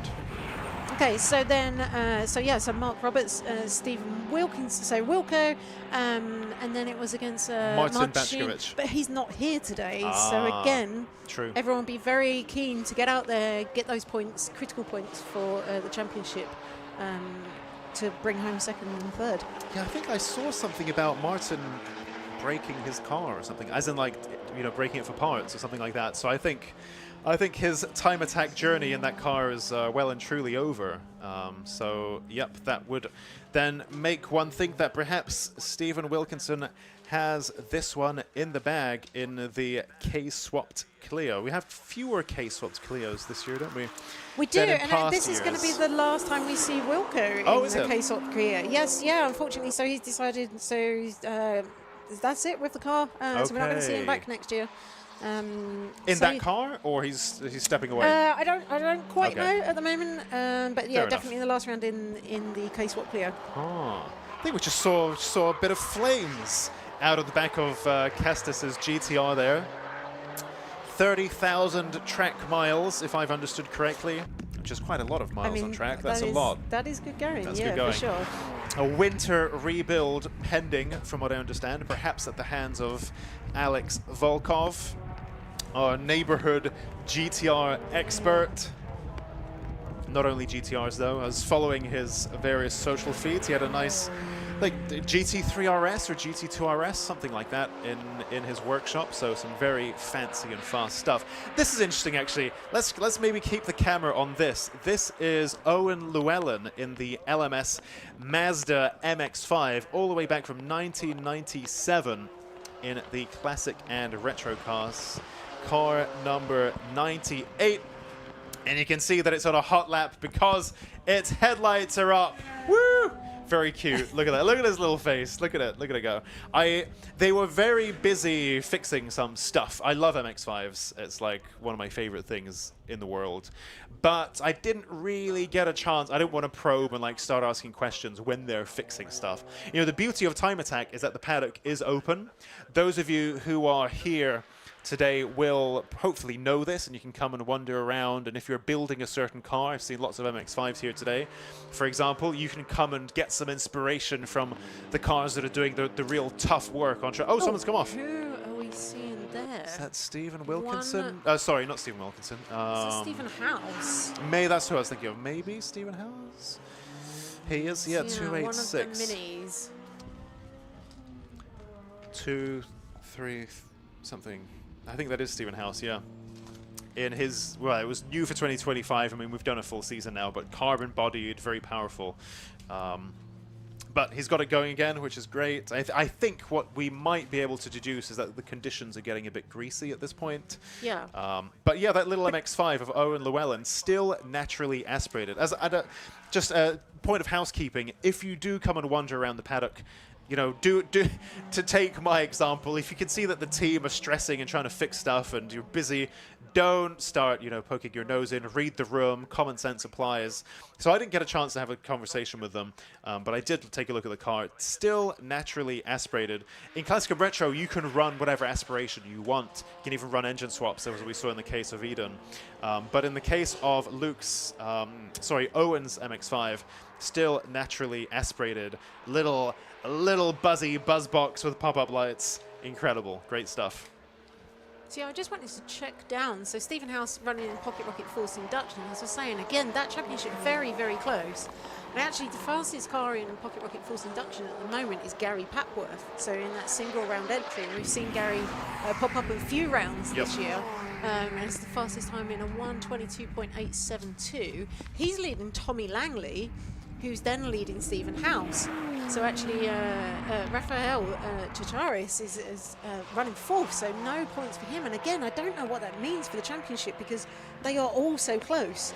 And I couldn't tell you what that works out kind of like point-wise. But again, we're just going to see Pocket Rocket Force Induction Championship. And it's all on the line for these guys at the moment. Annie Thompson there in that Exige. Perhaps a little bit poorly. Well, I'm not seeing any smoke for that, so I don't know if they've been able to kind of like resolve that issue, if maybe it had just been a little bit overfilled and it's kind of like pushing oil out, but doesn't seem to be at all smoky there, so seems to be going well. I mean, yeah, looking at it, I mean, it tends that when people do lots of track work with a 2GR, they do overfill it quite considerably. And then you can see that it's, you know, it's doing the little puffs of smoke now and then. This doesn't really look like it's doing that at all, does it? It looks. Oh my goodness! Big sideways moment from her. Nicely caught though. Okay, a little bit, especially given that I think she dropped a few wheels onto the grass as well. And when that happens, then you're rolling the dice almost. But luckily or skillfully, she managed to keep that together. No harm done. But look, yeah, look how close it looks the club- greasy out there. Yeah, and look how close Clubman is. So we've got Dan Buckingham leading Clubman with a 121.4, Clive Hopwell with a 122.6, and then Annie Thompson with a 122.8.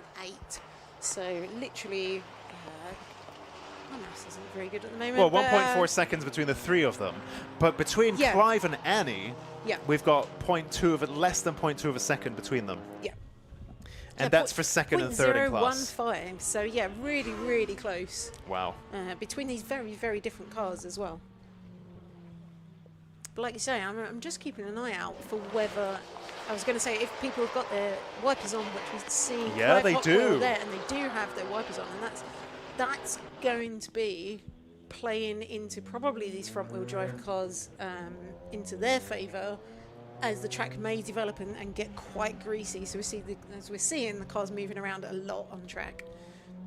And definitely the most treacherous conditions I think you can get on track when it just starts to rain. And especially when the cars have been out there laying rubber, so then of course the racing line has all of this rubber on there, then the rain comes down, and that actually makes the racing line the least grippy part of the track. So you want to stay off that line. But it's like, at what point do you kind of like transition over? So it's I'd quite imagine, especially by the end of interesting. the year. They had like a whole year of rubber being put down, right? I think Yeah. now it's going to be even worse than, say, at the start of the year. Yeah, and so that heavy rain will kind of, and Even the Golf R is moving around. Exactly. So Wow. So yeah, so it'll be at what point do I they? think you can hear raindrops. Yeah, I can actually hear that on the camera. Yeah. So at what point do they start kind of like moving off the racing line? And there might be some corners which they have to do that, and some not, because as we know, it can be different conditions around different corners of the circuit.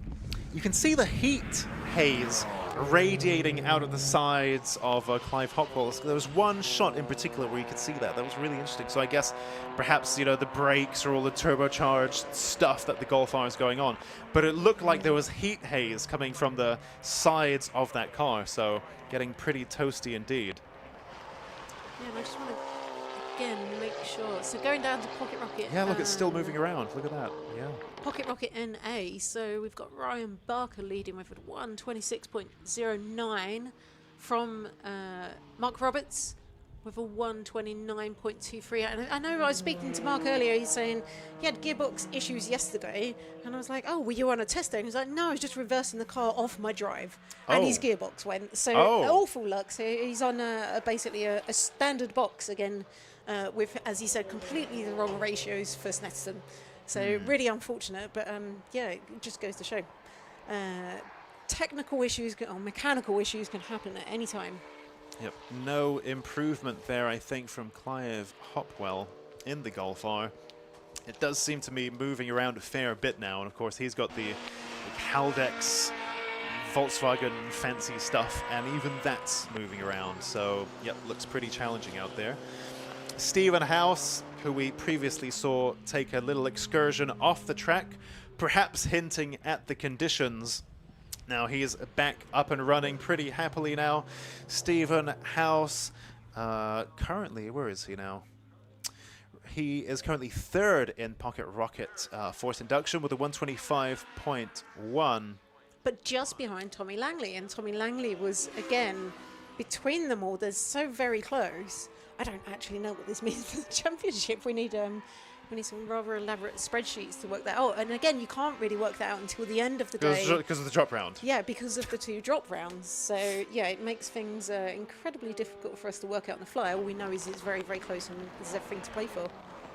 Look at this particular camera, you can hear the drop. You can hear the raindrops. It even looks a bit misty. I think that corner is looking pretty wet, actually. Great stuff. Of course, those of you who are here in person at Modified Live, firstly, thank you for coming all the way out and enjoying the show. Look, I think Clive Hopwell's just outbraked himself and fallen off the track there. So it's look, yep, there we go. He's gone down the escape road. So pretty greasy. Those of you who are watching from the trackside, thanks for sticking with us. Hopefully you had the foresight to check the weather forecast and bring a brolly, because it looks pretty greasy, starting to look pretty challenging. The little E36 in Classic and Retros, not really a driver that we've seen a great deal of. That would be Luke Taylor, I believe, in the Matthews Motorsports BMW E36, a single round entry. So we saw him out of Brands Hatch. We did, yeah. Yeah, and we've not seen him back since then. No. So again, I think. In fact, there we go. Let's just look at it. Yep. Yeah, well, you can see a little dab of Oppo there as well. That's going to be a real handful in these conditions as well. Yeah. As he was saying, he's got 170 horsepower. So compared to like some of these cars, really, really kind of like down on power, but. And again, and now the challenge of the weather. Well, look, now we've got the MX-5 and the E36. I think it's probably going to be pretty even between the two of them. Yeah, who's going to have the most opposite look? That's going to be the question. So let's see. Owen Llewellyn, a 137.7, his current best. And where is the plucky little E36? 137.2, so half a second between Luke Taylor and Owen Llewellyn. You can see they're just trying to push on around the corners. Yeah, so you get probably a little bit of understeer on the front end, and then the rear end kind of like big understeer. Yeah, so indeed very closely matched between these two.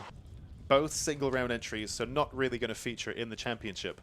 But an interesting little battle is developing here between, I would imagine, on in terms of power to weight and so on, these are probably quite closely matched machines, and their lap times would support that. Whoa! Look at that! Whoa. Nice slide there as well. Yeah, I mean... Very greasy indeed coming out of Murray's. Yeah, if you needed any verification to whether the track is getting greasy, I think that has been it.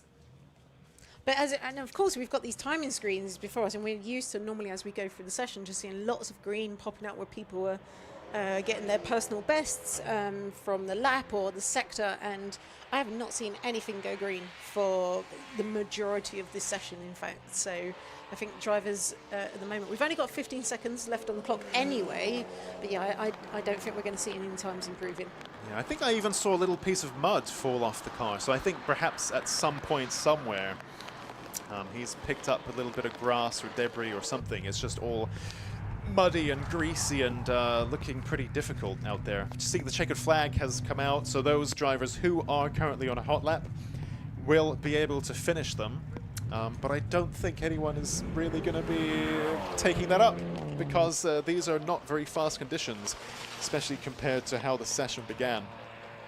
So I don't think we're going to see any improvements here. So we're like between 5 and 10 seconds down on fastest time. So, and again, it might not be a hot lap, but yes, no improvements at times. Yeah, let's run through our provisional results then. So in Clubman Plus, it's Kestis Dobrovolskis at the top of the leaderboard with a 120.8. And then in Clubman, it's in Classic and Retro, it's Dean Riley with a 121.3 ahead of Luke Taylor and Owen Llewellyn. In Clubman, it's Dan Buckingham with a 121.4 ahead of Clive Hopwell, Annie Thompson, Ryan Barker, Paul Newman, and Soren Georgi. Oh, that's wiped my timing screen there. Let's take a look at, what have we done? Clubman Plus, Pocket Rocket Force Induction then. Gary Papworth at the top, even though he has a single round entry, ahead of Langley, House, Tsartsaris. And in Pocket Rocket Naturally Aspirated, it's Ryan Barker ahead of Roberts, Allflat, Wilkinson, Vieira, and Blackburn. Mark Blackburn there in the 197 Clio. Those are our provisional results. Our drivers will head into Parc Ferme to have everything checked over, make sure they're still legal and good as per the technical regulations, and we will see them back in a little while for the Super Attack later on in the afternoon. But first, we have the Racing Hondas Championship Race 2. And we will be getting that underway after this short little break.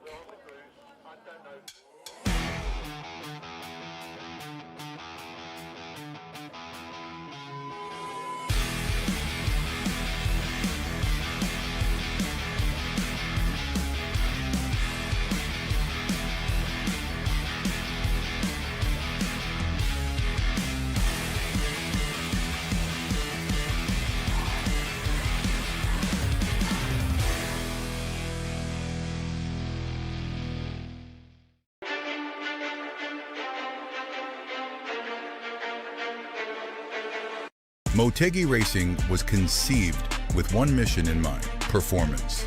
Each wheel is over-engineered to ensure industry-leading strength, lightweight design, and seamless connection to your unique style. From our storied past in motorsports to our stylistic contributions to the aftermarket culture, one thing remains: Motegi Racing is built for enthusiasts.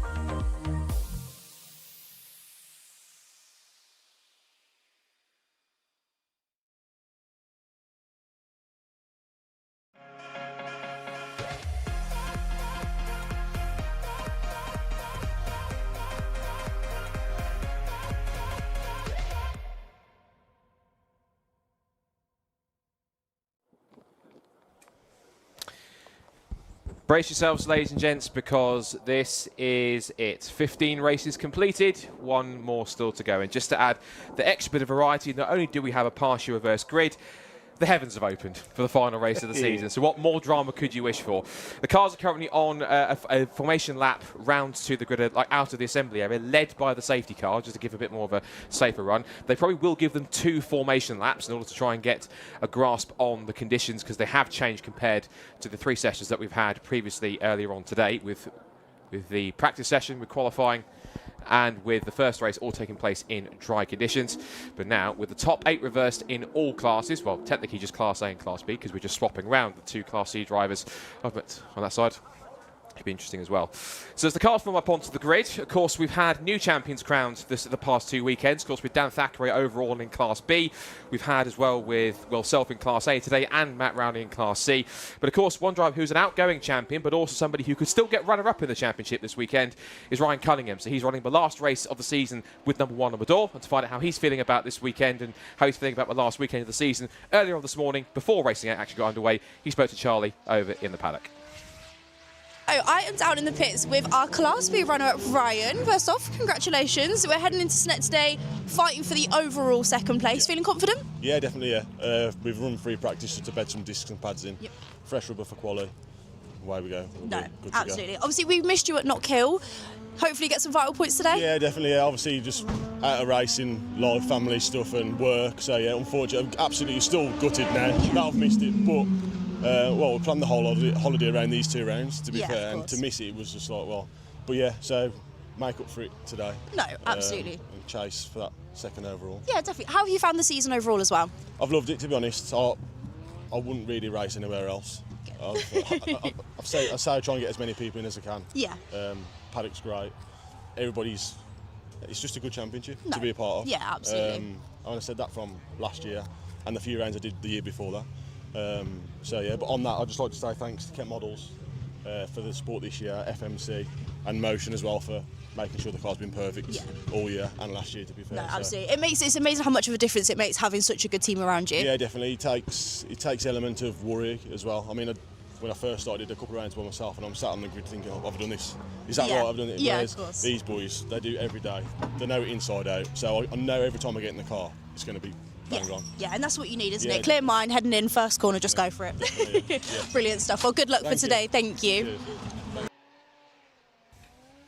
So there we are, Ryan Cunningham, who is running, as I mentioned, his last race as number 1 on the window for this season. Of course, that'll transfer to Dan Thackeray for this one. Now, as you mentioned, the grid is a partially reverse, with the top 8 being drawn in both Class A and Class B. And this is how it looks. Despite his car crawling to a halt after crossing the line with issues, Kevin Talbot starts this race from pole position. He could be the favourite here if all the issues are solved. Alongside him, hoping fingers crossed for a really good result, is Fraser McNeil from the front row of the grid. He's been here before a couple of times. Can he convert that into a first podium? If he can, it would be his best result of the season to date. It's an all EK Civic second row with James Alford ahead of Dave Buki, then Philip Wright, who starts in 5th position, and Josh Harvey, who took his first Racing Honda's podium in race 1 in 3rd place. Then Bob Barron, who will also be hoping the conditions work to his favour, and Manudi Crown Class A champion Will Self, also going for 2nd place overall in the championship. We'll get onto that connotation in a second. The last of the Class A cars is Jordan Morgan's, and no Liam Collins, sadly. His car does not take the start. I can't see it on the grid, neither in the pit lane, so sadly he will not finish the season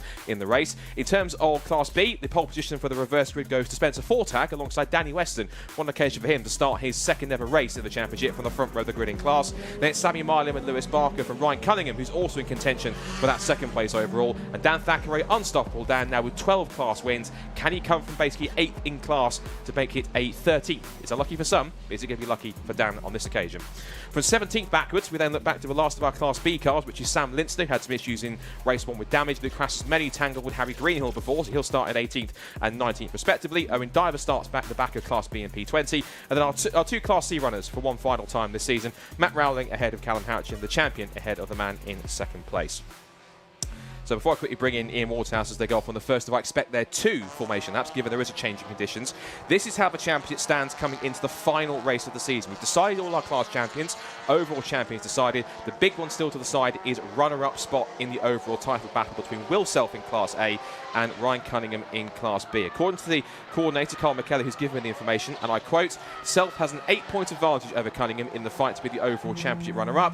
He needs a top 3 in class to do it, but Cunningham needs to finish P4 in class or better, plus the fastest lap minimum, in order to make it depend on what Self does in this one as well. So even though most of the championship titles, if not all of them, are settled in Waterhouse, with myself, Scott Woodward, alongside for the final time, this could still be quite an interesting prospect. What we could certainly see for most people here, they just want to get a good result and get some bragging rights, but ultimately now we've got a little bit of wet weather in the mix as well. It's not fully wet, it's more intermediate conditions. That's usually the worst kind of conditions that drivers want. You either want it one way or the other. It's right in the middle. This could get spicy.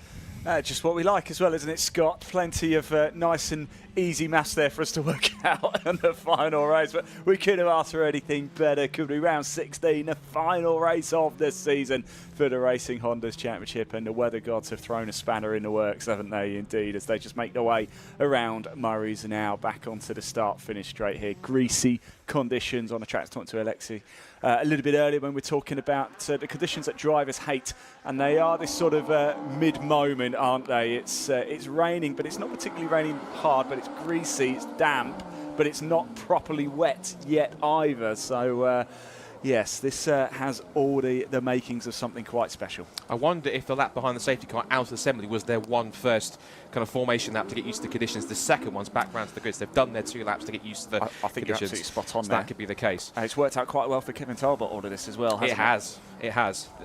Certainly he's going to try redeeming himself after some issues he had from race number 1. So, this is it then.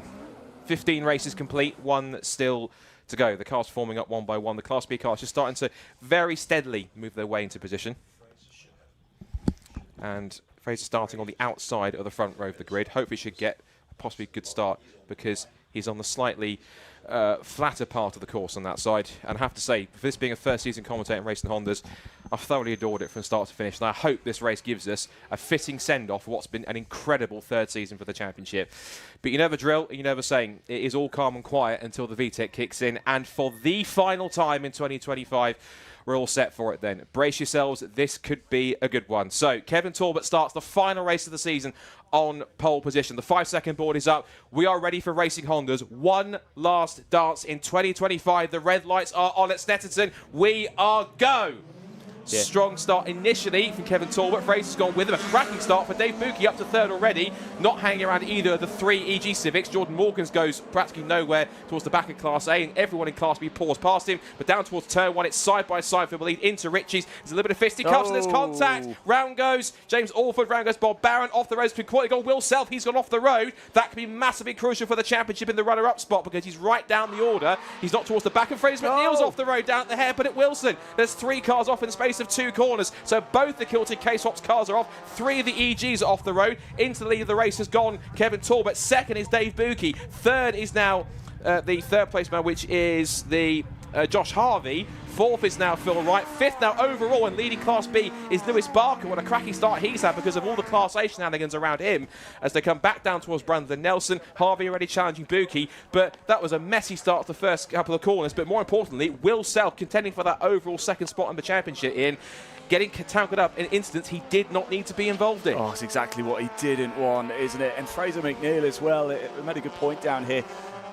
Starting on the left-hand side, that's actually the should be the slightly drier side. We do have a safety car, I believe, now as well coming out. I wonder if there's still a couple of those cars that are unable to get going again up by Wilson. Let's have a look at the circuit cams as well. Not seeing too much, but wow, dramatic start here for round 16 of the Racing Honda's Championship. Well, if Bob Barron was the one that's caused the yellow flag, well, his door's currently open, but he's going down towards Wilson Hairpin. There he is. I think his car was the one that was stationary. He got it moving again. It's now not in the view of where the incident was. This reminds me a bit of Knock Hill, as Bob Barron, in fact, sadly, and looking at our CCTV cameras, has pulled off the road. So I'm afraid the double Knock Hill winner is not going to score in the final race of the championship. And of course, on this one, there are no drop scores to use in either race this weekend. So obviously, if you get a 0 score, it has to count as to your final points total in the end. I'll tell you, can I say, Dave Buki, watch out for him. P2 now, behind the safety car now, of course. They all bunch up again. So we'll get a cracking restart here. Josh Harvey, of course, there. Probably exactly what Kevin Talbot didn't want, because he just, for the first half of that lap, managed to get a little bit of daylight after Fraser McNeil, of course, went off from second place. But he did have the dry line, Fraser McNeil, and they were side by side going into Riches. It was a fantastic start. But we are now behind the safety car, 12.5 minutes to go. Behind the safety car, of course, the time does continue to tick down. So we're still in racing conditions just behind the safety car. So Kevin Talbot in the lead, which the safety car's coming in this lap. I think it was such a quick safety car because of the fact that it was for Bob Barron's car that was stationary. He's now moved it to a safer position on the inside of the exit of Wilson Hairpin. That means he's going to be okay. So Kevin Talbot, we can keep quick stock of where we are, though. The key thing to watch out for, I'll get to where Will Self is in a second. So Kevin Talbot leads the way. He's aiming for his 4th win of the season. Dave Buki has not scored a podium all season. His best result so far this year is 5th place 3 times. So he's going to try and... No, 4 times. He finished 5th in race 1 earlier on, I think he did. So Josh Harvey in 3rd place, looking for his 2nd podium. Phil Wright's in there too. Now, critically, Will Self is currently 5th of the point score in Class A cars and 14th overall, whereas Ryan Cunningham is 3rd in class, ahead of Dan Thackeray and behind Barker and Fortank. He can try and push forwards if he can make that happen. He's got a couple of Class A cars to try and pick his way through if they can. But in these ever slippery conditions, this is going to be so tricky. So the safety car escapes. Kevin Talbot decides when to get the race back underway as he gingerly makes his way in towards Murray's corner. Top 4 are stacked up right behind him as they turn out of Murray's corner. Now he puts his foot down. Green flag conditions once again. So with 11 minutes to go in this final race of the season, Kevin Talbot trying to get a victory here, whereas Josh Harvey is on his toes. He can't pass before the line. He times it perfectly. Down the pit straight down towards Ritchie's back under green flag conditions. He'll go down the outside where there will be more grip if he can hold on. Turns into the right-hander and has to capitulate and hold back. This might give Phil Wright a chance to get back into it in 4th position. But the key thing to watch out for here is how much more progress Will Self makes from 14th, but crucially, 5th in point scorers in Class A. Good driving by Buki down into the Riches here. We saw that one coming, and now round Wilson as well. Put his car in the perfect place. Is that right there? And Harvey almost touching him. Might have just been a little tap, nothing more than that, as they now pound down the Bentley straight. There was a tiny bit of spark. Looks like there was a tiny rub between the two of them. They're going to be side by side for third place down the back straight. Another test of 2 generations of Civic, 3 generations in fact. It's EK versus EG versus EP3. The 3 all chronologically together in some kind of order in that section. Class B could be a very interesting battle. Lewis Barker leads it. Now, given where he's been so far this season, he put his first podium last time out at Knockhill with 2nd place. He's only taken 1 podium. Before that, he'd taken 5 4th place finishes. How much would he love to end the season in which he's been getting stronger with a class win? But of course, he's got Fortag, Cunningham and Thackeray right behind him. As the leader gets a massive sideways moment, I think just heard in the background, massive sideways moment through Coram there for Kevin Talbot. Using front-wheel drive, he's managed to keep the front end going. Now for 2nd place, though, Phil Wright puts the pressure on to Dave Buki, little touch of the curb, and they're both leaving Josh Harvey behind. This is interesting. So Phil Wright has passed Josh Harvey. No, Phil Wright has dropped Josh Harvey. Now he's side by side with Buki down the pit straight. Buki fights back. But at this point in time, it's going to be side by side, and Wright, who is local to this circuit, trying to get a good result to finish the year. Wright's through as well, isn't he? He's got a job done into Richards. This Class B battle's going to be so exciting as well between Barker, Fortag, McNeil. McNeil's Class A. He's coming through quite well, actually. Fraser McNeil started in 2nd, of course, dropped down the order. Cunningham and Thackeray, 8th and 9th on track, but 3rd and 4th in Class B. You mentioned how important all of that could be as well. I wonder if we remember from race 1, Kevin Talbot had a lightning start. There's Dan Thackeray is still skating off the road. That will help Ryan Cunningham in terms of points. And also an extra car that Will Self doesn't have to pass to get himself up the order overall. It won't affect him points-wise that Thackeray's gone off the road. But the overall and Class B champion is almost skating off the road. He just gathered it up on the exit, skating off the road actually at the hairpin is Jordan Morgans, who's had a bit of a tricky first weekend of a championship. And now you get a real a drag race between Class A and Class B. That's the speed difference. This could be also changed as well because Barker's lost the lead in Class B. He's about to lose 2nd unless he can hold on to Ryan Cunningham round through Brundle and Nelson. Through the right-hander.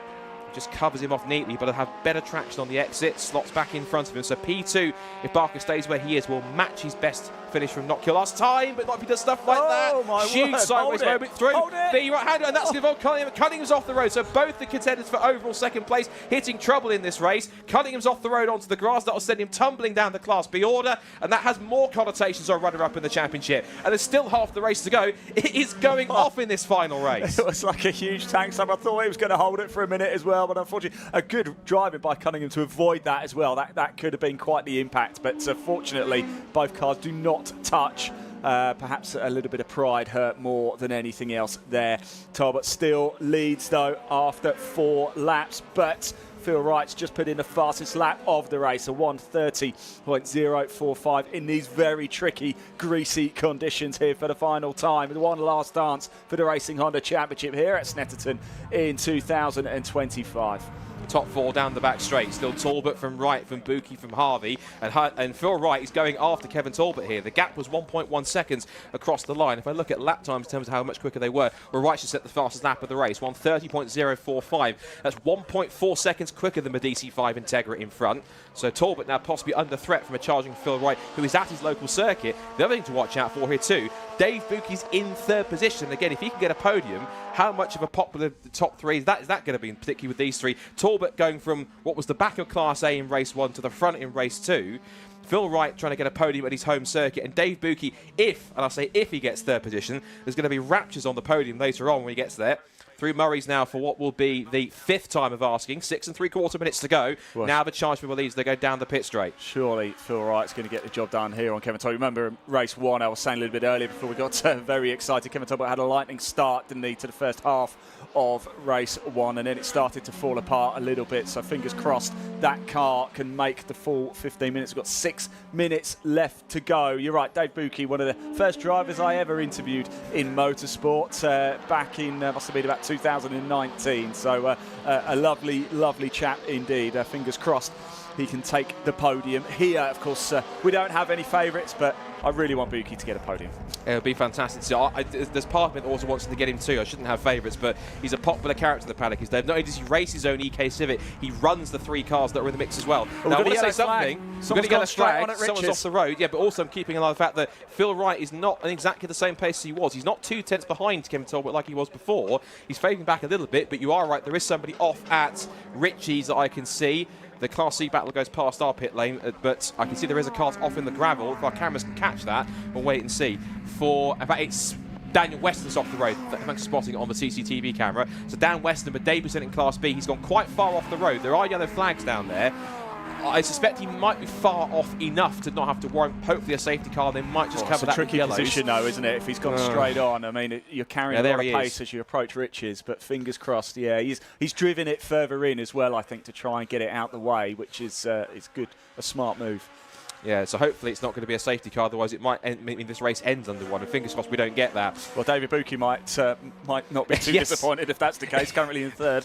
Hopefully they might just cover that with yellows for the rest of the 5 minutes, which means that into Richie's corner, passing is a no-go. Now, interestingly enough, Buki's really pulled away from Josh Harvey. The gap was but 3 seconds, and lap time-wise, he was 1 second quicker. So Buki's got genuine pace there that he's been threatening all season to try and find in the CK Civic. How delighted would he be to get that top position? I really hope this is a commentator's blessing rather than a commentator's curse at this point. Do you think Josh Harvey's just backed off a little bit after a couple of hairy moments at the start of this race and dropped down the order a touch? And he was right at the back. In fact, it was him, Wright and Buki in that battle, and ever since Wright's got in front, he's just sort of drifted back a little bit and allowed Buki some space. I wonder if he's just thinking, do you know what, last race, just bring the car home. Potentially, and of course it's his first weekend in the championship. He wants to get a clean run in that car, hopefully with a view to coming back next season.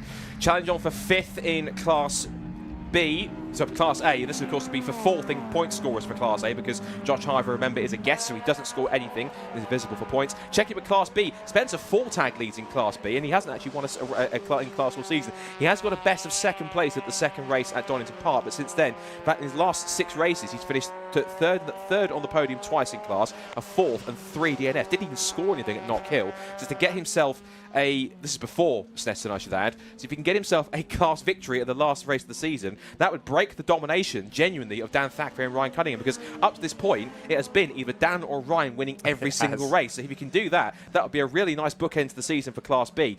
Just under 3.5 minutes to go, and sideways to Fraser McNeil. I told you he was mental. Out of the left-hander at Murray's, and look at that, the mistake he made was easy prey for Will Self. That gives him more points to go up into the standings. Now, in terms of where Ryan Cunningham is, he's currently 6th in Class.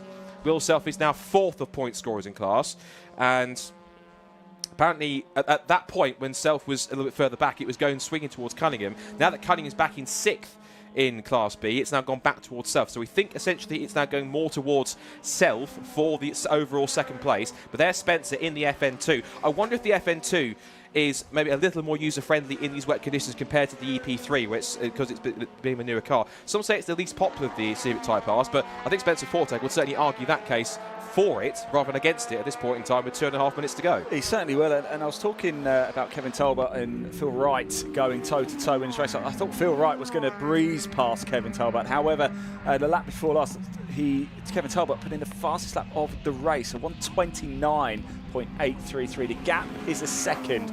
We've got 2 minutes 20 seconds left on the clock. Oh, he has got through. He's changed. Has got through. It has changed. So Phil Wright now leads the race with 2 laps to go, I'd say, because we've got 2 minutes 10 to go. Lap time-wise, they're doing 1 minute 30. So Phil Wright, the local driver, looking to get a victory, which would be, if he can hold on to it, it would be his 3rd win of the season. Hasn't won a race since Brands Hatch Race 2, the first visit we had back in June. So if he can get himself a victory to round off the season at his local circuit, that would certainly be the icing on top of the cake for him in a season where he's had to come up with 2nd in Class A. I think that's my fault, actually, so I'm definitely not going to go see Kevin Talbot after this race. Still, 2nd place would be a silver lining considering what he had in race 1. Absolutely. But you can see the murkiness of the conditions getting a little trickier. But Talbot's not quite finished with this yet. He's keeping right under check here as they come out of Wilson Hairpin onto the back straight. You can see in the infield there, the drift cars enjoying the wet conditions here on the 100 circuit, which is perfect for them, isn't it? This weekend, yeah, certainly absolutely. is. Been plenty of that all season between several cars, including Will Self, who currently, as we said, is 4th in Class A, and considering that Cunningham is back in 6th in Class B, we think that that's enough outscoring to be able to hold on to 2nd place overall. And of course, there's no change for any class titles because provisionally they're all settled already in favour of Dan Thackeray, Will Self, and Matt Rowling, respectively. Out of Brundtland Nelson and in towards the bomb hole for what will be the 2nd to last time, preparing to start the last lap of the season. Yeah, emotional times, say final time around in 2025. Although next year's looking good as well, I've got to say, Scott. So we'll touch on that maybe as the checkered flag falls once the cars have completed. But let's stay with the action, shall we? Because Phil Wright looks like, if he can keep it on track, will take the victory. He's got one more lap to go, though. He's just coming up over the start-finish straight now. Still 30 seconds left as he starts his final lap of 2025. And what was going on behind it, though, I just noticed the Class C battle was going on into Murray's. Crossing the line at the end of the previous lap, not the one we just completed, but the one before that, Callum Houchin was ahead of Matt Rowling. Matt had got ahead at the line, but Callum out-dragged him on the run towards Richie's corner, and of course with the yellows, there's no overtaking. Here's the Class C battle, on to what will be, I think will be their last lap of the race, considering if Phil and Kevin can negotiate them on the back straight, given the pace advantage they have. So this will be essentially their last lap. If Callum can end the season with another victory, that would certainly be a high for him to go through, and in fact it will be the last lap, because Phil Wright is going to power past them in the EG Civic.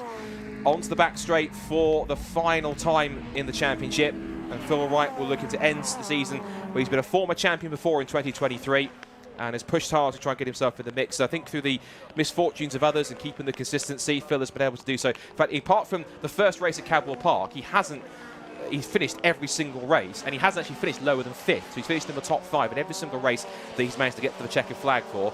But as he comes out of the bomb hole towards Coram, it's been an incredible third season full of action, full of excitement, full of plenty of great memories, lots of standout moments, and this has been an incredible championship to watch. And 2026 is only going to be a stronger and stronger year for the championship. Talbot keeps on pushing as they put a lap on Jordan Morgan's, but out of the final corner for the final time in 2025, Phil Wright is going to make the local fans pretty happy with this one, as he will himself. Up to the checkered flag to set the final race of the season in Racing Honda's 2025 to bookend the season. Phil Wright takes his 3rd win of the season and wins the final round of Racing Honda's 2025 in fine style in mixed conditions. It is 2nd place for Kevin Talbot. In the background also you can see Callum Houchin makes it a double in Class C, flash of the headlights, and of course 2nd place more than confirms it. And Dave Buki has his first Racing Honda's Class A podium, 3rd place for the EK Civic. That is a popular result, and I tell you what, if anyone's going to be buzzing, it will be Dave. That is sensational. 4th goes to Josh Harvey, and of course he's not a point scorer, but he'll come across, he'll be pleased with 3rd and 4th for his first weekend of a championship. And hopefully I can say, yeah, I've got the confirmation from Carl McKellar himself. Hey. Taking 5th on the road, but 4th in point scorers, it will be Harvey that gets to Class B, the overall 2nd place in the standings. And for Class B, it's a win for Spencer Fortag. So he breaks the domination of Dan Thackeray and Ryan Cunningham. Spencer Fortag takes a 1st win of the season for the FN2. 2nd to Sammy Milam, who gets his best podium. That's another reason for Dave Buki to be excited, because his best result up to that point, Sammy Milam, was 3rd back at Cadwell at the start of the season. So Sammy Milam gets a 2nd place in class and 3rd place for the new champion, Dan Thackeray. Excellent job from him, from Sam Linsner and Ryan Cunningham, with Luke Crassus-Menu and Harry Greenhill. Then James Orford, Len Lewis Barker and Jordan Morgans did make it through. The only car that we didn't see finish the race, well, one was Weston, the other one I think was Bob Barron. Sadly, he didn't feature in that race. And no Liam Collins, no Tommy Knight either, who was out from qualifying after he had problems. So out from practice with that after his engine blew up. Breathe, Scott. And that's it. Breathe. That's it. The entire season complete. The work is done for you in 2025 for the Racing Honda's Championship. What a job you have done. But for one final time, if you wouldn't mind taking us through the classified results as soon as they appear on our screen for round 16 of the Racing Honda's Championship. Let's see if I remember how to do this, shall I? Right, so for the final time in 2025, here is the final result of the season in Racing Honda's. Round 16, and it's Phil Wright, the local driver, who takes the victory only by 3/4 of a second from Kevin Talbot in 2nd place after starting on pole. What a result, though. Dave Buki, his first podium in Class A in the EK Civic. He is going to be delighted. It's a shame we can't talk to him on the podium, because effectively we'll see him on the podium, but we can't talk to him on the stream unless we can break some rules here. But Dave Buki, 3rd for him. Break the rules. We'll wait and see. Josh Harvey gets 4th place for him on his first weekend of a championship, to add to his podium earlier on. Will Self, though, with 5th place and 4th in point scorers, is enough to give him runner-up in the overall standings to go with his Class A title from qualifying earlier on this morning. Fraser McNeil tried to brave the weather conditions and got himself 6th and 5th of the point scorers in class. And then Spencer Fortag, more celebrations for Class B, a new winner this season, the 3rd different winner, but it took until the final race to do it. Fortag wins. He does it by 0.8 per second for the best result for Sammy Milam for Kinetic Motorsport. More reason for Dave Buki to be happy. And then Dan Thackeray, the new Class B and overall champion, finishes in 9th. Sam Linster rounds out the top 10 from Ryan Cunningham, who is the outgoing champion in car number 1. That was his final race with number 1 on the window. Then Luke Crassus-Medu and Harry Greenhill and James Alford way back in 14th in his EK Civic. From 15th backwards is then Lewis Bark, who started on pole in the class but had to sit all the way back. I think he's been 3rd in class actually. Then Jordan Morgans completes his first weekend from Callum Houchin, Matt Rowling, and also Dan Weston, who retired. And we also lost Bob Barron as well. And before we hand down to the final podium, that's all she wrote. That's the championship complete. That is a 3rd season of Racing Hondas wrapped up. And I might do a tiny bit of a monologue here if I may do so for a second, because this has been a championship which I joined back in May. I didn't really know what to expect, but I said yes to it because it was going to be a worthwhile thing to do.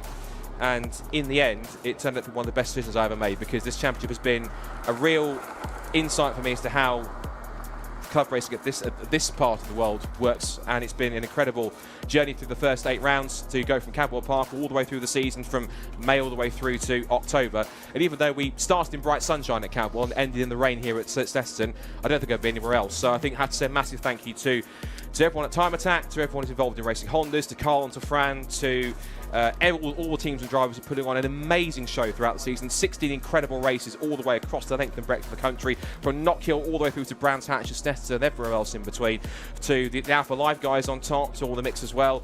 And of course, I can't forget, of course, my incredible partner in crime, Charlie, because this has been her first season presenting, and to only do potentially 5 months worth, 8 race meetings worth, and see the progress from where she started to where she is. Genuinely, it's been absolutely superb. So genuinely incredible stuff from her and everyone else. So a massive thank you to everyone involved in the championship. Thank you for making me feel so welcome and to making it just an enjoyable season. And all being well, I cannot wait to do it again in 2026, because I have to say, what a final race, what a weekend, what a championship. Lovely words indeed, Scott Woodward. Congratulations on a brilliant season indeed. So yes, the Racing Hondas Championship comes to a close in 2025. That was round 16 done and dusted. They will go off for the winter's break. We're just waiting to get word, and we'll hear from some of the drivers very shortly indeed. More action coming up very soon. Don't forget, right on track is Time Attack Super Attack very shortly. There's still a little bit of drifting going on the Snetterton 100 circuit. I believe the Car Obsession show is still there as well. So, excellent job, of course, from Ian as well. Again, I'm not sure if I've been commentating with him before, so to do it for the first time this weekend has been quite a pleasure as well. So, good job on that one. If you're interested about the championship, do go to the website, racinghondas.uk. If you've got a racing Honda, whether it's a Civic of any generation, whether it's an Integra, whether it's an Accord, whether it's a Honda Jazz. Heck, I want to see a Honda Beat compete in this championship. That'd be fantastic. And of course, if you've got a Generation 1, there is the new S2000 Cup coming in for the season as well. So just waiting for the signal to throw across. We should get in a couple of moments' time. And if you want to find out more, be sure to do so, because if you thought Season 3 was big, Season 4 is going to be even bigger and better once again. So I cannot wait for that. It's going to be quite a season to work it all out. We are running quite a bit ahead of schedule as well, actually. If you are watching on the live stream thinking this race should have only started 5 minutes or so ago, we've managed to claw a little bit of time back, certainly through the lunch break as well. So next will be Time Attack, Super Attack. But there is just a little bit of clear up going on the circuit at the minute. So you're not missing any track action at the minute. A big thank you to all of you for tuning in as well. Can we show a bit of love for Scott on that live chat as well? That was his final race of 2025 with the Racing Hondas Championship. And what a wonderful job he has done. Thank you, buddy. Appreciate it. And again, just waiting to get things started. I think we've got all our drivers down there. Just waiting for the signal in my ears. Once we get that, and we can finally throw down. I'm being told to keep Phil for a second. So, okay, Scott, I've got a question for you, because I've asked Alexi here. We've got Susie up here. I'm going to ask her in a minute. Okay. What was your first ever car? Renault Twingo. Renault Twingo. Wow. Mine was a Rover 214, so mine's better than yours. Not the original one, but the one that came out in about sort of 2006 or so. I'm going to ask Susie in a minute what her first ever car. I've got a feeling it's going to be something good, actually. It's going to be something Shake good. of the head. Yeah. It'll be something really good. Yeah, BMW 5 Series or something. Right, so do keep your comments coming in on the live chat if you're watching on the live stream. Thank you so much. Let us know whereabouts in the world you are. If you're in the UK, whereabouts in the UK. If you're overseas, tell us. We want to hear from you, and let us know also what your first car was. We can give you a shout out. So it looks like we're almost ready down there with some of the drivers. Yeah, so we'll be hearing from our 3 class winners very shortly for the final time. And of course, then the Racing Hondas will hibernate off for the winter, and they'll be back out once again, I'm certain, in around about a few months' time, once they've had a chance to go and fettle their cars, get them ready, get them sorted. I wonder what delights and what machines will turn up in the classes, including, of course, the new S2000 Cup, which is coming for next year. Want to find out more info about that? Go to the website, racinghondas.uk. We're looking forward to seeing some rear-wheel drive Hondas on the grid amongst all of our front-wheel drive goodness on top of that as well.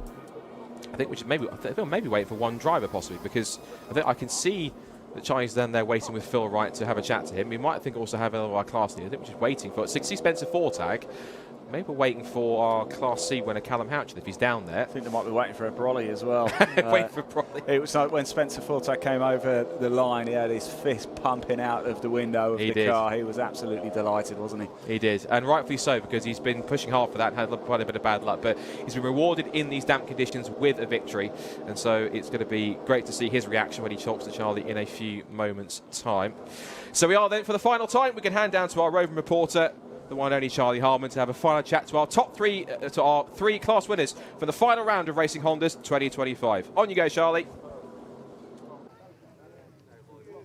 Right, we are down here after what is our last race of this season. However, I am with our Class A winner, Phil Wright. How was that for you? Yeah, it was great to have the rain that we've been praying for all day and get back on pace with the others. It's been brilliant, and to do it in front of our family, friends and sponsors at a home track, it just makes it all worthwhile. Yeah, no, absolutely. I was going to say, home track win, it just hits different, doesn't it? Yeah, 100%, especially when we've got everybody here. Yeah. It's just... I can see a lot of smiley faces behind the camera here in support. It's just a little bit of payback for what they do for me, so it makes it worthwhile. Absolutely, definitely. How have you found the season? Yeah, it's been great. We've struggled with the lighter cars, but we've had tracks where have been all right for us, and we've had wet weather, which has helped us massively.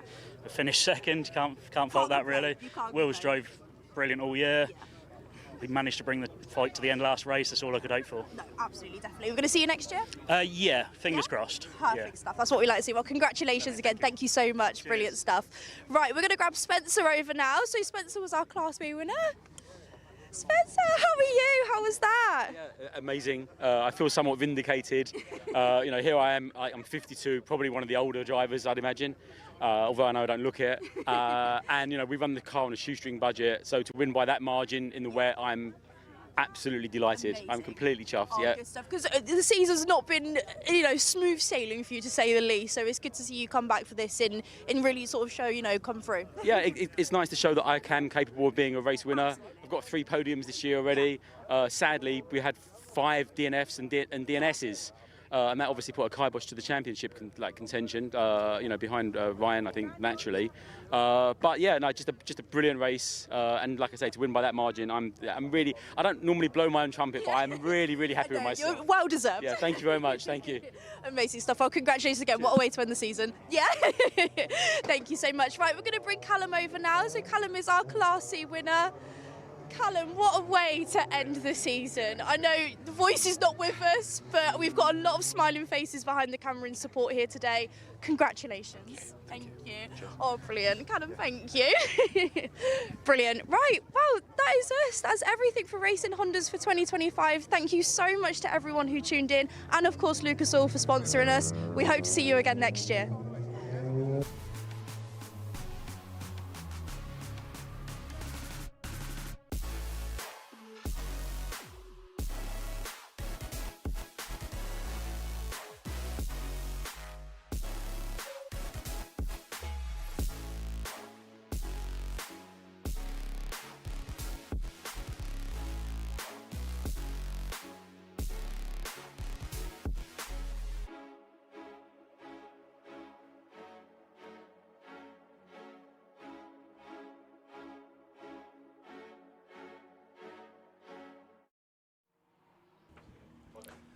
Good stuff indeed. Big thank you to Scott Woodwis. And now we move into Time Attack. Super Attack. Look, you get in contact with us on that live chat. Bike Life Logan wants a shout out. Well, there you go. It's right there. Sid is at the event right now as well. And Trainsboy was also at the event. Thank you, all of you, for getting in contact with us on YouTube. Right, just before I bring in Alexi and Susie here, we caught up a little bit earlier with Josh Barrett. So let's hear from him now. So I'm here with Josh Barrett from ProClass. So good morning, how are you doing? Good morning, yeah, I'm good, thank you. Yeah, it's dry today in Snetterton, which is I don't think it's ever happened for the sort of 3 or 4 years I've been doing it on the last round. So It has a bit of notoriety for not being particularly dry. This is weird. For being Wetterton, yeah, exactly, yeah. And for that being the last one, we've done really well actually this year with dry sessions. So we've not had any, other than the last round, literally the last session of Knock Hill. It's been dry all year, so that's good. So now, how was that in the caterum? The caterum doesn't like the wet. I mean, it's not got a roof, so that doesn't help in terms of me being able to see. So you go around the corners and you can't really see, and then you get on the straights and all the wet sort of disappears and you can see again. You've got to guess on the corner. It's got no traction control, no ABS, and quite a bit of power on the rear wheels, and they're only small 13-inch, so it's quite lively. Yeah, not a lot of weight. So it's like ice skating. Yeah. So you're hoping it stays dry today then? I'm hoping it dry. Yes, absolutely. Yeah, we'd be no good in the wet compared to the sort of four-wheel drive cars. Yeah. But the championship's going well for you. Championship's gone good. Yeah, we've got third place secured, which is great. It's our first year in pro class. I don't think when we came into it we necessarily thought we'd get third, so we're pretty happy with that. We could not finish today and drop the round and still come in third, I think. So. Yeah, very happy with that. I mean, that's a great achievement because, you moved up to pro class this year and you're up against Suki, the NSX, and Brad John in the Evo, so big horsepower cars. And it's quite a different setup, and it's always very interesting how the different cars compete over the different tracks. Yeah, absolutely. I mean, our enemy is top speed. Power to weight is not too bad. We're running about 350 brake. And we weigh about 600 kilos, so accelerating is pretty good, but our average speed's like 100 mile an hour. And at 100 mile an hour, we carry so much drag with the caterham. So we've been looking at how to make it more slippery. So at 100 mile an hour, the acceleration isn't there, and we're sort of topping out about 130 on most tracks, just because that's not our top speed, but the car just doesn't accelerate too much past that. So you're making some changes to gear ratios? Yeah, we changed the final drive ratio to hope that would give us a bit more, be in the torque a bit, in the sixth gear, but it hasn't quite panned out like that. So I don't know why.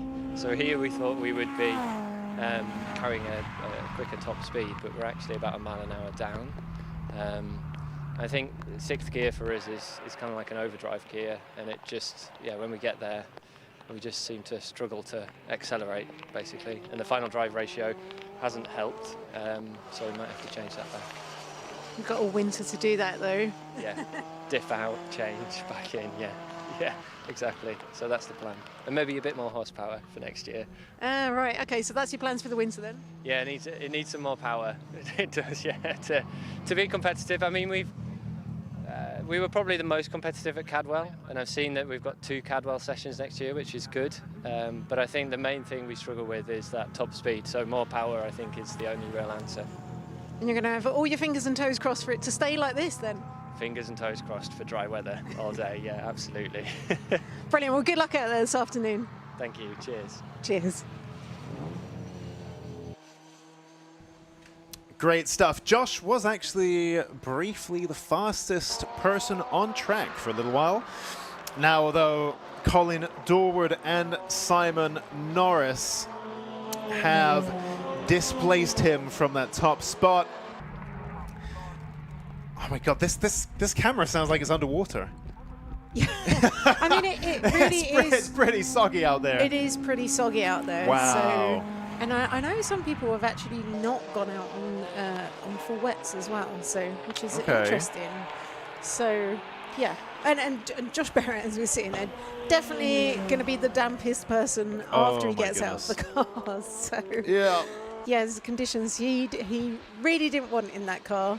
And yeah, it's it's a bit of a shame the weather has turned, but I think it's been kind of saying it will do it all day. We knew it was coming, yeah, exactly. If anything, it's a very, very good demonstration of the aero working we see there on Brad John's car. That massive rooster tail. What is going on there for Colin Dorward? So it looks like stopped at the entrance of the pits. Look at all that mist coming off the back of Bradley John's car. The kind of rooster tail-ish, the arrows knocking on the door of a rooster tail. Loads of mist being flung around there by all the aero devices on these pro class machines. Of course, this is the session that's going to potentially decide it all. This is now the super attack, the last super attack of the year. This is the decider. Yeah, and you can see Brad John there with his lights blazing. So out there on the hot lap. Sorry, just on that note, I've just seen Colin Dorwood just actually leave the pits. So whatever that happened on that entrance to the pits, it seems to have resolved that now. But yeah, we can see Brad John out there. And what's he going to turn on this lap? So yeah, improves on his time with a 1:21.8. And currently the fastest car out on track. He was saying actually for, I believe he kind of like broken the lap records in Attack 2. But then sadly one of his laps was disallowed. So yeah, it's absolutely flying today. And then we've seen Simon Norris go across with a 1:21.3, and so the fastest car out on track at the moment from that crazy short wheelbase Evo of Simon Norris. Now, those of you watching the Lucas Oil live stream will see in the bottom right corner of your screen a QR code that you can scan to vote for your Lucas Oil top driver. If you've enjoyed the stream, and lots of people here getting stuck into the comments, thank you very much for that. Susie and I had a bit of an issue earlier on where we couldn't seem to get onto the stream to read the comments, but we're back in now. So do definitely leave a comment, share your thoughts. Thank you for the feedback as well. But if you've enjoyed the stream, scan that QR code on the bottom right corner of your screen and go vote for your driver of the day, the Lucas Oil top driver. Make your feelings known. Vote for whoever you think was, I was going to say, best driven. Maybe you just liked their car the most. Who knows? The criteria are very loose. Go and vote for whoever your favorite driver was today in the Racing Hondas and Time Attack Championships. Now, quite a lot going on there in the background. Look at that Bradley John now diving up the inside, it looked like, of Colin Dorwood. Just coming into those final sequence of corners, braking from Coram into Murray's. Yeah, and as I was saying, the really visible result of all of that aero on Simon Norris's car as he's coming down the straight, and you can really see that rooster tail just kicking up there of the rain. Yeah, if you ever wanted a good visual demonstration of how the aero works or what it kind of like looks like, there's you can see that there. Let's take a look there. It's Martin Henry's car there. Nice bang of flames out of the side of that car. And again, you can see that heat haze radiating from that car, from that exhaust. But I'm curious, you mentioned the rooster tail off the back of Simon Norris's car. I was actually looking elsewhere at the comments and other screens and stuff as that shot happened that you were referring to. So I'm going to keep an eye out for that. Very interesting stuff indeed. Well, as he was saying earlier, now he's moved to full rear-wheel drive, which, you know, again, on a dry track, it's no problem at all. But it's going to definitely make it a lot more of a handful coming round here now. He's got the extra downforce, but again, can you go fast enough to be using all of that downforce around the corners here? We saw him coming through Coram, actually the car really kind of like squirming about there. So, and because he is the fastest car out on track, but not by a huge margin from Brad John. Way smaller margin than usual, isn't it? Yeah, half a second. And again, I think that's probably a result from the amount of grip you've got out there, and then rear-wheel drive versus obviously Brad John and all of the other Evos, you know, running the classic permanent four-wheel drive system that they do. Very misty there indeed as Martin Henry just threads his Astra VXR through Wilson and onto the Bentley straight. Another nice lick of flame out of the side of that car, and again, great stuff. Right on cue that was. And again, I mean, I hope it's meant to do that. But it certainly looks the part. Martin Henry, a Time Attack household name. He's been doing this for absolutely years. Although I suspect perhaps his car not quite behaving how he wants it to across a big chunk of this year. But nonetheless, he took a quite long sabbatical of a few years. I think he left pretty much when I did, so, you know, 5 years ago or so. So it's great to see him back for this year in the same chassis. I don't think there's many people who've used the same chassis for, let's say, 10 years or so. Johnny Fletcher, of course, and the other Astra, the Mark for GSI, and this being a Mark V VXR. The Astra OGs, then. They are, well, I mean, perhaps there were people before them, but as far as I'm concerned, and you know, your time in the sport as well, these are the Astra OGs. Simon Norris, oh, you can see the vortices or something around the end plates of his rear wing as well. That was really interesting there. The turbulence, or... And just look at the height that's kicking up. And, you know, Darren Spearner here, we're seeing the air that's coming off the car, the wake. Mist. Mist. Yeah, so he's got a reasonable amount of kind of like downforce on this car. And again, compared to most cars, this is a lot of downforce, a lot of aero. But yeah, compared to kind of, again, Simon Norris's car, where we're talking, what were we saying before? I think like 1,500 kilos at 140 miles an hour downforce. So yeah, really, really pushing that car into ground and then sending all of that mist heading skywards. Incredible. His car, 1,040 kilograms now, so 50% more. He's making 150% of his weight in downforce. Yeah. Incredible. Yeah, so it's like having another one of these cars sat on top of his roof. Whoa, it's like having 1.5 of those on his roof. Yeah, yeah. Incredible stuff.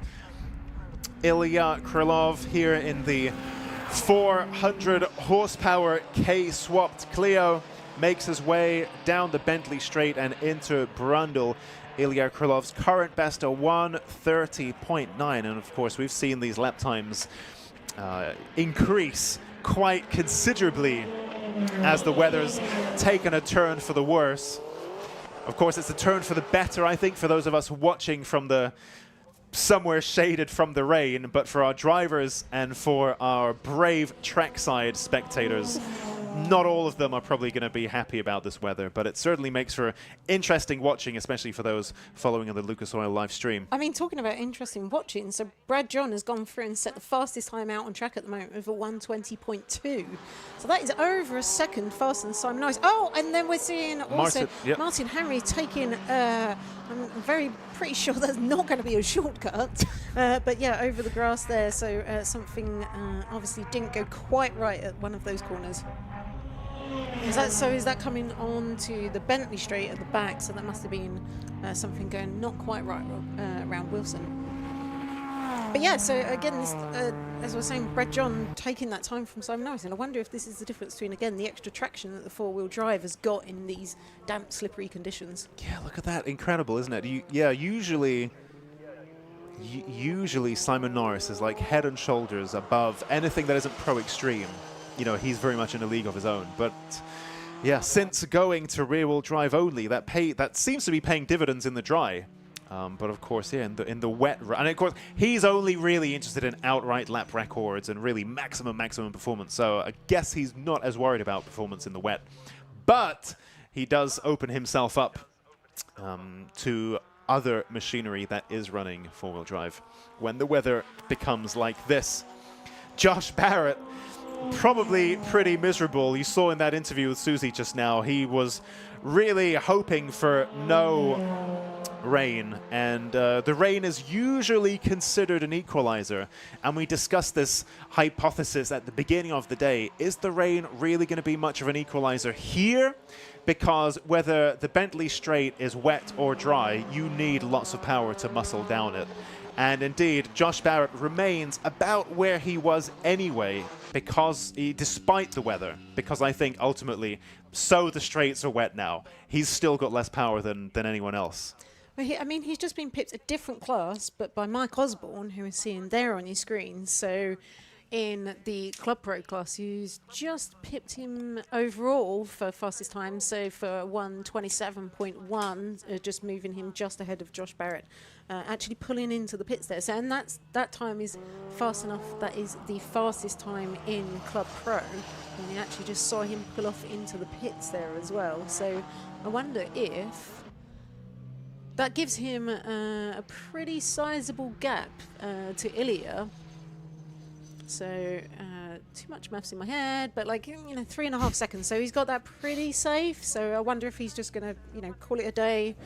Obviously, highly strung Evos, highly strung any cars that are in Pro. You want to be able to, if you get out there and get your lap and it's good enough, then then maybe you kind of like call it a day. And I can see him coming down the pit here, and I think, yes, so he is now pulling that car off, as has Brad John as well. So they're saying, "No, we've done enough.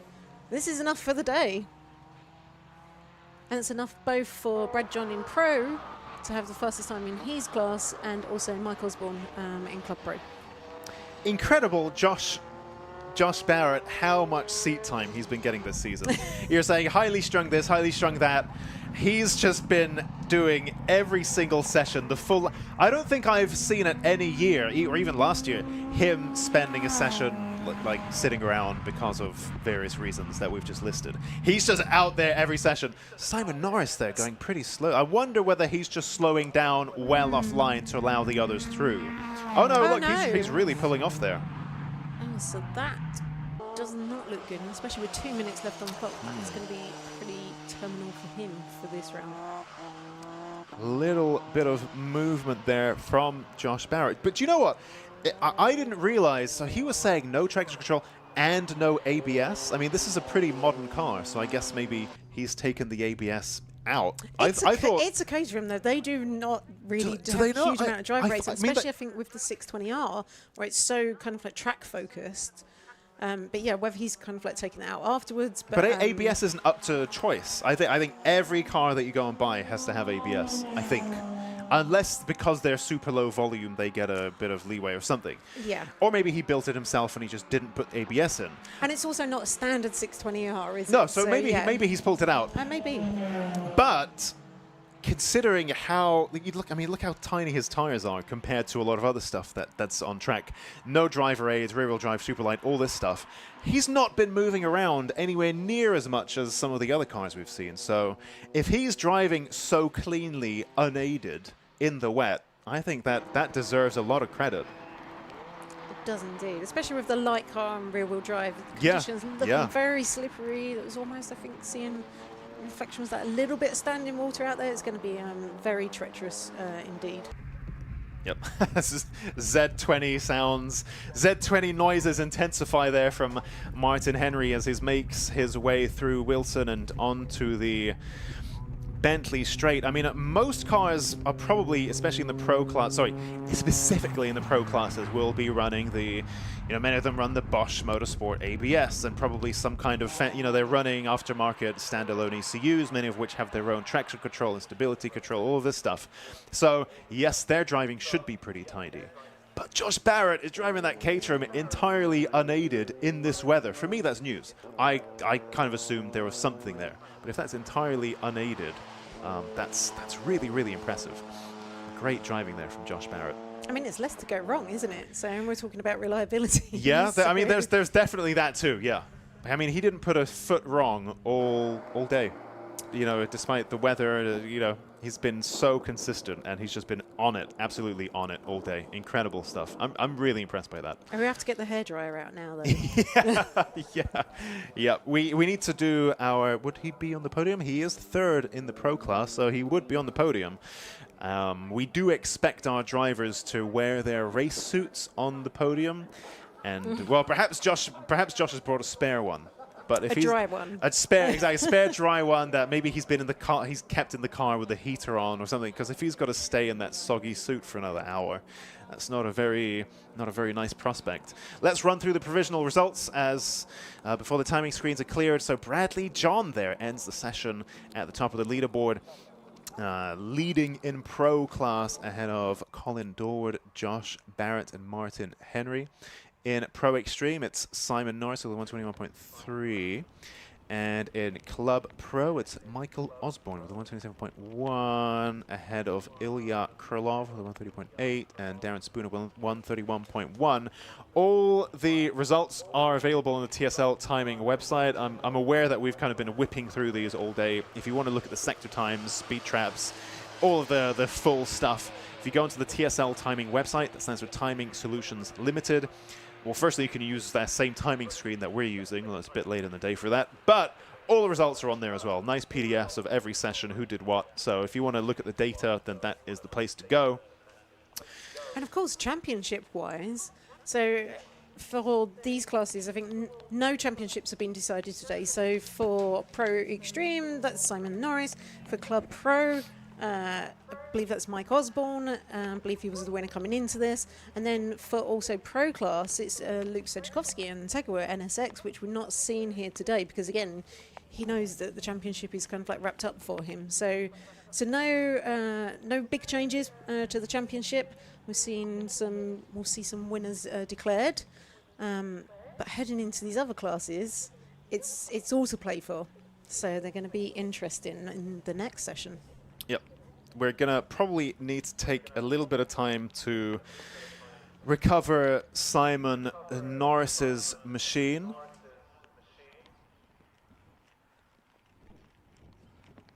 And so this might take a few minutes to do. So we're going to leave you with a couple of messages from our sponsors. And then shortly after that, hopefully, all being well, we'll be able to jump straight into the Club 2-wheel drive and Club 4-wheel drive Super Attack very shortly.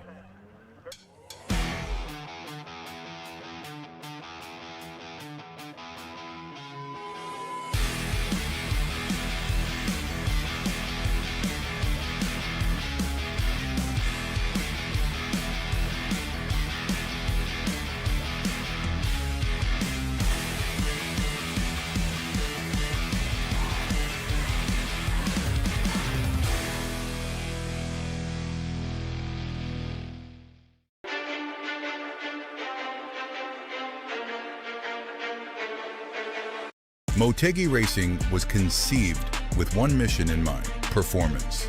Each wheel is over-engineered to ensure industry-leading strength, lightweight design, and seamless connection to your unique style.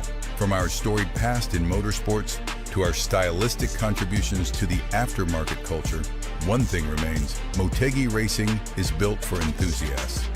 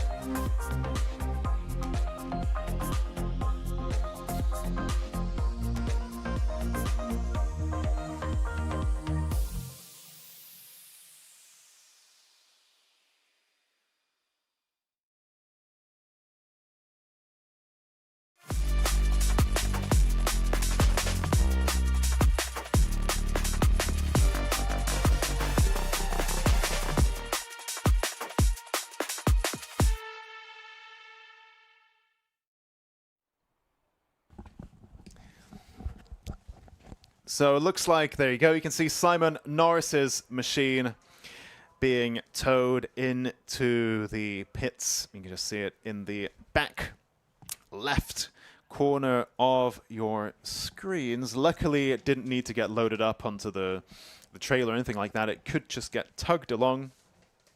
So what that means is we should be able to get our Club 2-wheel drive and Club 4-wheel drive super attack underway shortly.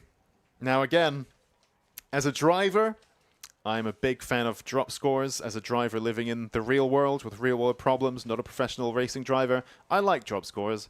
But what that does mean is, you know, Susie even earlier was going around the paddock like, who. We had a briefing during lunchtime and someone was like, can we borrow a laptop with Excel to try to like work this out? Because it does make trying to work out the final standings a bit tricky. Before time. I mean, how we've done it in the past, it's pretty simple actually. In other series that I've been more involved with the running of is once all the results are on the screen, we just count all of them and discount the 2 worst. Like, it's actually not that complicated. But trying to do it on the fly before the season end, it's difficult to know how the cards are going to fall before they have fallen. Yeah. So those of you who are thinking, what are the standings? How's it all going to work? All of this stuff, we don't know. Until it's all done and the last checkered flag has flagged, we're not going to know. I think we've got a little bit more of an idea for Club, because of course we've got Club 2-wheel drive. So David Dyson was leading the championship. And again, there are drop points in there, but Johnny Fletcher was second. And I think in that last round, I believe it was David Dyson who took the win. So, or that last session, I should say. Mm-hmm. And Johnny Fletcher, I think it was fourth. So I think that's probably going to be a big issue for Johnny unless something crazy happens in this last round. And then again, Club 4-wheel drive, I think Alexander Volkov has got that pretty wrapped up. I don't think anybody can touch that. Right, but that's just the top spot, right? Yeah, that's so just the top spot. But then, all the rest of it, and though. next is, so Dean Taylor was in second, I believe, with 127 points before today. Andy Grady with 119. But again, and so Dean is having gear selector issues, which is the issue he's had kind of like on and off all season. So he's having that again. And I talked to him, and so he's not going to be able to set a fast lap, but he is just saying, right, I'm just going to get the car out there, get the points. Because again, there's not that many people out in Club 4-wheel drive, so a lap is good enough to get you into the point scoring. So yeah, I mean, it just really is, it's a hell of a lot of maths to figure it out. But yeah, so second and third, I think, for Club 4-wheel drive is going to be, could be quite close. I mean, it all looked pretty busy there on the Bentley Straight. Lots of cars. You know, this is quite a long track, and this isn't a terribly busy session in terms of the numbers of cars. But they were all bunched up together, and here you can see Luke Capehorn making his way around, Jeff Kershaw, and perhaps that GTR as well of Stuart Andrew. Because at this point in time, you don't know how the weather is going to go. So you don't really want to sit and wait for better conditions to go. We might have worse conditions. And this is the session that awards the biggest points of the whole day to these drivers. So unfortunately, as bad as the conditions are, they need to all go out now because the conditions might get even worse. So this is definitely going to be very interesting. The GTR there of Alexander Volkov looking very intimidating indeed as it makes its way into the Bentley Straight, thundering past.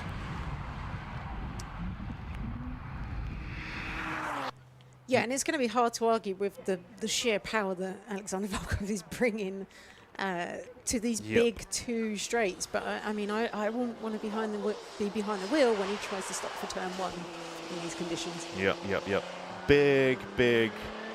Big power, 1,100 wheel horsepower. Yep, interesting stuff indeed. Nobody yet having set a flying lap. Pretty early days in this session from what it seems. Yep, out laps there for everyone. This will be the first flying lap that we see as Alexander Volkov gets on the power, flies across the line. 128.8, the current time to beat. Pretty fast already, and we've seen how much the lap times have worsened across the board as a result of this weather. And these laps are there or thereabouts what we're going to see. There might be perhaps a second or two to gain, but we're quite a chunk off the times that we saw earlier on in the day, and that's going to remain the case. So whatever lap records were set earlier in the day, if any, they're probably going to remain because the conditions here are pretty greasy indeed. Alexander Volkov now coming through Brundle and into Nelson.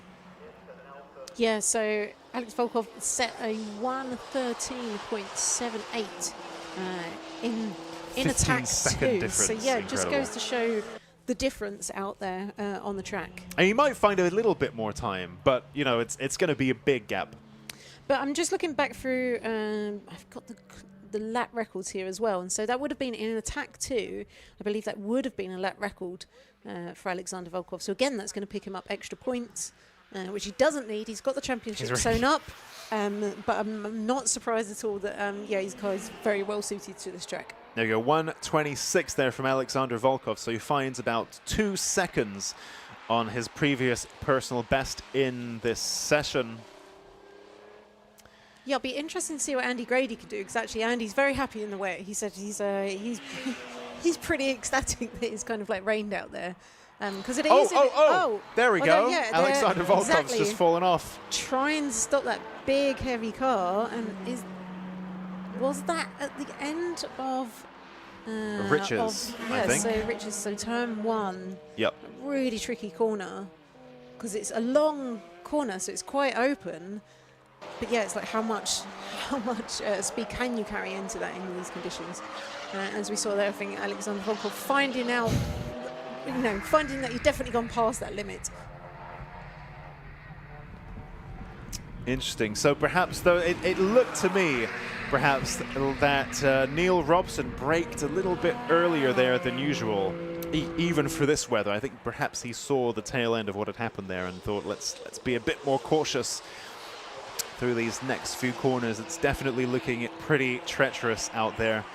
David Dyson in the Cayman GT4. You could see how the past few times we've seen this shot, drivers keeping it well off the curbs. Even there, I mean, even putting it on the white line is a bit risky in this weather, but definitely not touching any curbs and taking a pretty conservative line through here as well. Much slower than what we're used to seeing all day. Yeah, meanwhile... Oh, there you go. You could just see David Dyson dipping his rear wheel on a curb and instantly fishtailing out of Murray's. I wonder how many of the... Because obviously in more modern cars, you've got a lot of these driver aids if you want them. And as we know, David Dyson's car is still relatively stock, so I do wonder if he's got any of those going at the moment. Yeah. Interesting comment here. Soylent Green New Deal time. A YouTube user who's thankfully, thank you for joining the stream.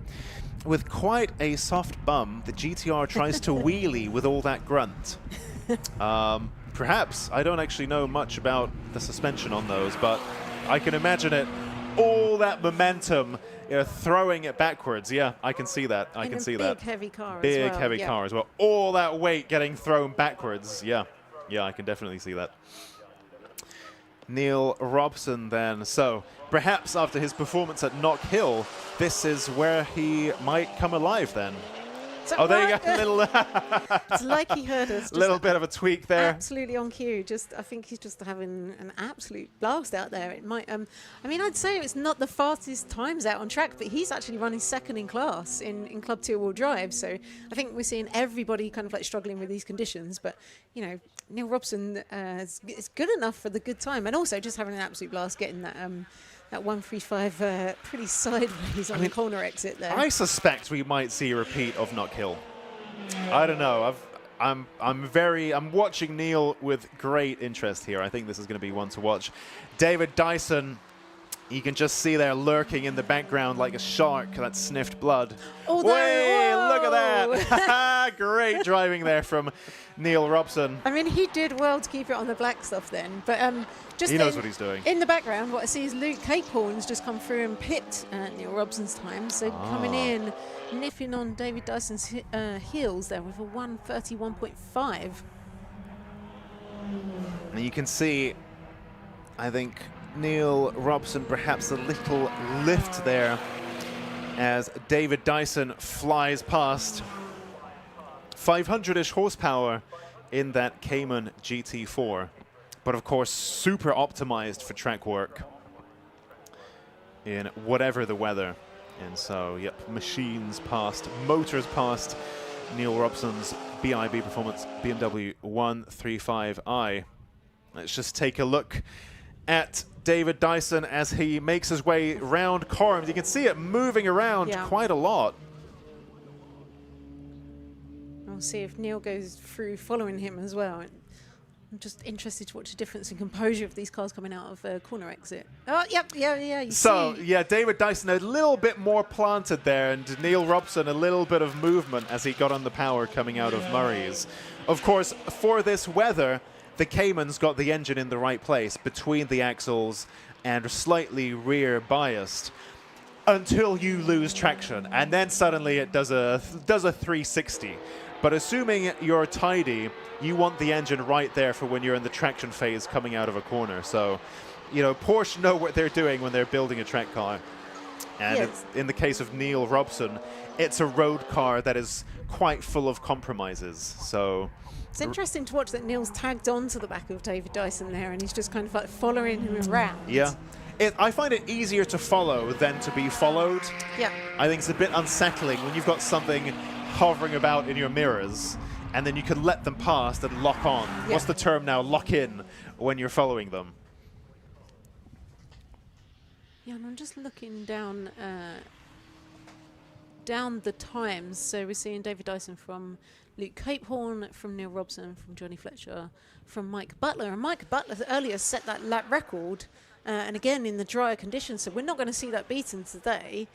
So that means the points for lap record are going to go to Mike Butler. And again, I mean, David Dyson is leading the championship at the moment. So I would suggest from where he is at the moment, he's got that pretty sewn up. But then, yeah, I need to look at my championship points to figure out who is. I mean, I think there's a little bit of a gap back to third position again. So I was just wondering what that means for Johnny Fletcher. I'll be very impressed if you can work it out. Stuart Andrews, Volkov Motors Limited, Nissan R35 GTR that we saw on track there. Take a look at it next time when it goes around. You can see it's got daytime running lights on the mirrors, which I don't know how legal that is, but it looks pretty cool. And I spotted that earlier. Alex was showing me around that car. Alex Volkov, you know, it's one of his customers' cars. He was showing me around it. Apparently, it's one of two in the country with that combination, or like with those mirrors, and also that rear wing. It's like really rare GTR parts if you're into the GTR lore. But it looks very cool. Oh, so I was just talking about Johnny Fletcher and saying I don't know what that does for points, and I just saw him move up the time. So he's now pipped Neil Robson, so up into third. What sort of time do we have? So we have, yeah, again, point. Oh, we have like 1 second separating David Dyson from Luke Capehorn from Johnny Fletcher. So again, three very different cars running very similar times over a very tricky track conditions as well today. Yeah, wow. Yep, really, really close. And yeah, that's the great thing about this kind of weather, isn't it? Is it does. Oh, Alexander Volkov stopped out on track. The number 186 Volkov Motors GTR. Can't quite work out where that is just yet, but he's and he's got it going again. There's a few times this year that it's done that. There we go, just coming on to Bentley Straight. It's done that a few times this year, and it seems to be something quite frivolous in the past. It was some kind of like, I think it was a seatbelt. I think the seatbelt thought it was unplugged or something, and he had to like switch it off and on a few times, and then it got rolling again. But it's a few times that it's done odd little, what's the term, gremlins like that. Yeah, let's see how that one pans out. Andy Grady, though, really closing the gap to Alexander Volkov. So Alexander Volkov, 126.1. Andy Grady, meanwhile, 126.3. I suspect this might be the closest they've been all season. Yeah, so he's come into the pits while we've been kind of like talking, and then he's just been out on an out lap. So you see now he has got his lights blazing. He is out on a hot lap. So we're going to keep an eye on what he can actually do on this lap. Yep, he'll be posting a first sector time any second now. Timing screen takes a few moments to refresh, so a slower sector 1, but a faster speed trap 1 than anybody, including Alexander Volkov and Stuart Andrew, the GTRs. 140.6 miles per hour. I think that was down the Bentley straight, down the very soggy Bentley straight, but Andy Grady with 800 horsepower compared to Alexander Volkov's 1100 at the wheels, and yet faster through speed trap 1 than anyone else is Andy Grady. So he's definitely looking very punchy indeed. Let's see if as he comes back onto the centre straight here, as he goes across the line. Oh, and he has. Yes, he's beaten Alexander Volkov. So he's now, he's just posted a 1:24.798. So wow, making him fastest car out on track. By 1.5 seconds or thereabouts. Yeah, so that is, that is a good gap from Alexander Volkov there. So Andy Grady, as I said earlier, you said this. He was really happy. He really enjoys driving in the rain. It is a bit of an equaliser between the big kind of like horsepower. Again, I'm surprised. You know, again, it makes a huge amount of difference. So yeah, he's had an absolutely perfect lap there, and it's enough to be fastest car out on track at the moment. I wonder if Alexander Volkov has got anything to kind of like answer with. Well, he's got map 3, hasn't he? That's what he's got. He has more power, which seems almost unbelievable when you're talking about 1100 horsepower car. He has more power. He's got map 3, but it's just going to give you problems at the end. So it's like, do you deploy that? Has he deployed that already? Well, we saw him outbrake himself already once, right, with the power that he's got. Yeah. So you know, do you turn it up, or do you try to maybe dial your braking zones in or something? We just saw actually that he's set. So yeah, so the fastest speed for that second sector. Yep. With a 144 miles an hour. So yeah, we're going to keep an eye out on him. As we saw Andy Gray just squirming away under kind of like braking. So again, he must be still pushing on. So keep an eye out for them too. I mean, I'm assuming that David Dyson's Cayman GT4 RS has all of the Porsche PSM stability, racy software and stuff, sorry, right? I'm just looking at the times while we've been talking as well. So David Dyson, so Neil Robson pipped David Dyson, and then Johnny Fletcher's just gone in and pipped Neil Robson. So again, I don't know what this means for the championship. Because I'm pretty sure David Dyson had it, but it was only via 1 point. But again, not quite sure with that dropped round. So yeah, Johnny Fletcher pulling that out with a 129.7 as the fastest Club 2-wheel drive out there. Is the track getting faster, or is that skill and being able to pull a lap together? It's so hard to tell from up here, it's but really it hard does to tell. look like it is. Andy Grady's stopped again. Oh, and that looks like he's properly stopped. So I'm not quite sure where that is on the circuit, but that doesn't look good. Straight as well. Oh, that's really bad.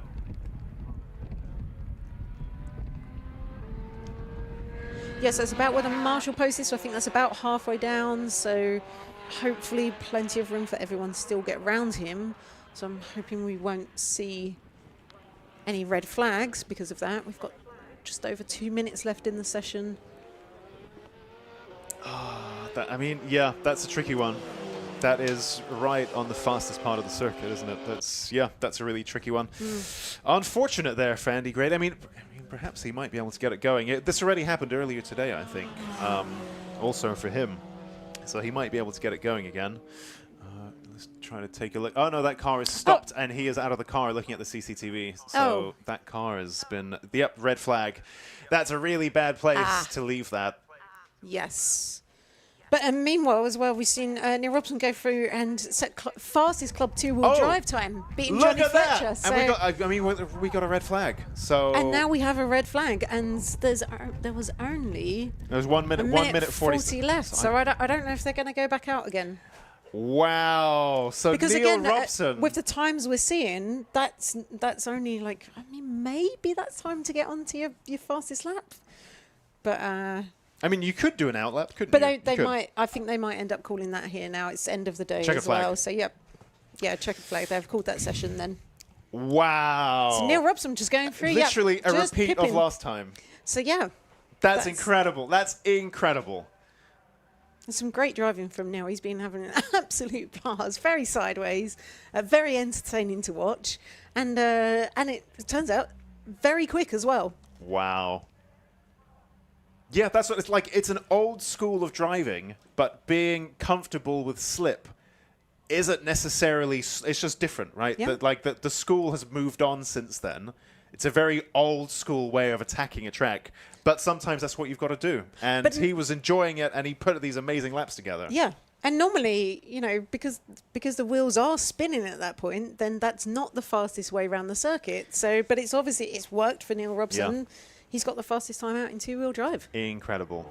Incredible. Wow. Let's run through our provisional results then. Of course, I'm so curious, is Neil Robson like a surprise late challenger in the champion? But like we can't work it out. Yeah, I'm not even going to try, but I am very curious. So Andy Grady then ends that session at the top of the leaderboard. He leads Club 4-wheel drive and the leaderboard overall ahead of Alexander Volkov. And then Stuart Andrew and Dean Taylor in Club 4-wheel drive. And in Club 2-wheel drive, our surprise late, not a surprise, we thought this might happen after Knock Hill. Surprise late winner, provisional winner, Neil Robson, ahead of Johnny Fletcher, David Dyson, Luke Capehorn, Michael Butler, and David Frost, with Jeff Kershaw there running in Club Pro out of session as well. And also, just to point out the time difference between David Dyson with a 1:30.220, Luke Capehorn with a 1:30.226. 6 thousandths. 6 Wow. thousandths of a second. Wow. So yeah, really, really close and fantastic championship it's been to watch in Club 2-wheel drive. It always is, every year. Somehow, the rules or whatever, it's such a great class. Yeah. Yeah, so it'll be interesting to see what that does to the championship overall, but it's been fantastic to watch the battle between these guys really battling it out. Very, very different cars, as we were saying, but all over the course of a lap, surprisingly close together. Wow. Wow. Just managed to refresh the comments. Robin Taylor saying, come on, Grady, take a win, boy, which he just has. Great stuff. Yep. Ross Hampson, Volkov still got lap record in the dry. He did, He did. Well done to everyone. So we are, let's take a look. Well, looks like Andy Grady's car has moved. But yeah, let's jump to a short little break. I think just a couple of ads. Don't go anywhere, and we will see you in just a few moments for our Clubman, Pocket Rocket, and Force and Classic Metro Super Attack in just a few moments.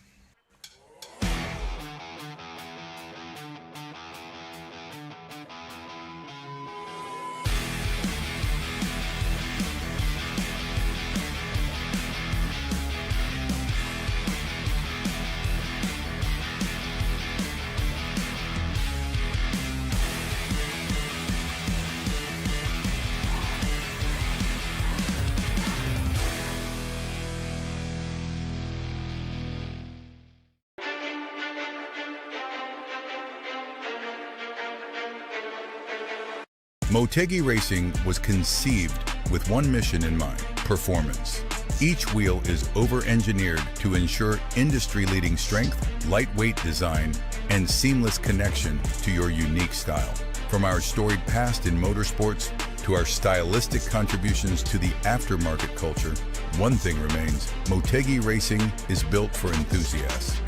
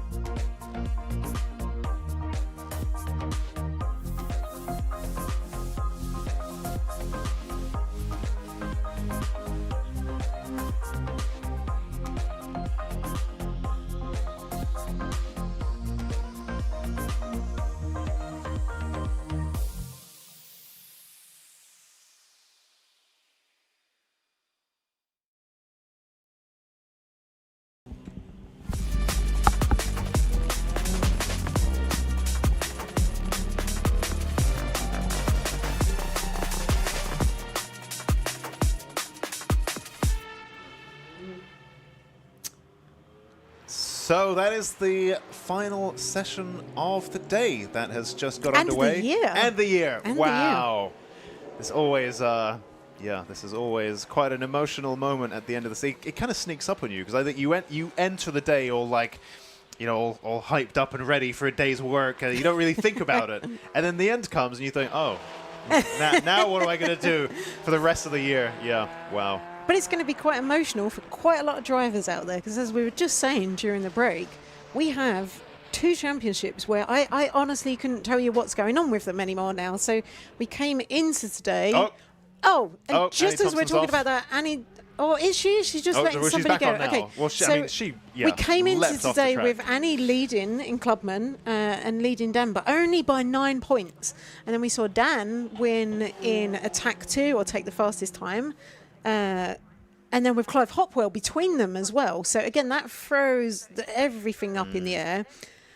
I have no idea what's going on. There's so much with them. still undecided. Exactly. I love that. So literally, everything counts in this last session of the day. Everyone is going to be going hell for leather, except it is very slippery out there. So we're going to be seeing exactly what happens. And then the other class that, again, has it all to play for in this is Pocket Rocket Force Induction. And I have no idea anymore who's leading that. So we came in today with Rafael Chicharis on 165 points, Stephen House on 155, and Tommy Langley on 152.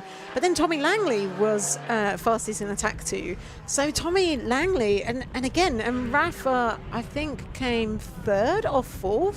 So I don't know what this does to the points, but all we know is that the championships are up for grabs in Clubman and Pocket Rocket Forced Induction. It's everything to play for in those. A little bit more tied up in, I believe, Pocket Rocket NA. So we see Ryan Barker on the screen now.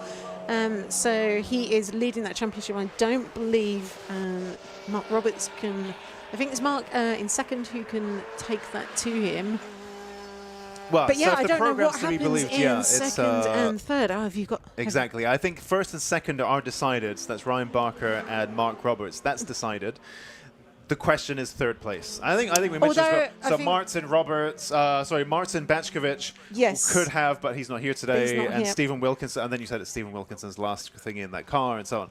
So it looks like maybe that will go towards Wilco's way. Yes. But of course, those are just some of the positions, right? That's like the top. But, a driver might be battling tooth and nail for 4th. And that battle could still be wide open, and that could mean a great deal to them, right? Yeah, so absolutely. Everything's still... I mean, in terms of the Pocket Rocket Force Induction winner, based on the trend that we'd seen this year, I actually came into today assuming that Rafa had actually already... I thought he already had this in the bag.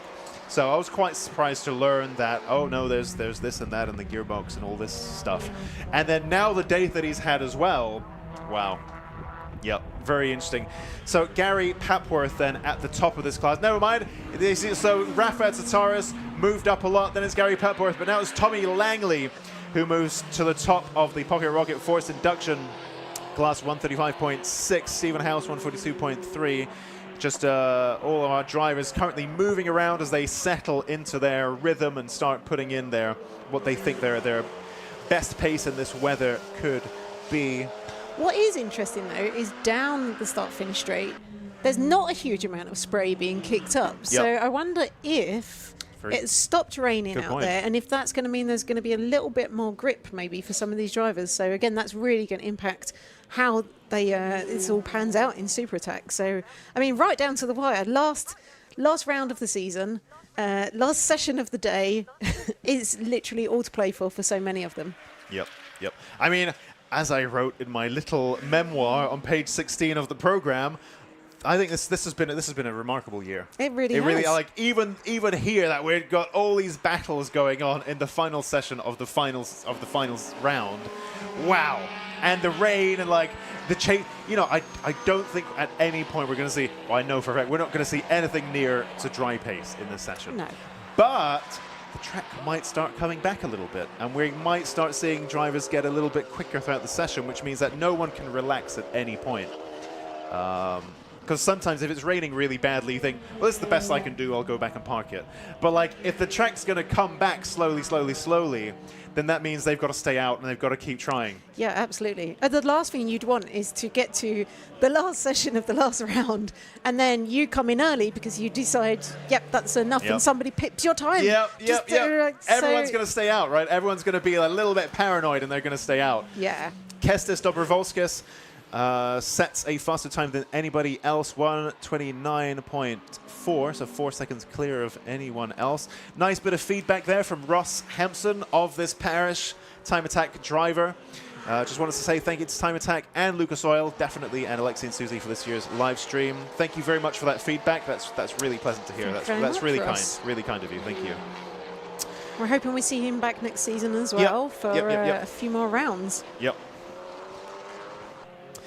And I was really enjoying that battle, actually, in Classic and Retro between our single round entries, Owen Llewellyn and Luke Taylor, in the LMS Mazda MX-5 and the Matthews Motorsport BMW E36. No mention of like engine size or anything like that, just an E36. But I quite enjoyed that battle, and I'm looking forward to that continuing in the rain as well. Dean Riley in the DRS Racing Vauxhall VX220 there, who I think looks set for second in the championship standings. I think we can say this with some degree of confidence. You can hear that supercharger whine as he heads across the start-finish line. Yeah, and so Dean's just developed this car so much this season, as he was saying. He's come into this with very little actual racing experience, spent a lot of time on the sims, and then he's also just been really heavily developing that car over the season. We've seen quite a few changes on it. It's been kind of like focused on the aero and obviously the restrictions in his class that he can actually do to that aero, and then really kind of like tweaking the car and trying to get the most out of it. And then yeah, we'll see him back next year. We'll see. It sounds like there's potentially big plans for next year. But yeah, we'll see how that goes.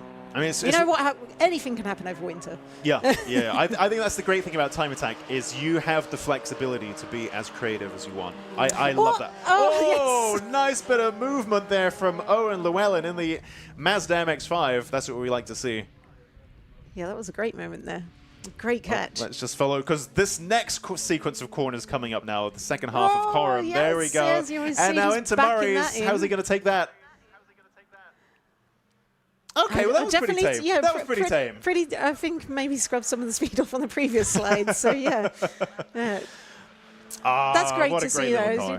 And again, just a really, really good example of just you can bring any car to Time Attack and there will be a class for you. So whether it's you want to turn up in your pretty stock MX-5 or you want to turn up in your 1400 power GTR, there will always be a class for you. Oh, Kestis has, speaking of GTRs, yes. he outbraked himself cutting into Brundle and had to take the escape road there. I think we've seen him do that already. So, yep, there's a handy little escape road there in the braking zone coming into Brundle. So, nice double lick of flame out of the back of that GTR. Great stuff. So again, I have to go back to these classes that are in contention. So at the moment, we've got in Clubman, Dan Buckingham, fastest with a 1:33.9 from Clive Hopwell, from Annie Thompson. So, and because Annie was leading the championship coming in and Dan was second, again, and then with Clive in the middle, who knows what that does to the championship once we've added up all of the points and, of course, deducted the drop rounds, and that's what makes it really, really hard to tell right now. But then also Pocket Rocket Force Induction. So Tommy Langley out there at the moment, the fastest time in Pocket Rocket Force Induction with a 1:34.589 from Stephen House, from Gary Papworth, but a single round entry from Rafael Chicharis. So, and again, I don't know what that means for the championship for Rafa, for Stephen, for Tommy. It's all to play. And somebody who's much better with spreadsheets and numbers. Rafa's just come off. Oh, and he's he's pulled over.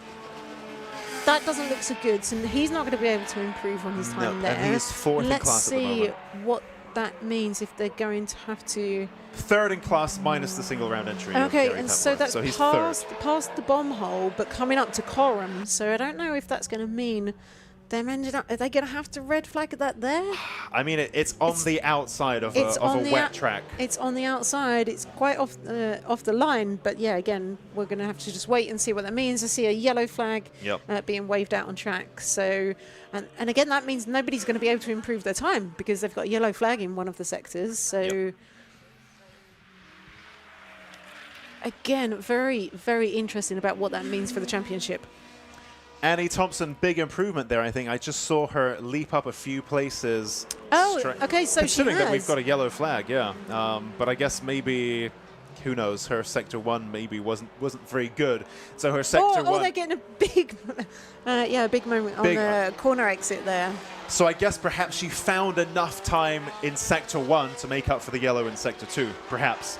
That's given her an improvement overall. A couple of questions here on the live stream. Will we see the podiums on the live stream? I don't think so. That's not something that we've done, so I've got no reason to think we're going to do that today. So apologies, but that's probably a no on that. And also, when do the results get posted? Well, as you can hear, there's quite a lot of deliberations just from us two about this.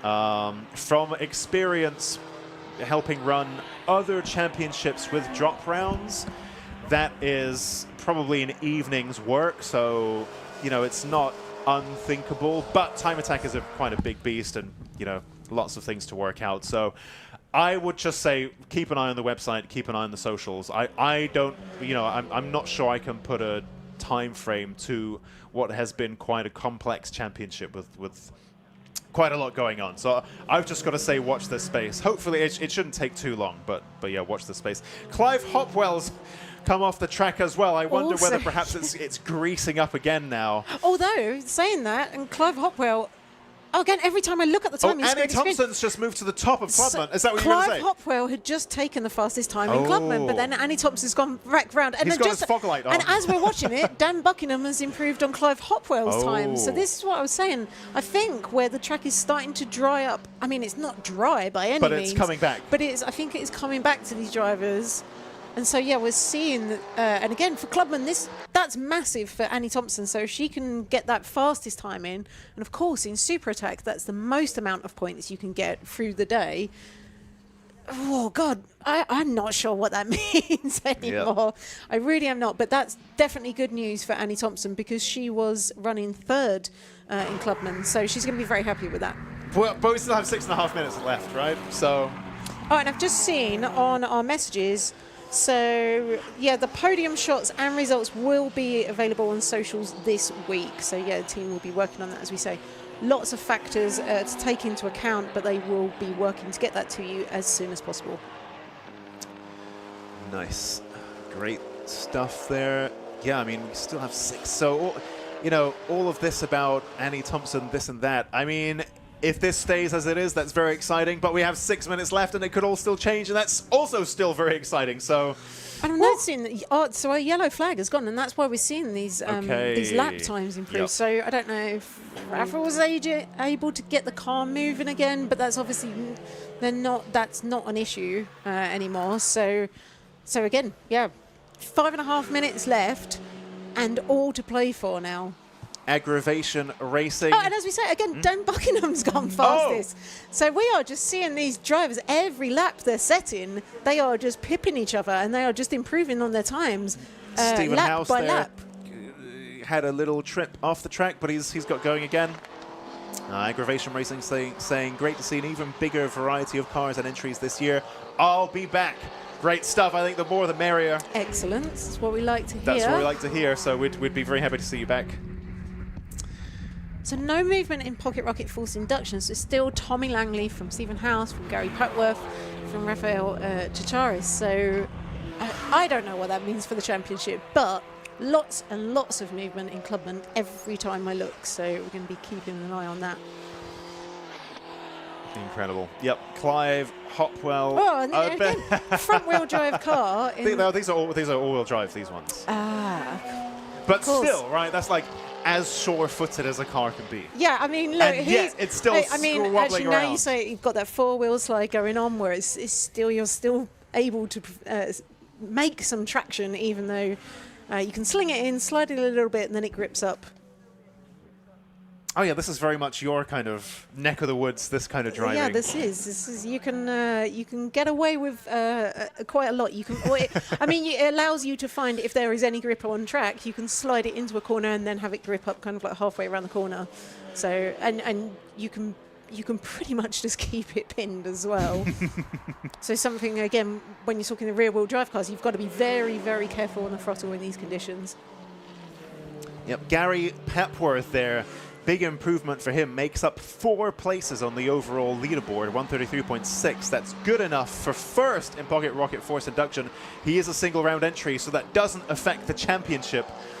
But nonetheless, big change there in the Pocket Rocket Forced Induction battle as things stand now. Later on, he'll be discounted because he's not in the championship, no points up for grabs and so on.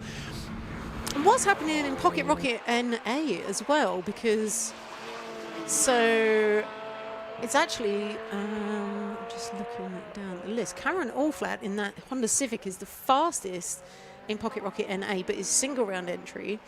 And then it's Stephen Wilkinson. So Wilco is fastest at the moment in Pocket Rocket NA from Mark Roberts, from Ryan Barker. So look, the gap there, it's 0.07 of a second between Stephen Wilkinson and Mark Roberts as well. Oh yeah, absolutely super close. Tiny gap. So, but Ryan Barker, I think, has the championship sewn up for Pocket Rocket NA. Yep. So yeah, I don't know what again. Although that might not change too much between Mark Roberts and Wilco there in the Clio with a K, because of course it is K swapped. Clive Hopwell. See, this is it. Just every lap, keep an eye on what is going on in Clubman, because they are trading places every lap. And then Dan Buckingham not beat Clive's time, but again just improved his time with a 1:32.1. Stephen House also finds a bunch of time now. He takes, well, after discounting the single round entry, Stephen House is on course for first now in Pocket Rocket Forced Induction. This is it. I really think the track is coming back to people. Wow. You can see people actually moving off the line on the straight, and you can see the difference between this line that is starting to, I mean, I wouldn't really call it dry, but there's much less kind of mist being kicked up from those tyres. So, yeah, it's really track conditions starting to come back to the drivers. So it's not over yet. No, a minute. It's quite rare that we see this because things sometimes start tapering down towards the end of the final session. But here, as the track's coming back, it's ramping up. It's doing the opposite, and drivers are finding more and more time. So Annie Thompson now crosses the line. Let's see what she can manage. Headlights are on. Just waiting for this timing screen to refresh. So she must have been on a cool-down lap there, yeah, with 1:41. But yeah, headlights blazing now. So again, and if you can do it now, you know, there's not a lot of time to answer back. So everyone's going to be going out there. I'm pretty sure everyone on the last lap is going to be going hell for leather, trying to get that final time. Because seeing on one of the cameras, that's Mark Roberts' Clio, I think. There we go. There it is. Yep. Number 213 at the side of the track, and that is at the bomb hole, isn't it? Do you know, I didn't get a... Yeah. So that's on the exit of the bomb hole. Exactly and I'm pretty sure, again, obviously on the outside of a soggy high-speed corner, yeah. That is going to be a problem for sure. Yeah, so he's out of the car as well, so he's not going to move that. Only 20 seconds left, so I'm not sure if that's going to... Yeah, we're just keeping an eye on the times, I guess, when people are just coming round. As we're seeing, I'm not seeing any improvements on sector. Although actually, Annie Thompson sets a personal best sector 1. Oh, red flag. Never mind. She has. Never mind. Back off. I don't know if this. I mean, can she? I mean, I doubt there's going to be any improvement there, no matter how fast her sector 1 was. She's going to be into the pits. She's going to be disappointed with that because, yeah, like I say, you were saying she's got the fastest first sector time there, and that could have been. Who knows? But that because obviously Clubman has changed practically every time we called somebody out. That was incredible. Yeah. Wow. What a finish to the season! What a finish! Then. That was great fun. That was incredible. Great driving from all of our drivers. Yeah. What a season. Yeah, yeah. More rounds in October, please. More rainy, wet, horrible, soggy rounds where everything's unpredictable. You would say, I'm not sure lovely. the drivers would agree with no. you. Josh but, Barrett definitely in the caterum is shaking his head right now, I'd imagine. Shaking his fist. Let's take a look at our provisional results then. Kestis Dobrovolskis, fastest man on track, fastest person on track, 129.3 there for him in Clubman Plus. In Clubman, then, our provisional winner in today's Super Attack is Clive Hopwell. That was decided very late on, ahead of Dan Buckingham, Annie Thompson. And let me just get out the oldie entry list. Who have we got? Clive Hopwell ahead of, Dan Buckingham, Annie Thompson, and then looking down, we have Soren Georgi with a 153.7. I don't think he really put a great deal of laps in this session. I didn't see a great deal of him on the cameras either way. So that's Clubman. Pogo Rocket Force Induction, then Gary Papworth at the top of the leaderboard. But he is a single round entry ahead of Tommy Langley, Stephen House, Rafa Tsartsaris, who had to stop. I think that's it. And then Pocket Rocket Naturally Aspirated Provisional Super Attack winner then is Wilco. Stephen Wilkinson in the K-swapped Clio ahead of Cameron Allflat, who is a single round entry. And then we have Mark Roberts, Ryan Barker, Mark Blackburn, and Christian Vieira. In Classic and Retro then, we have Dean Riley with a 134.1 ahead of Luke Taylor, Owen Llewellyn. Yep, and those are our Classic and Retro top three. Lots of entries, lots of classes, lots of stuff to try to read through.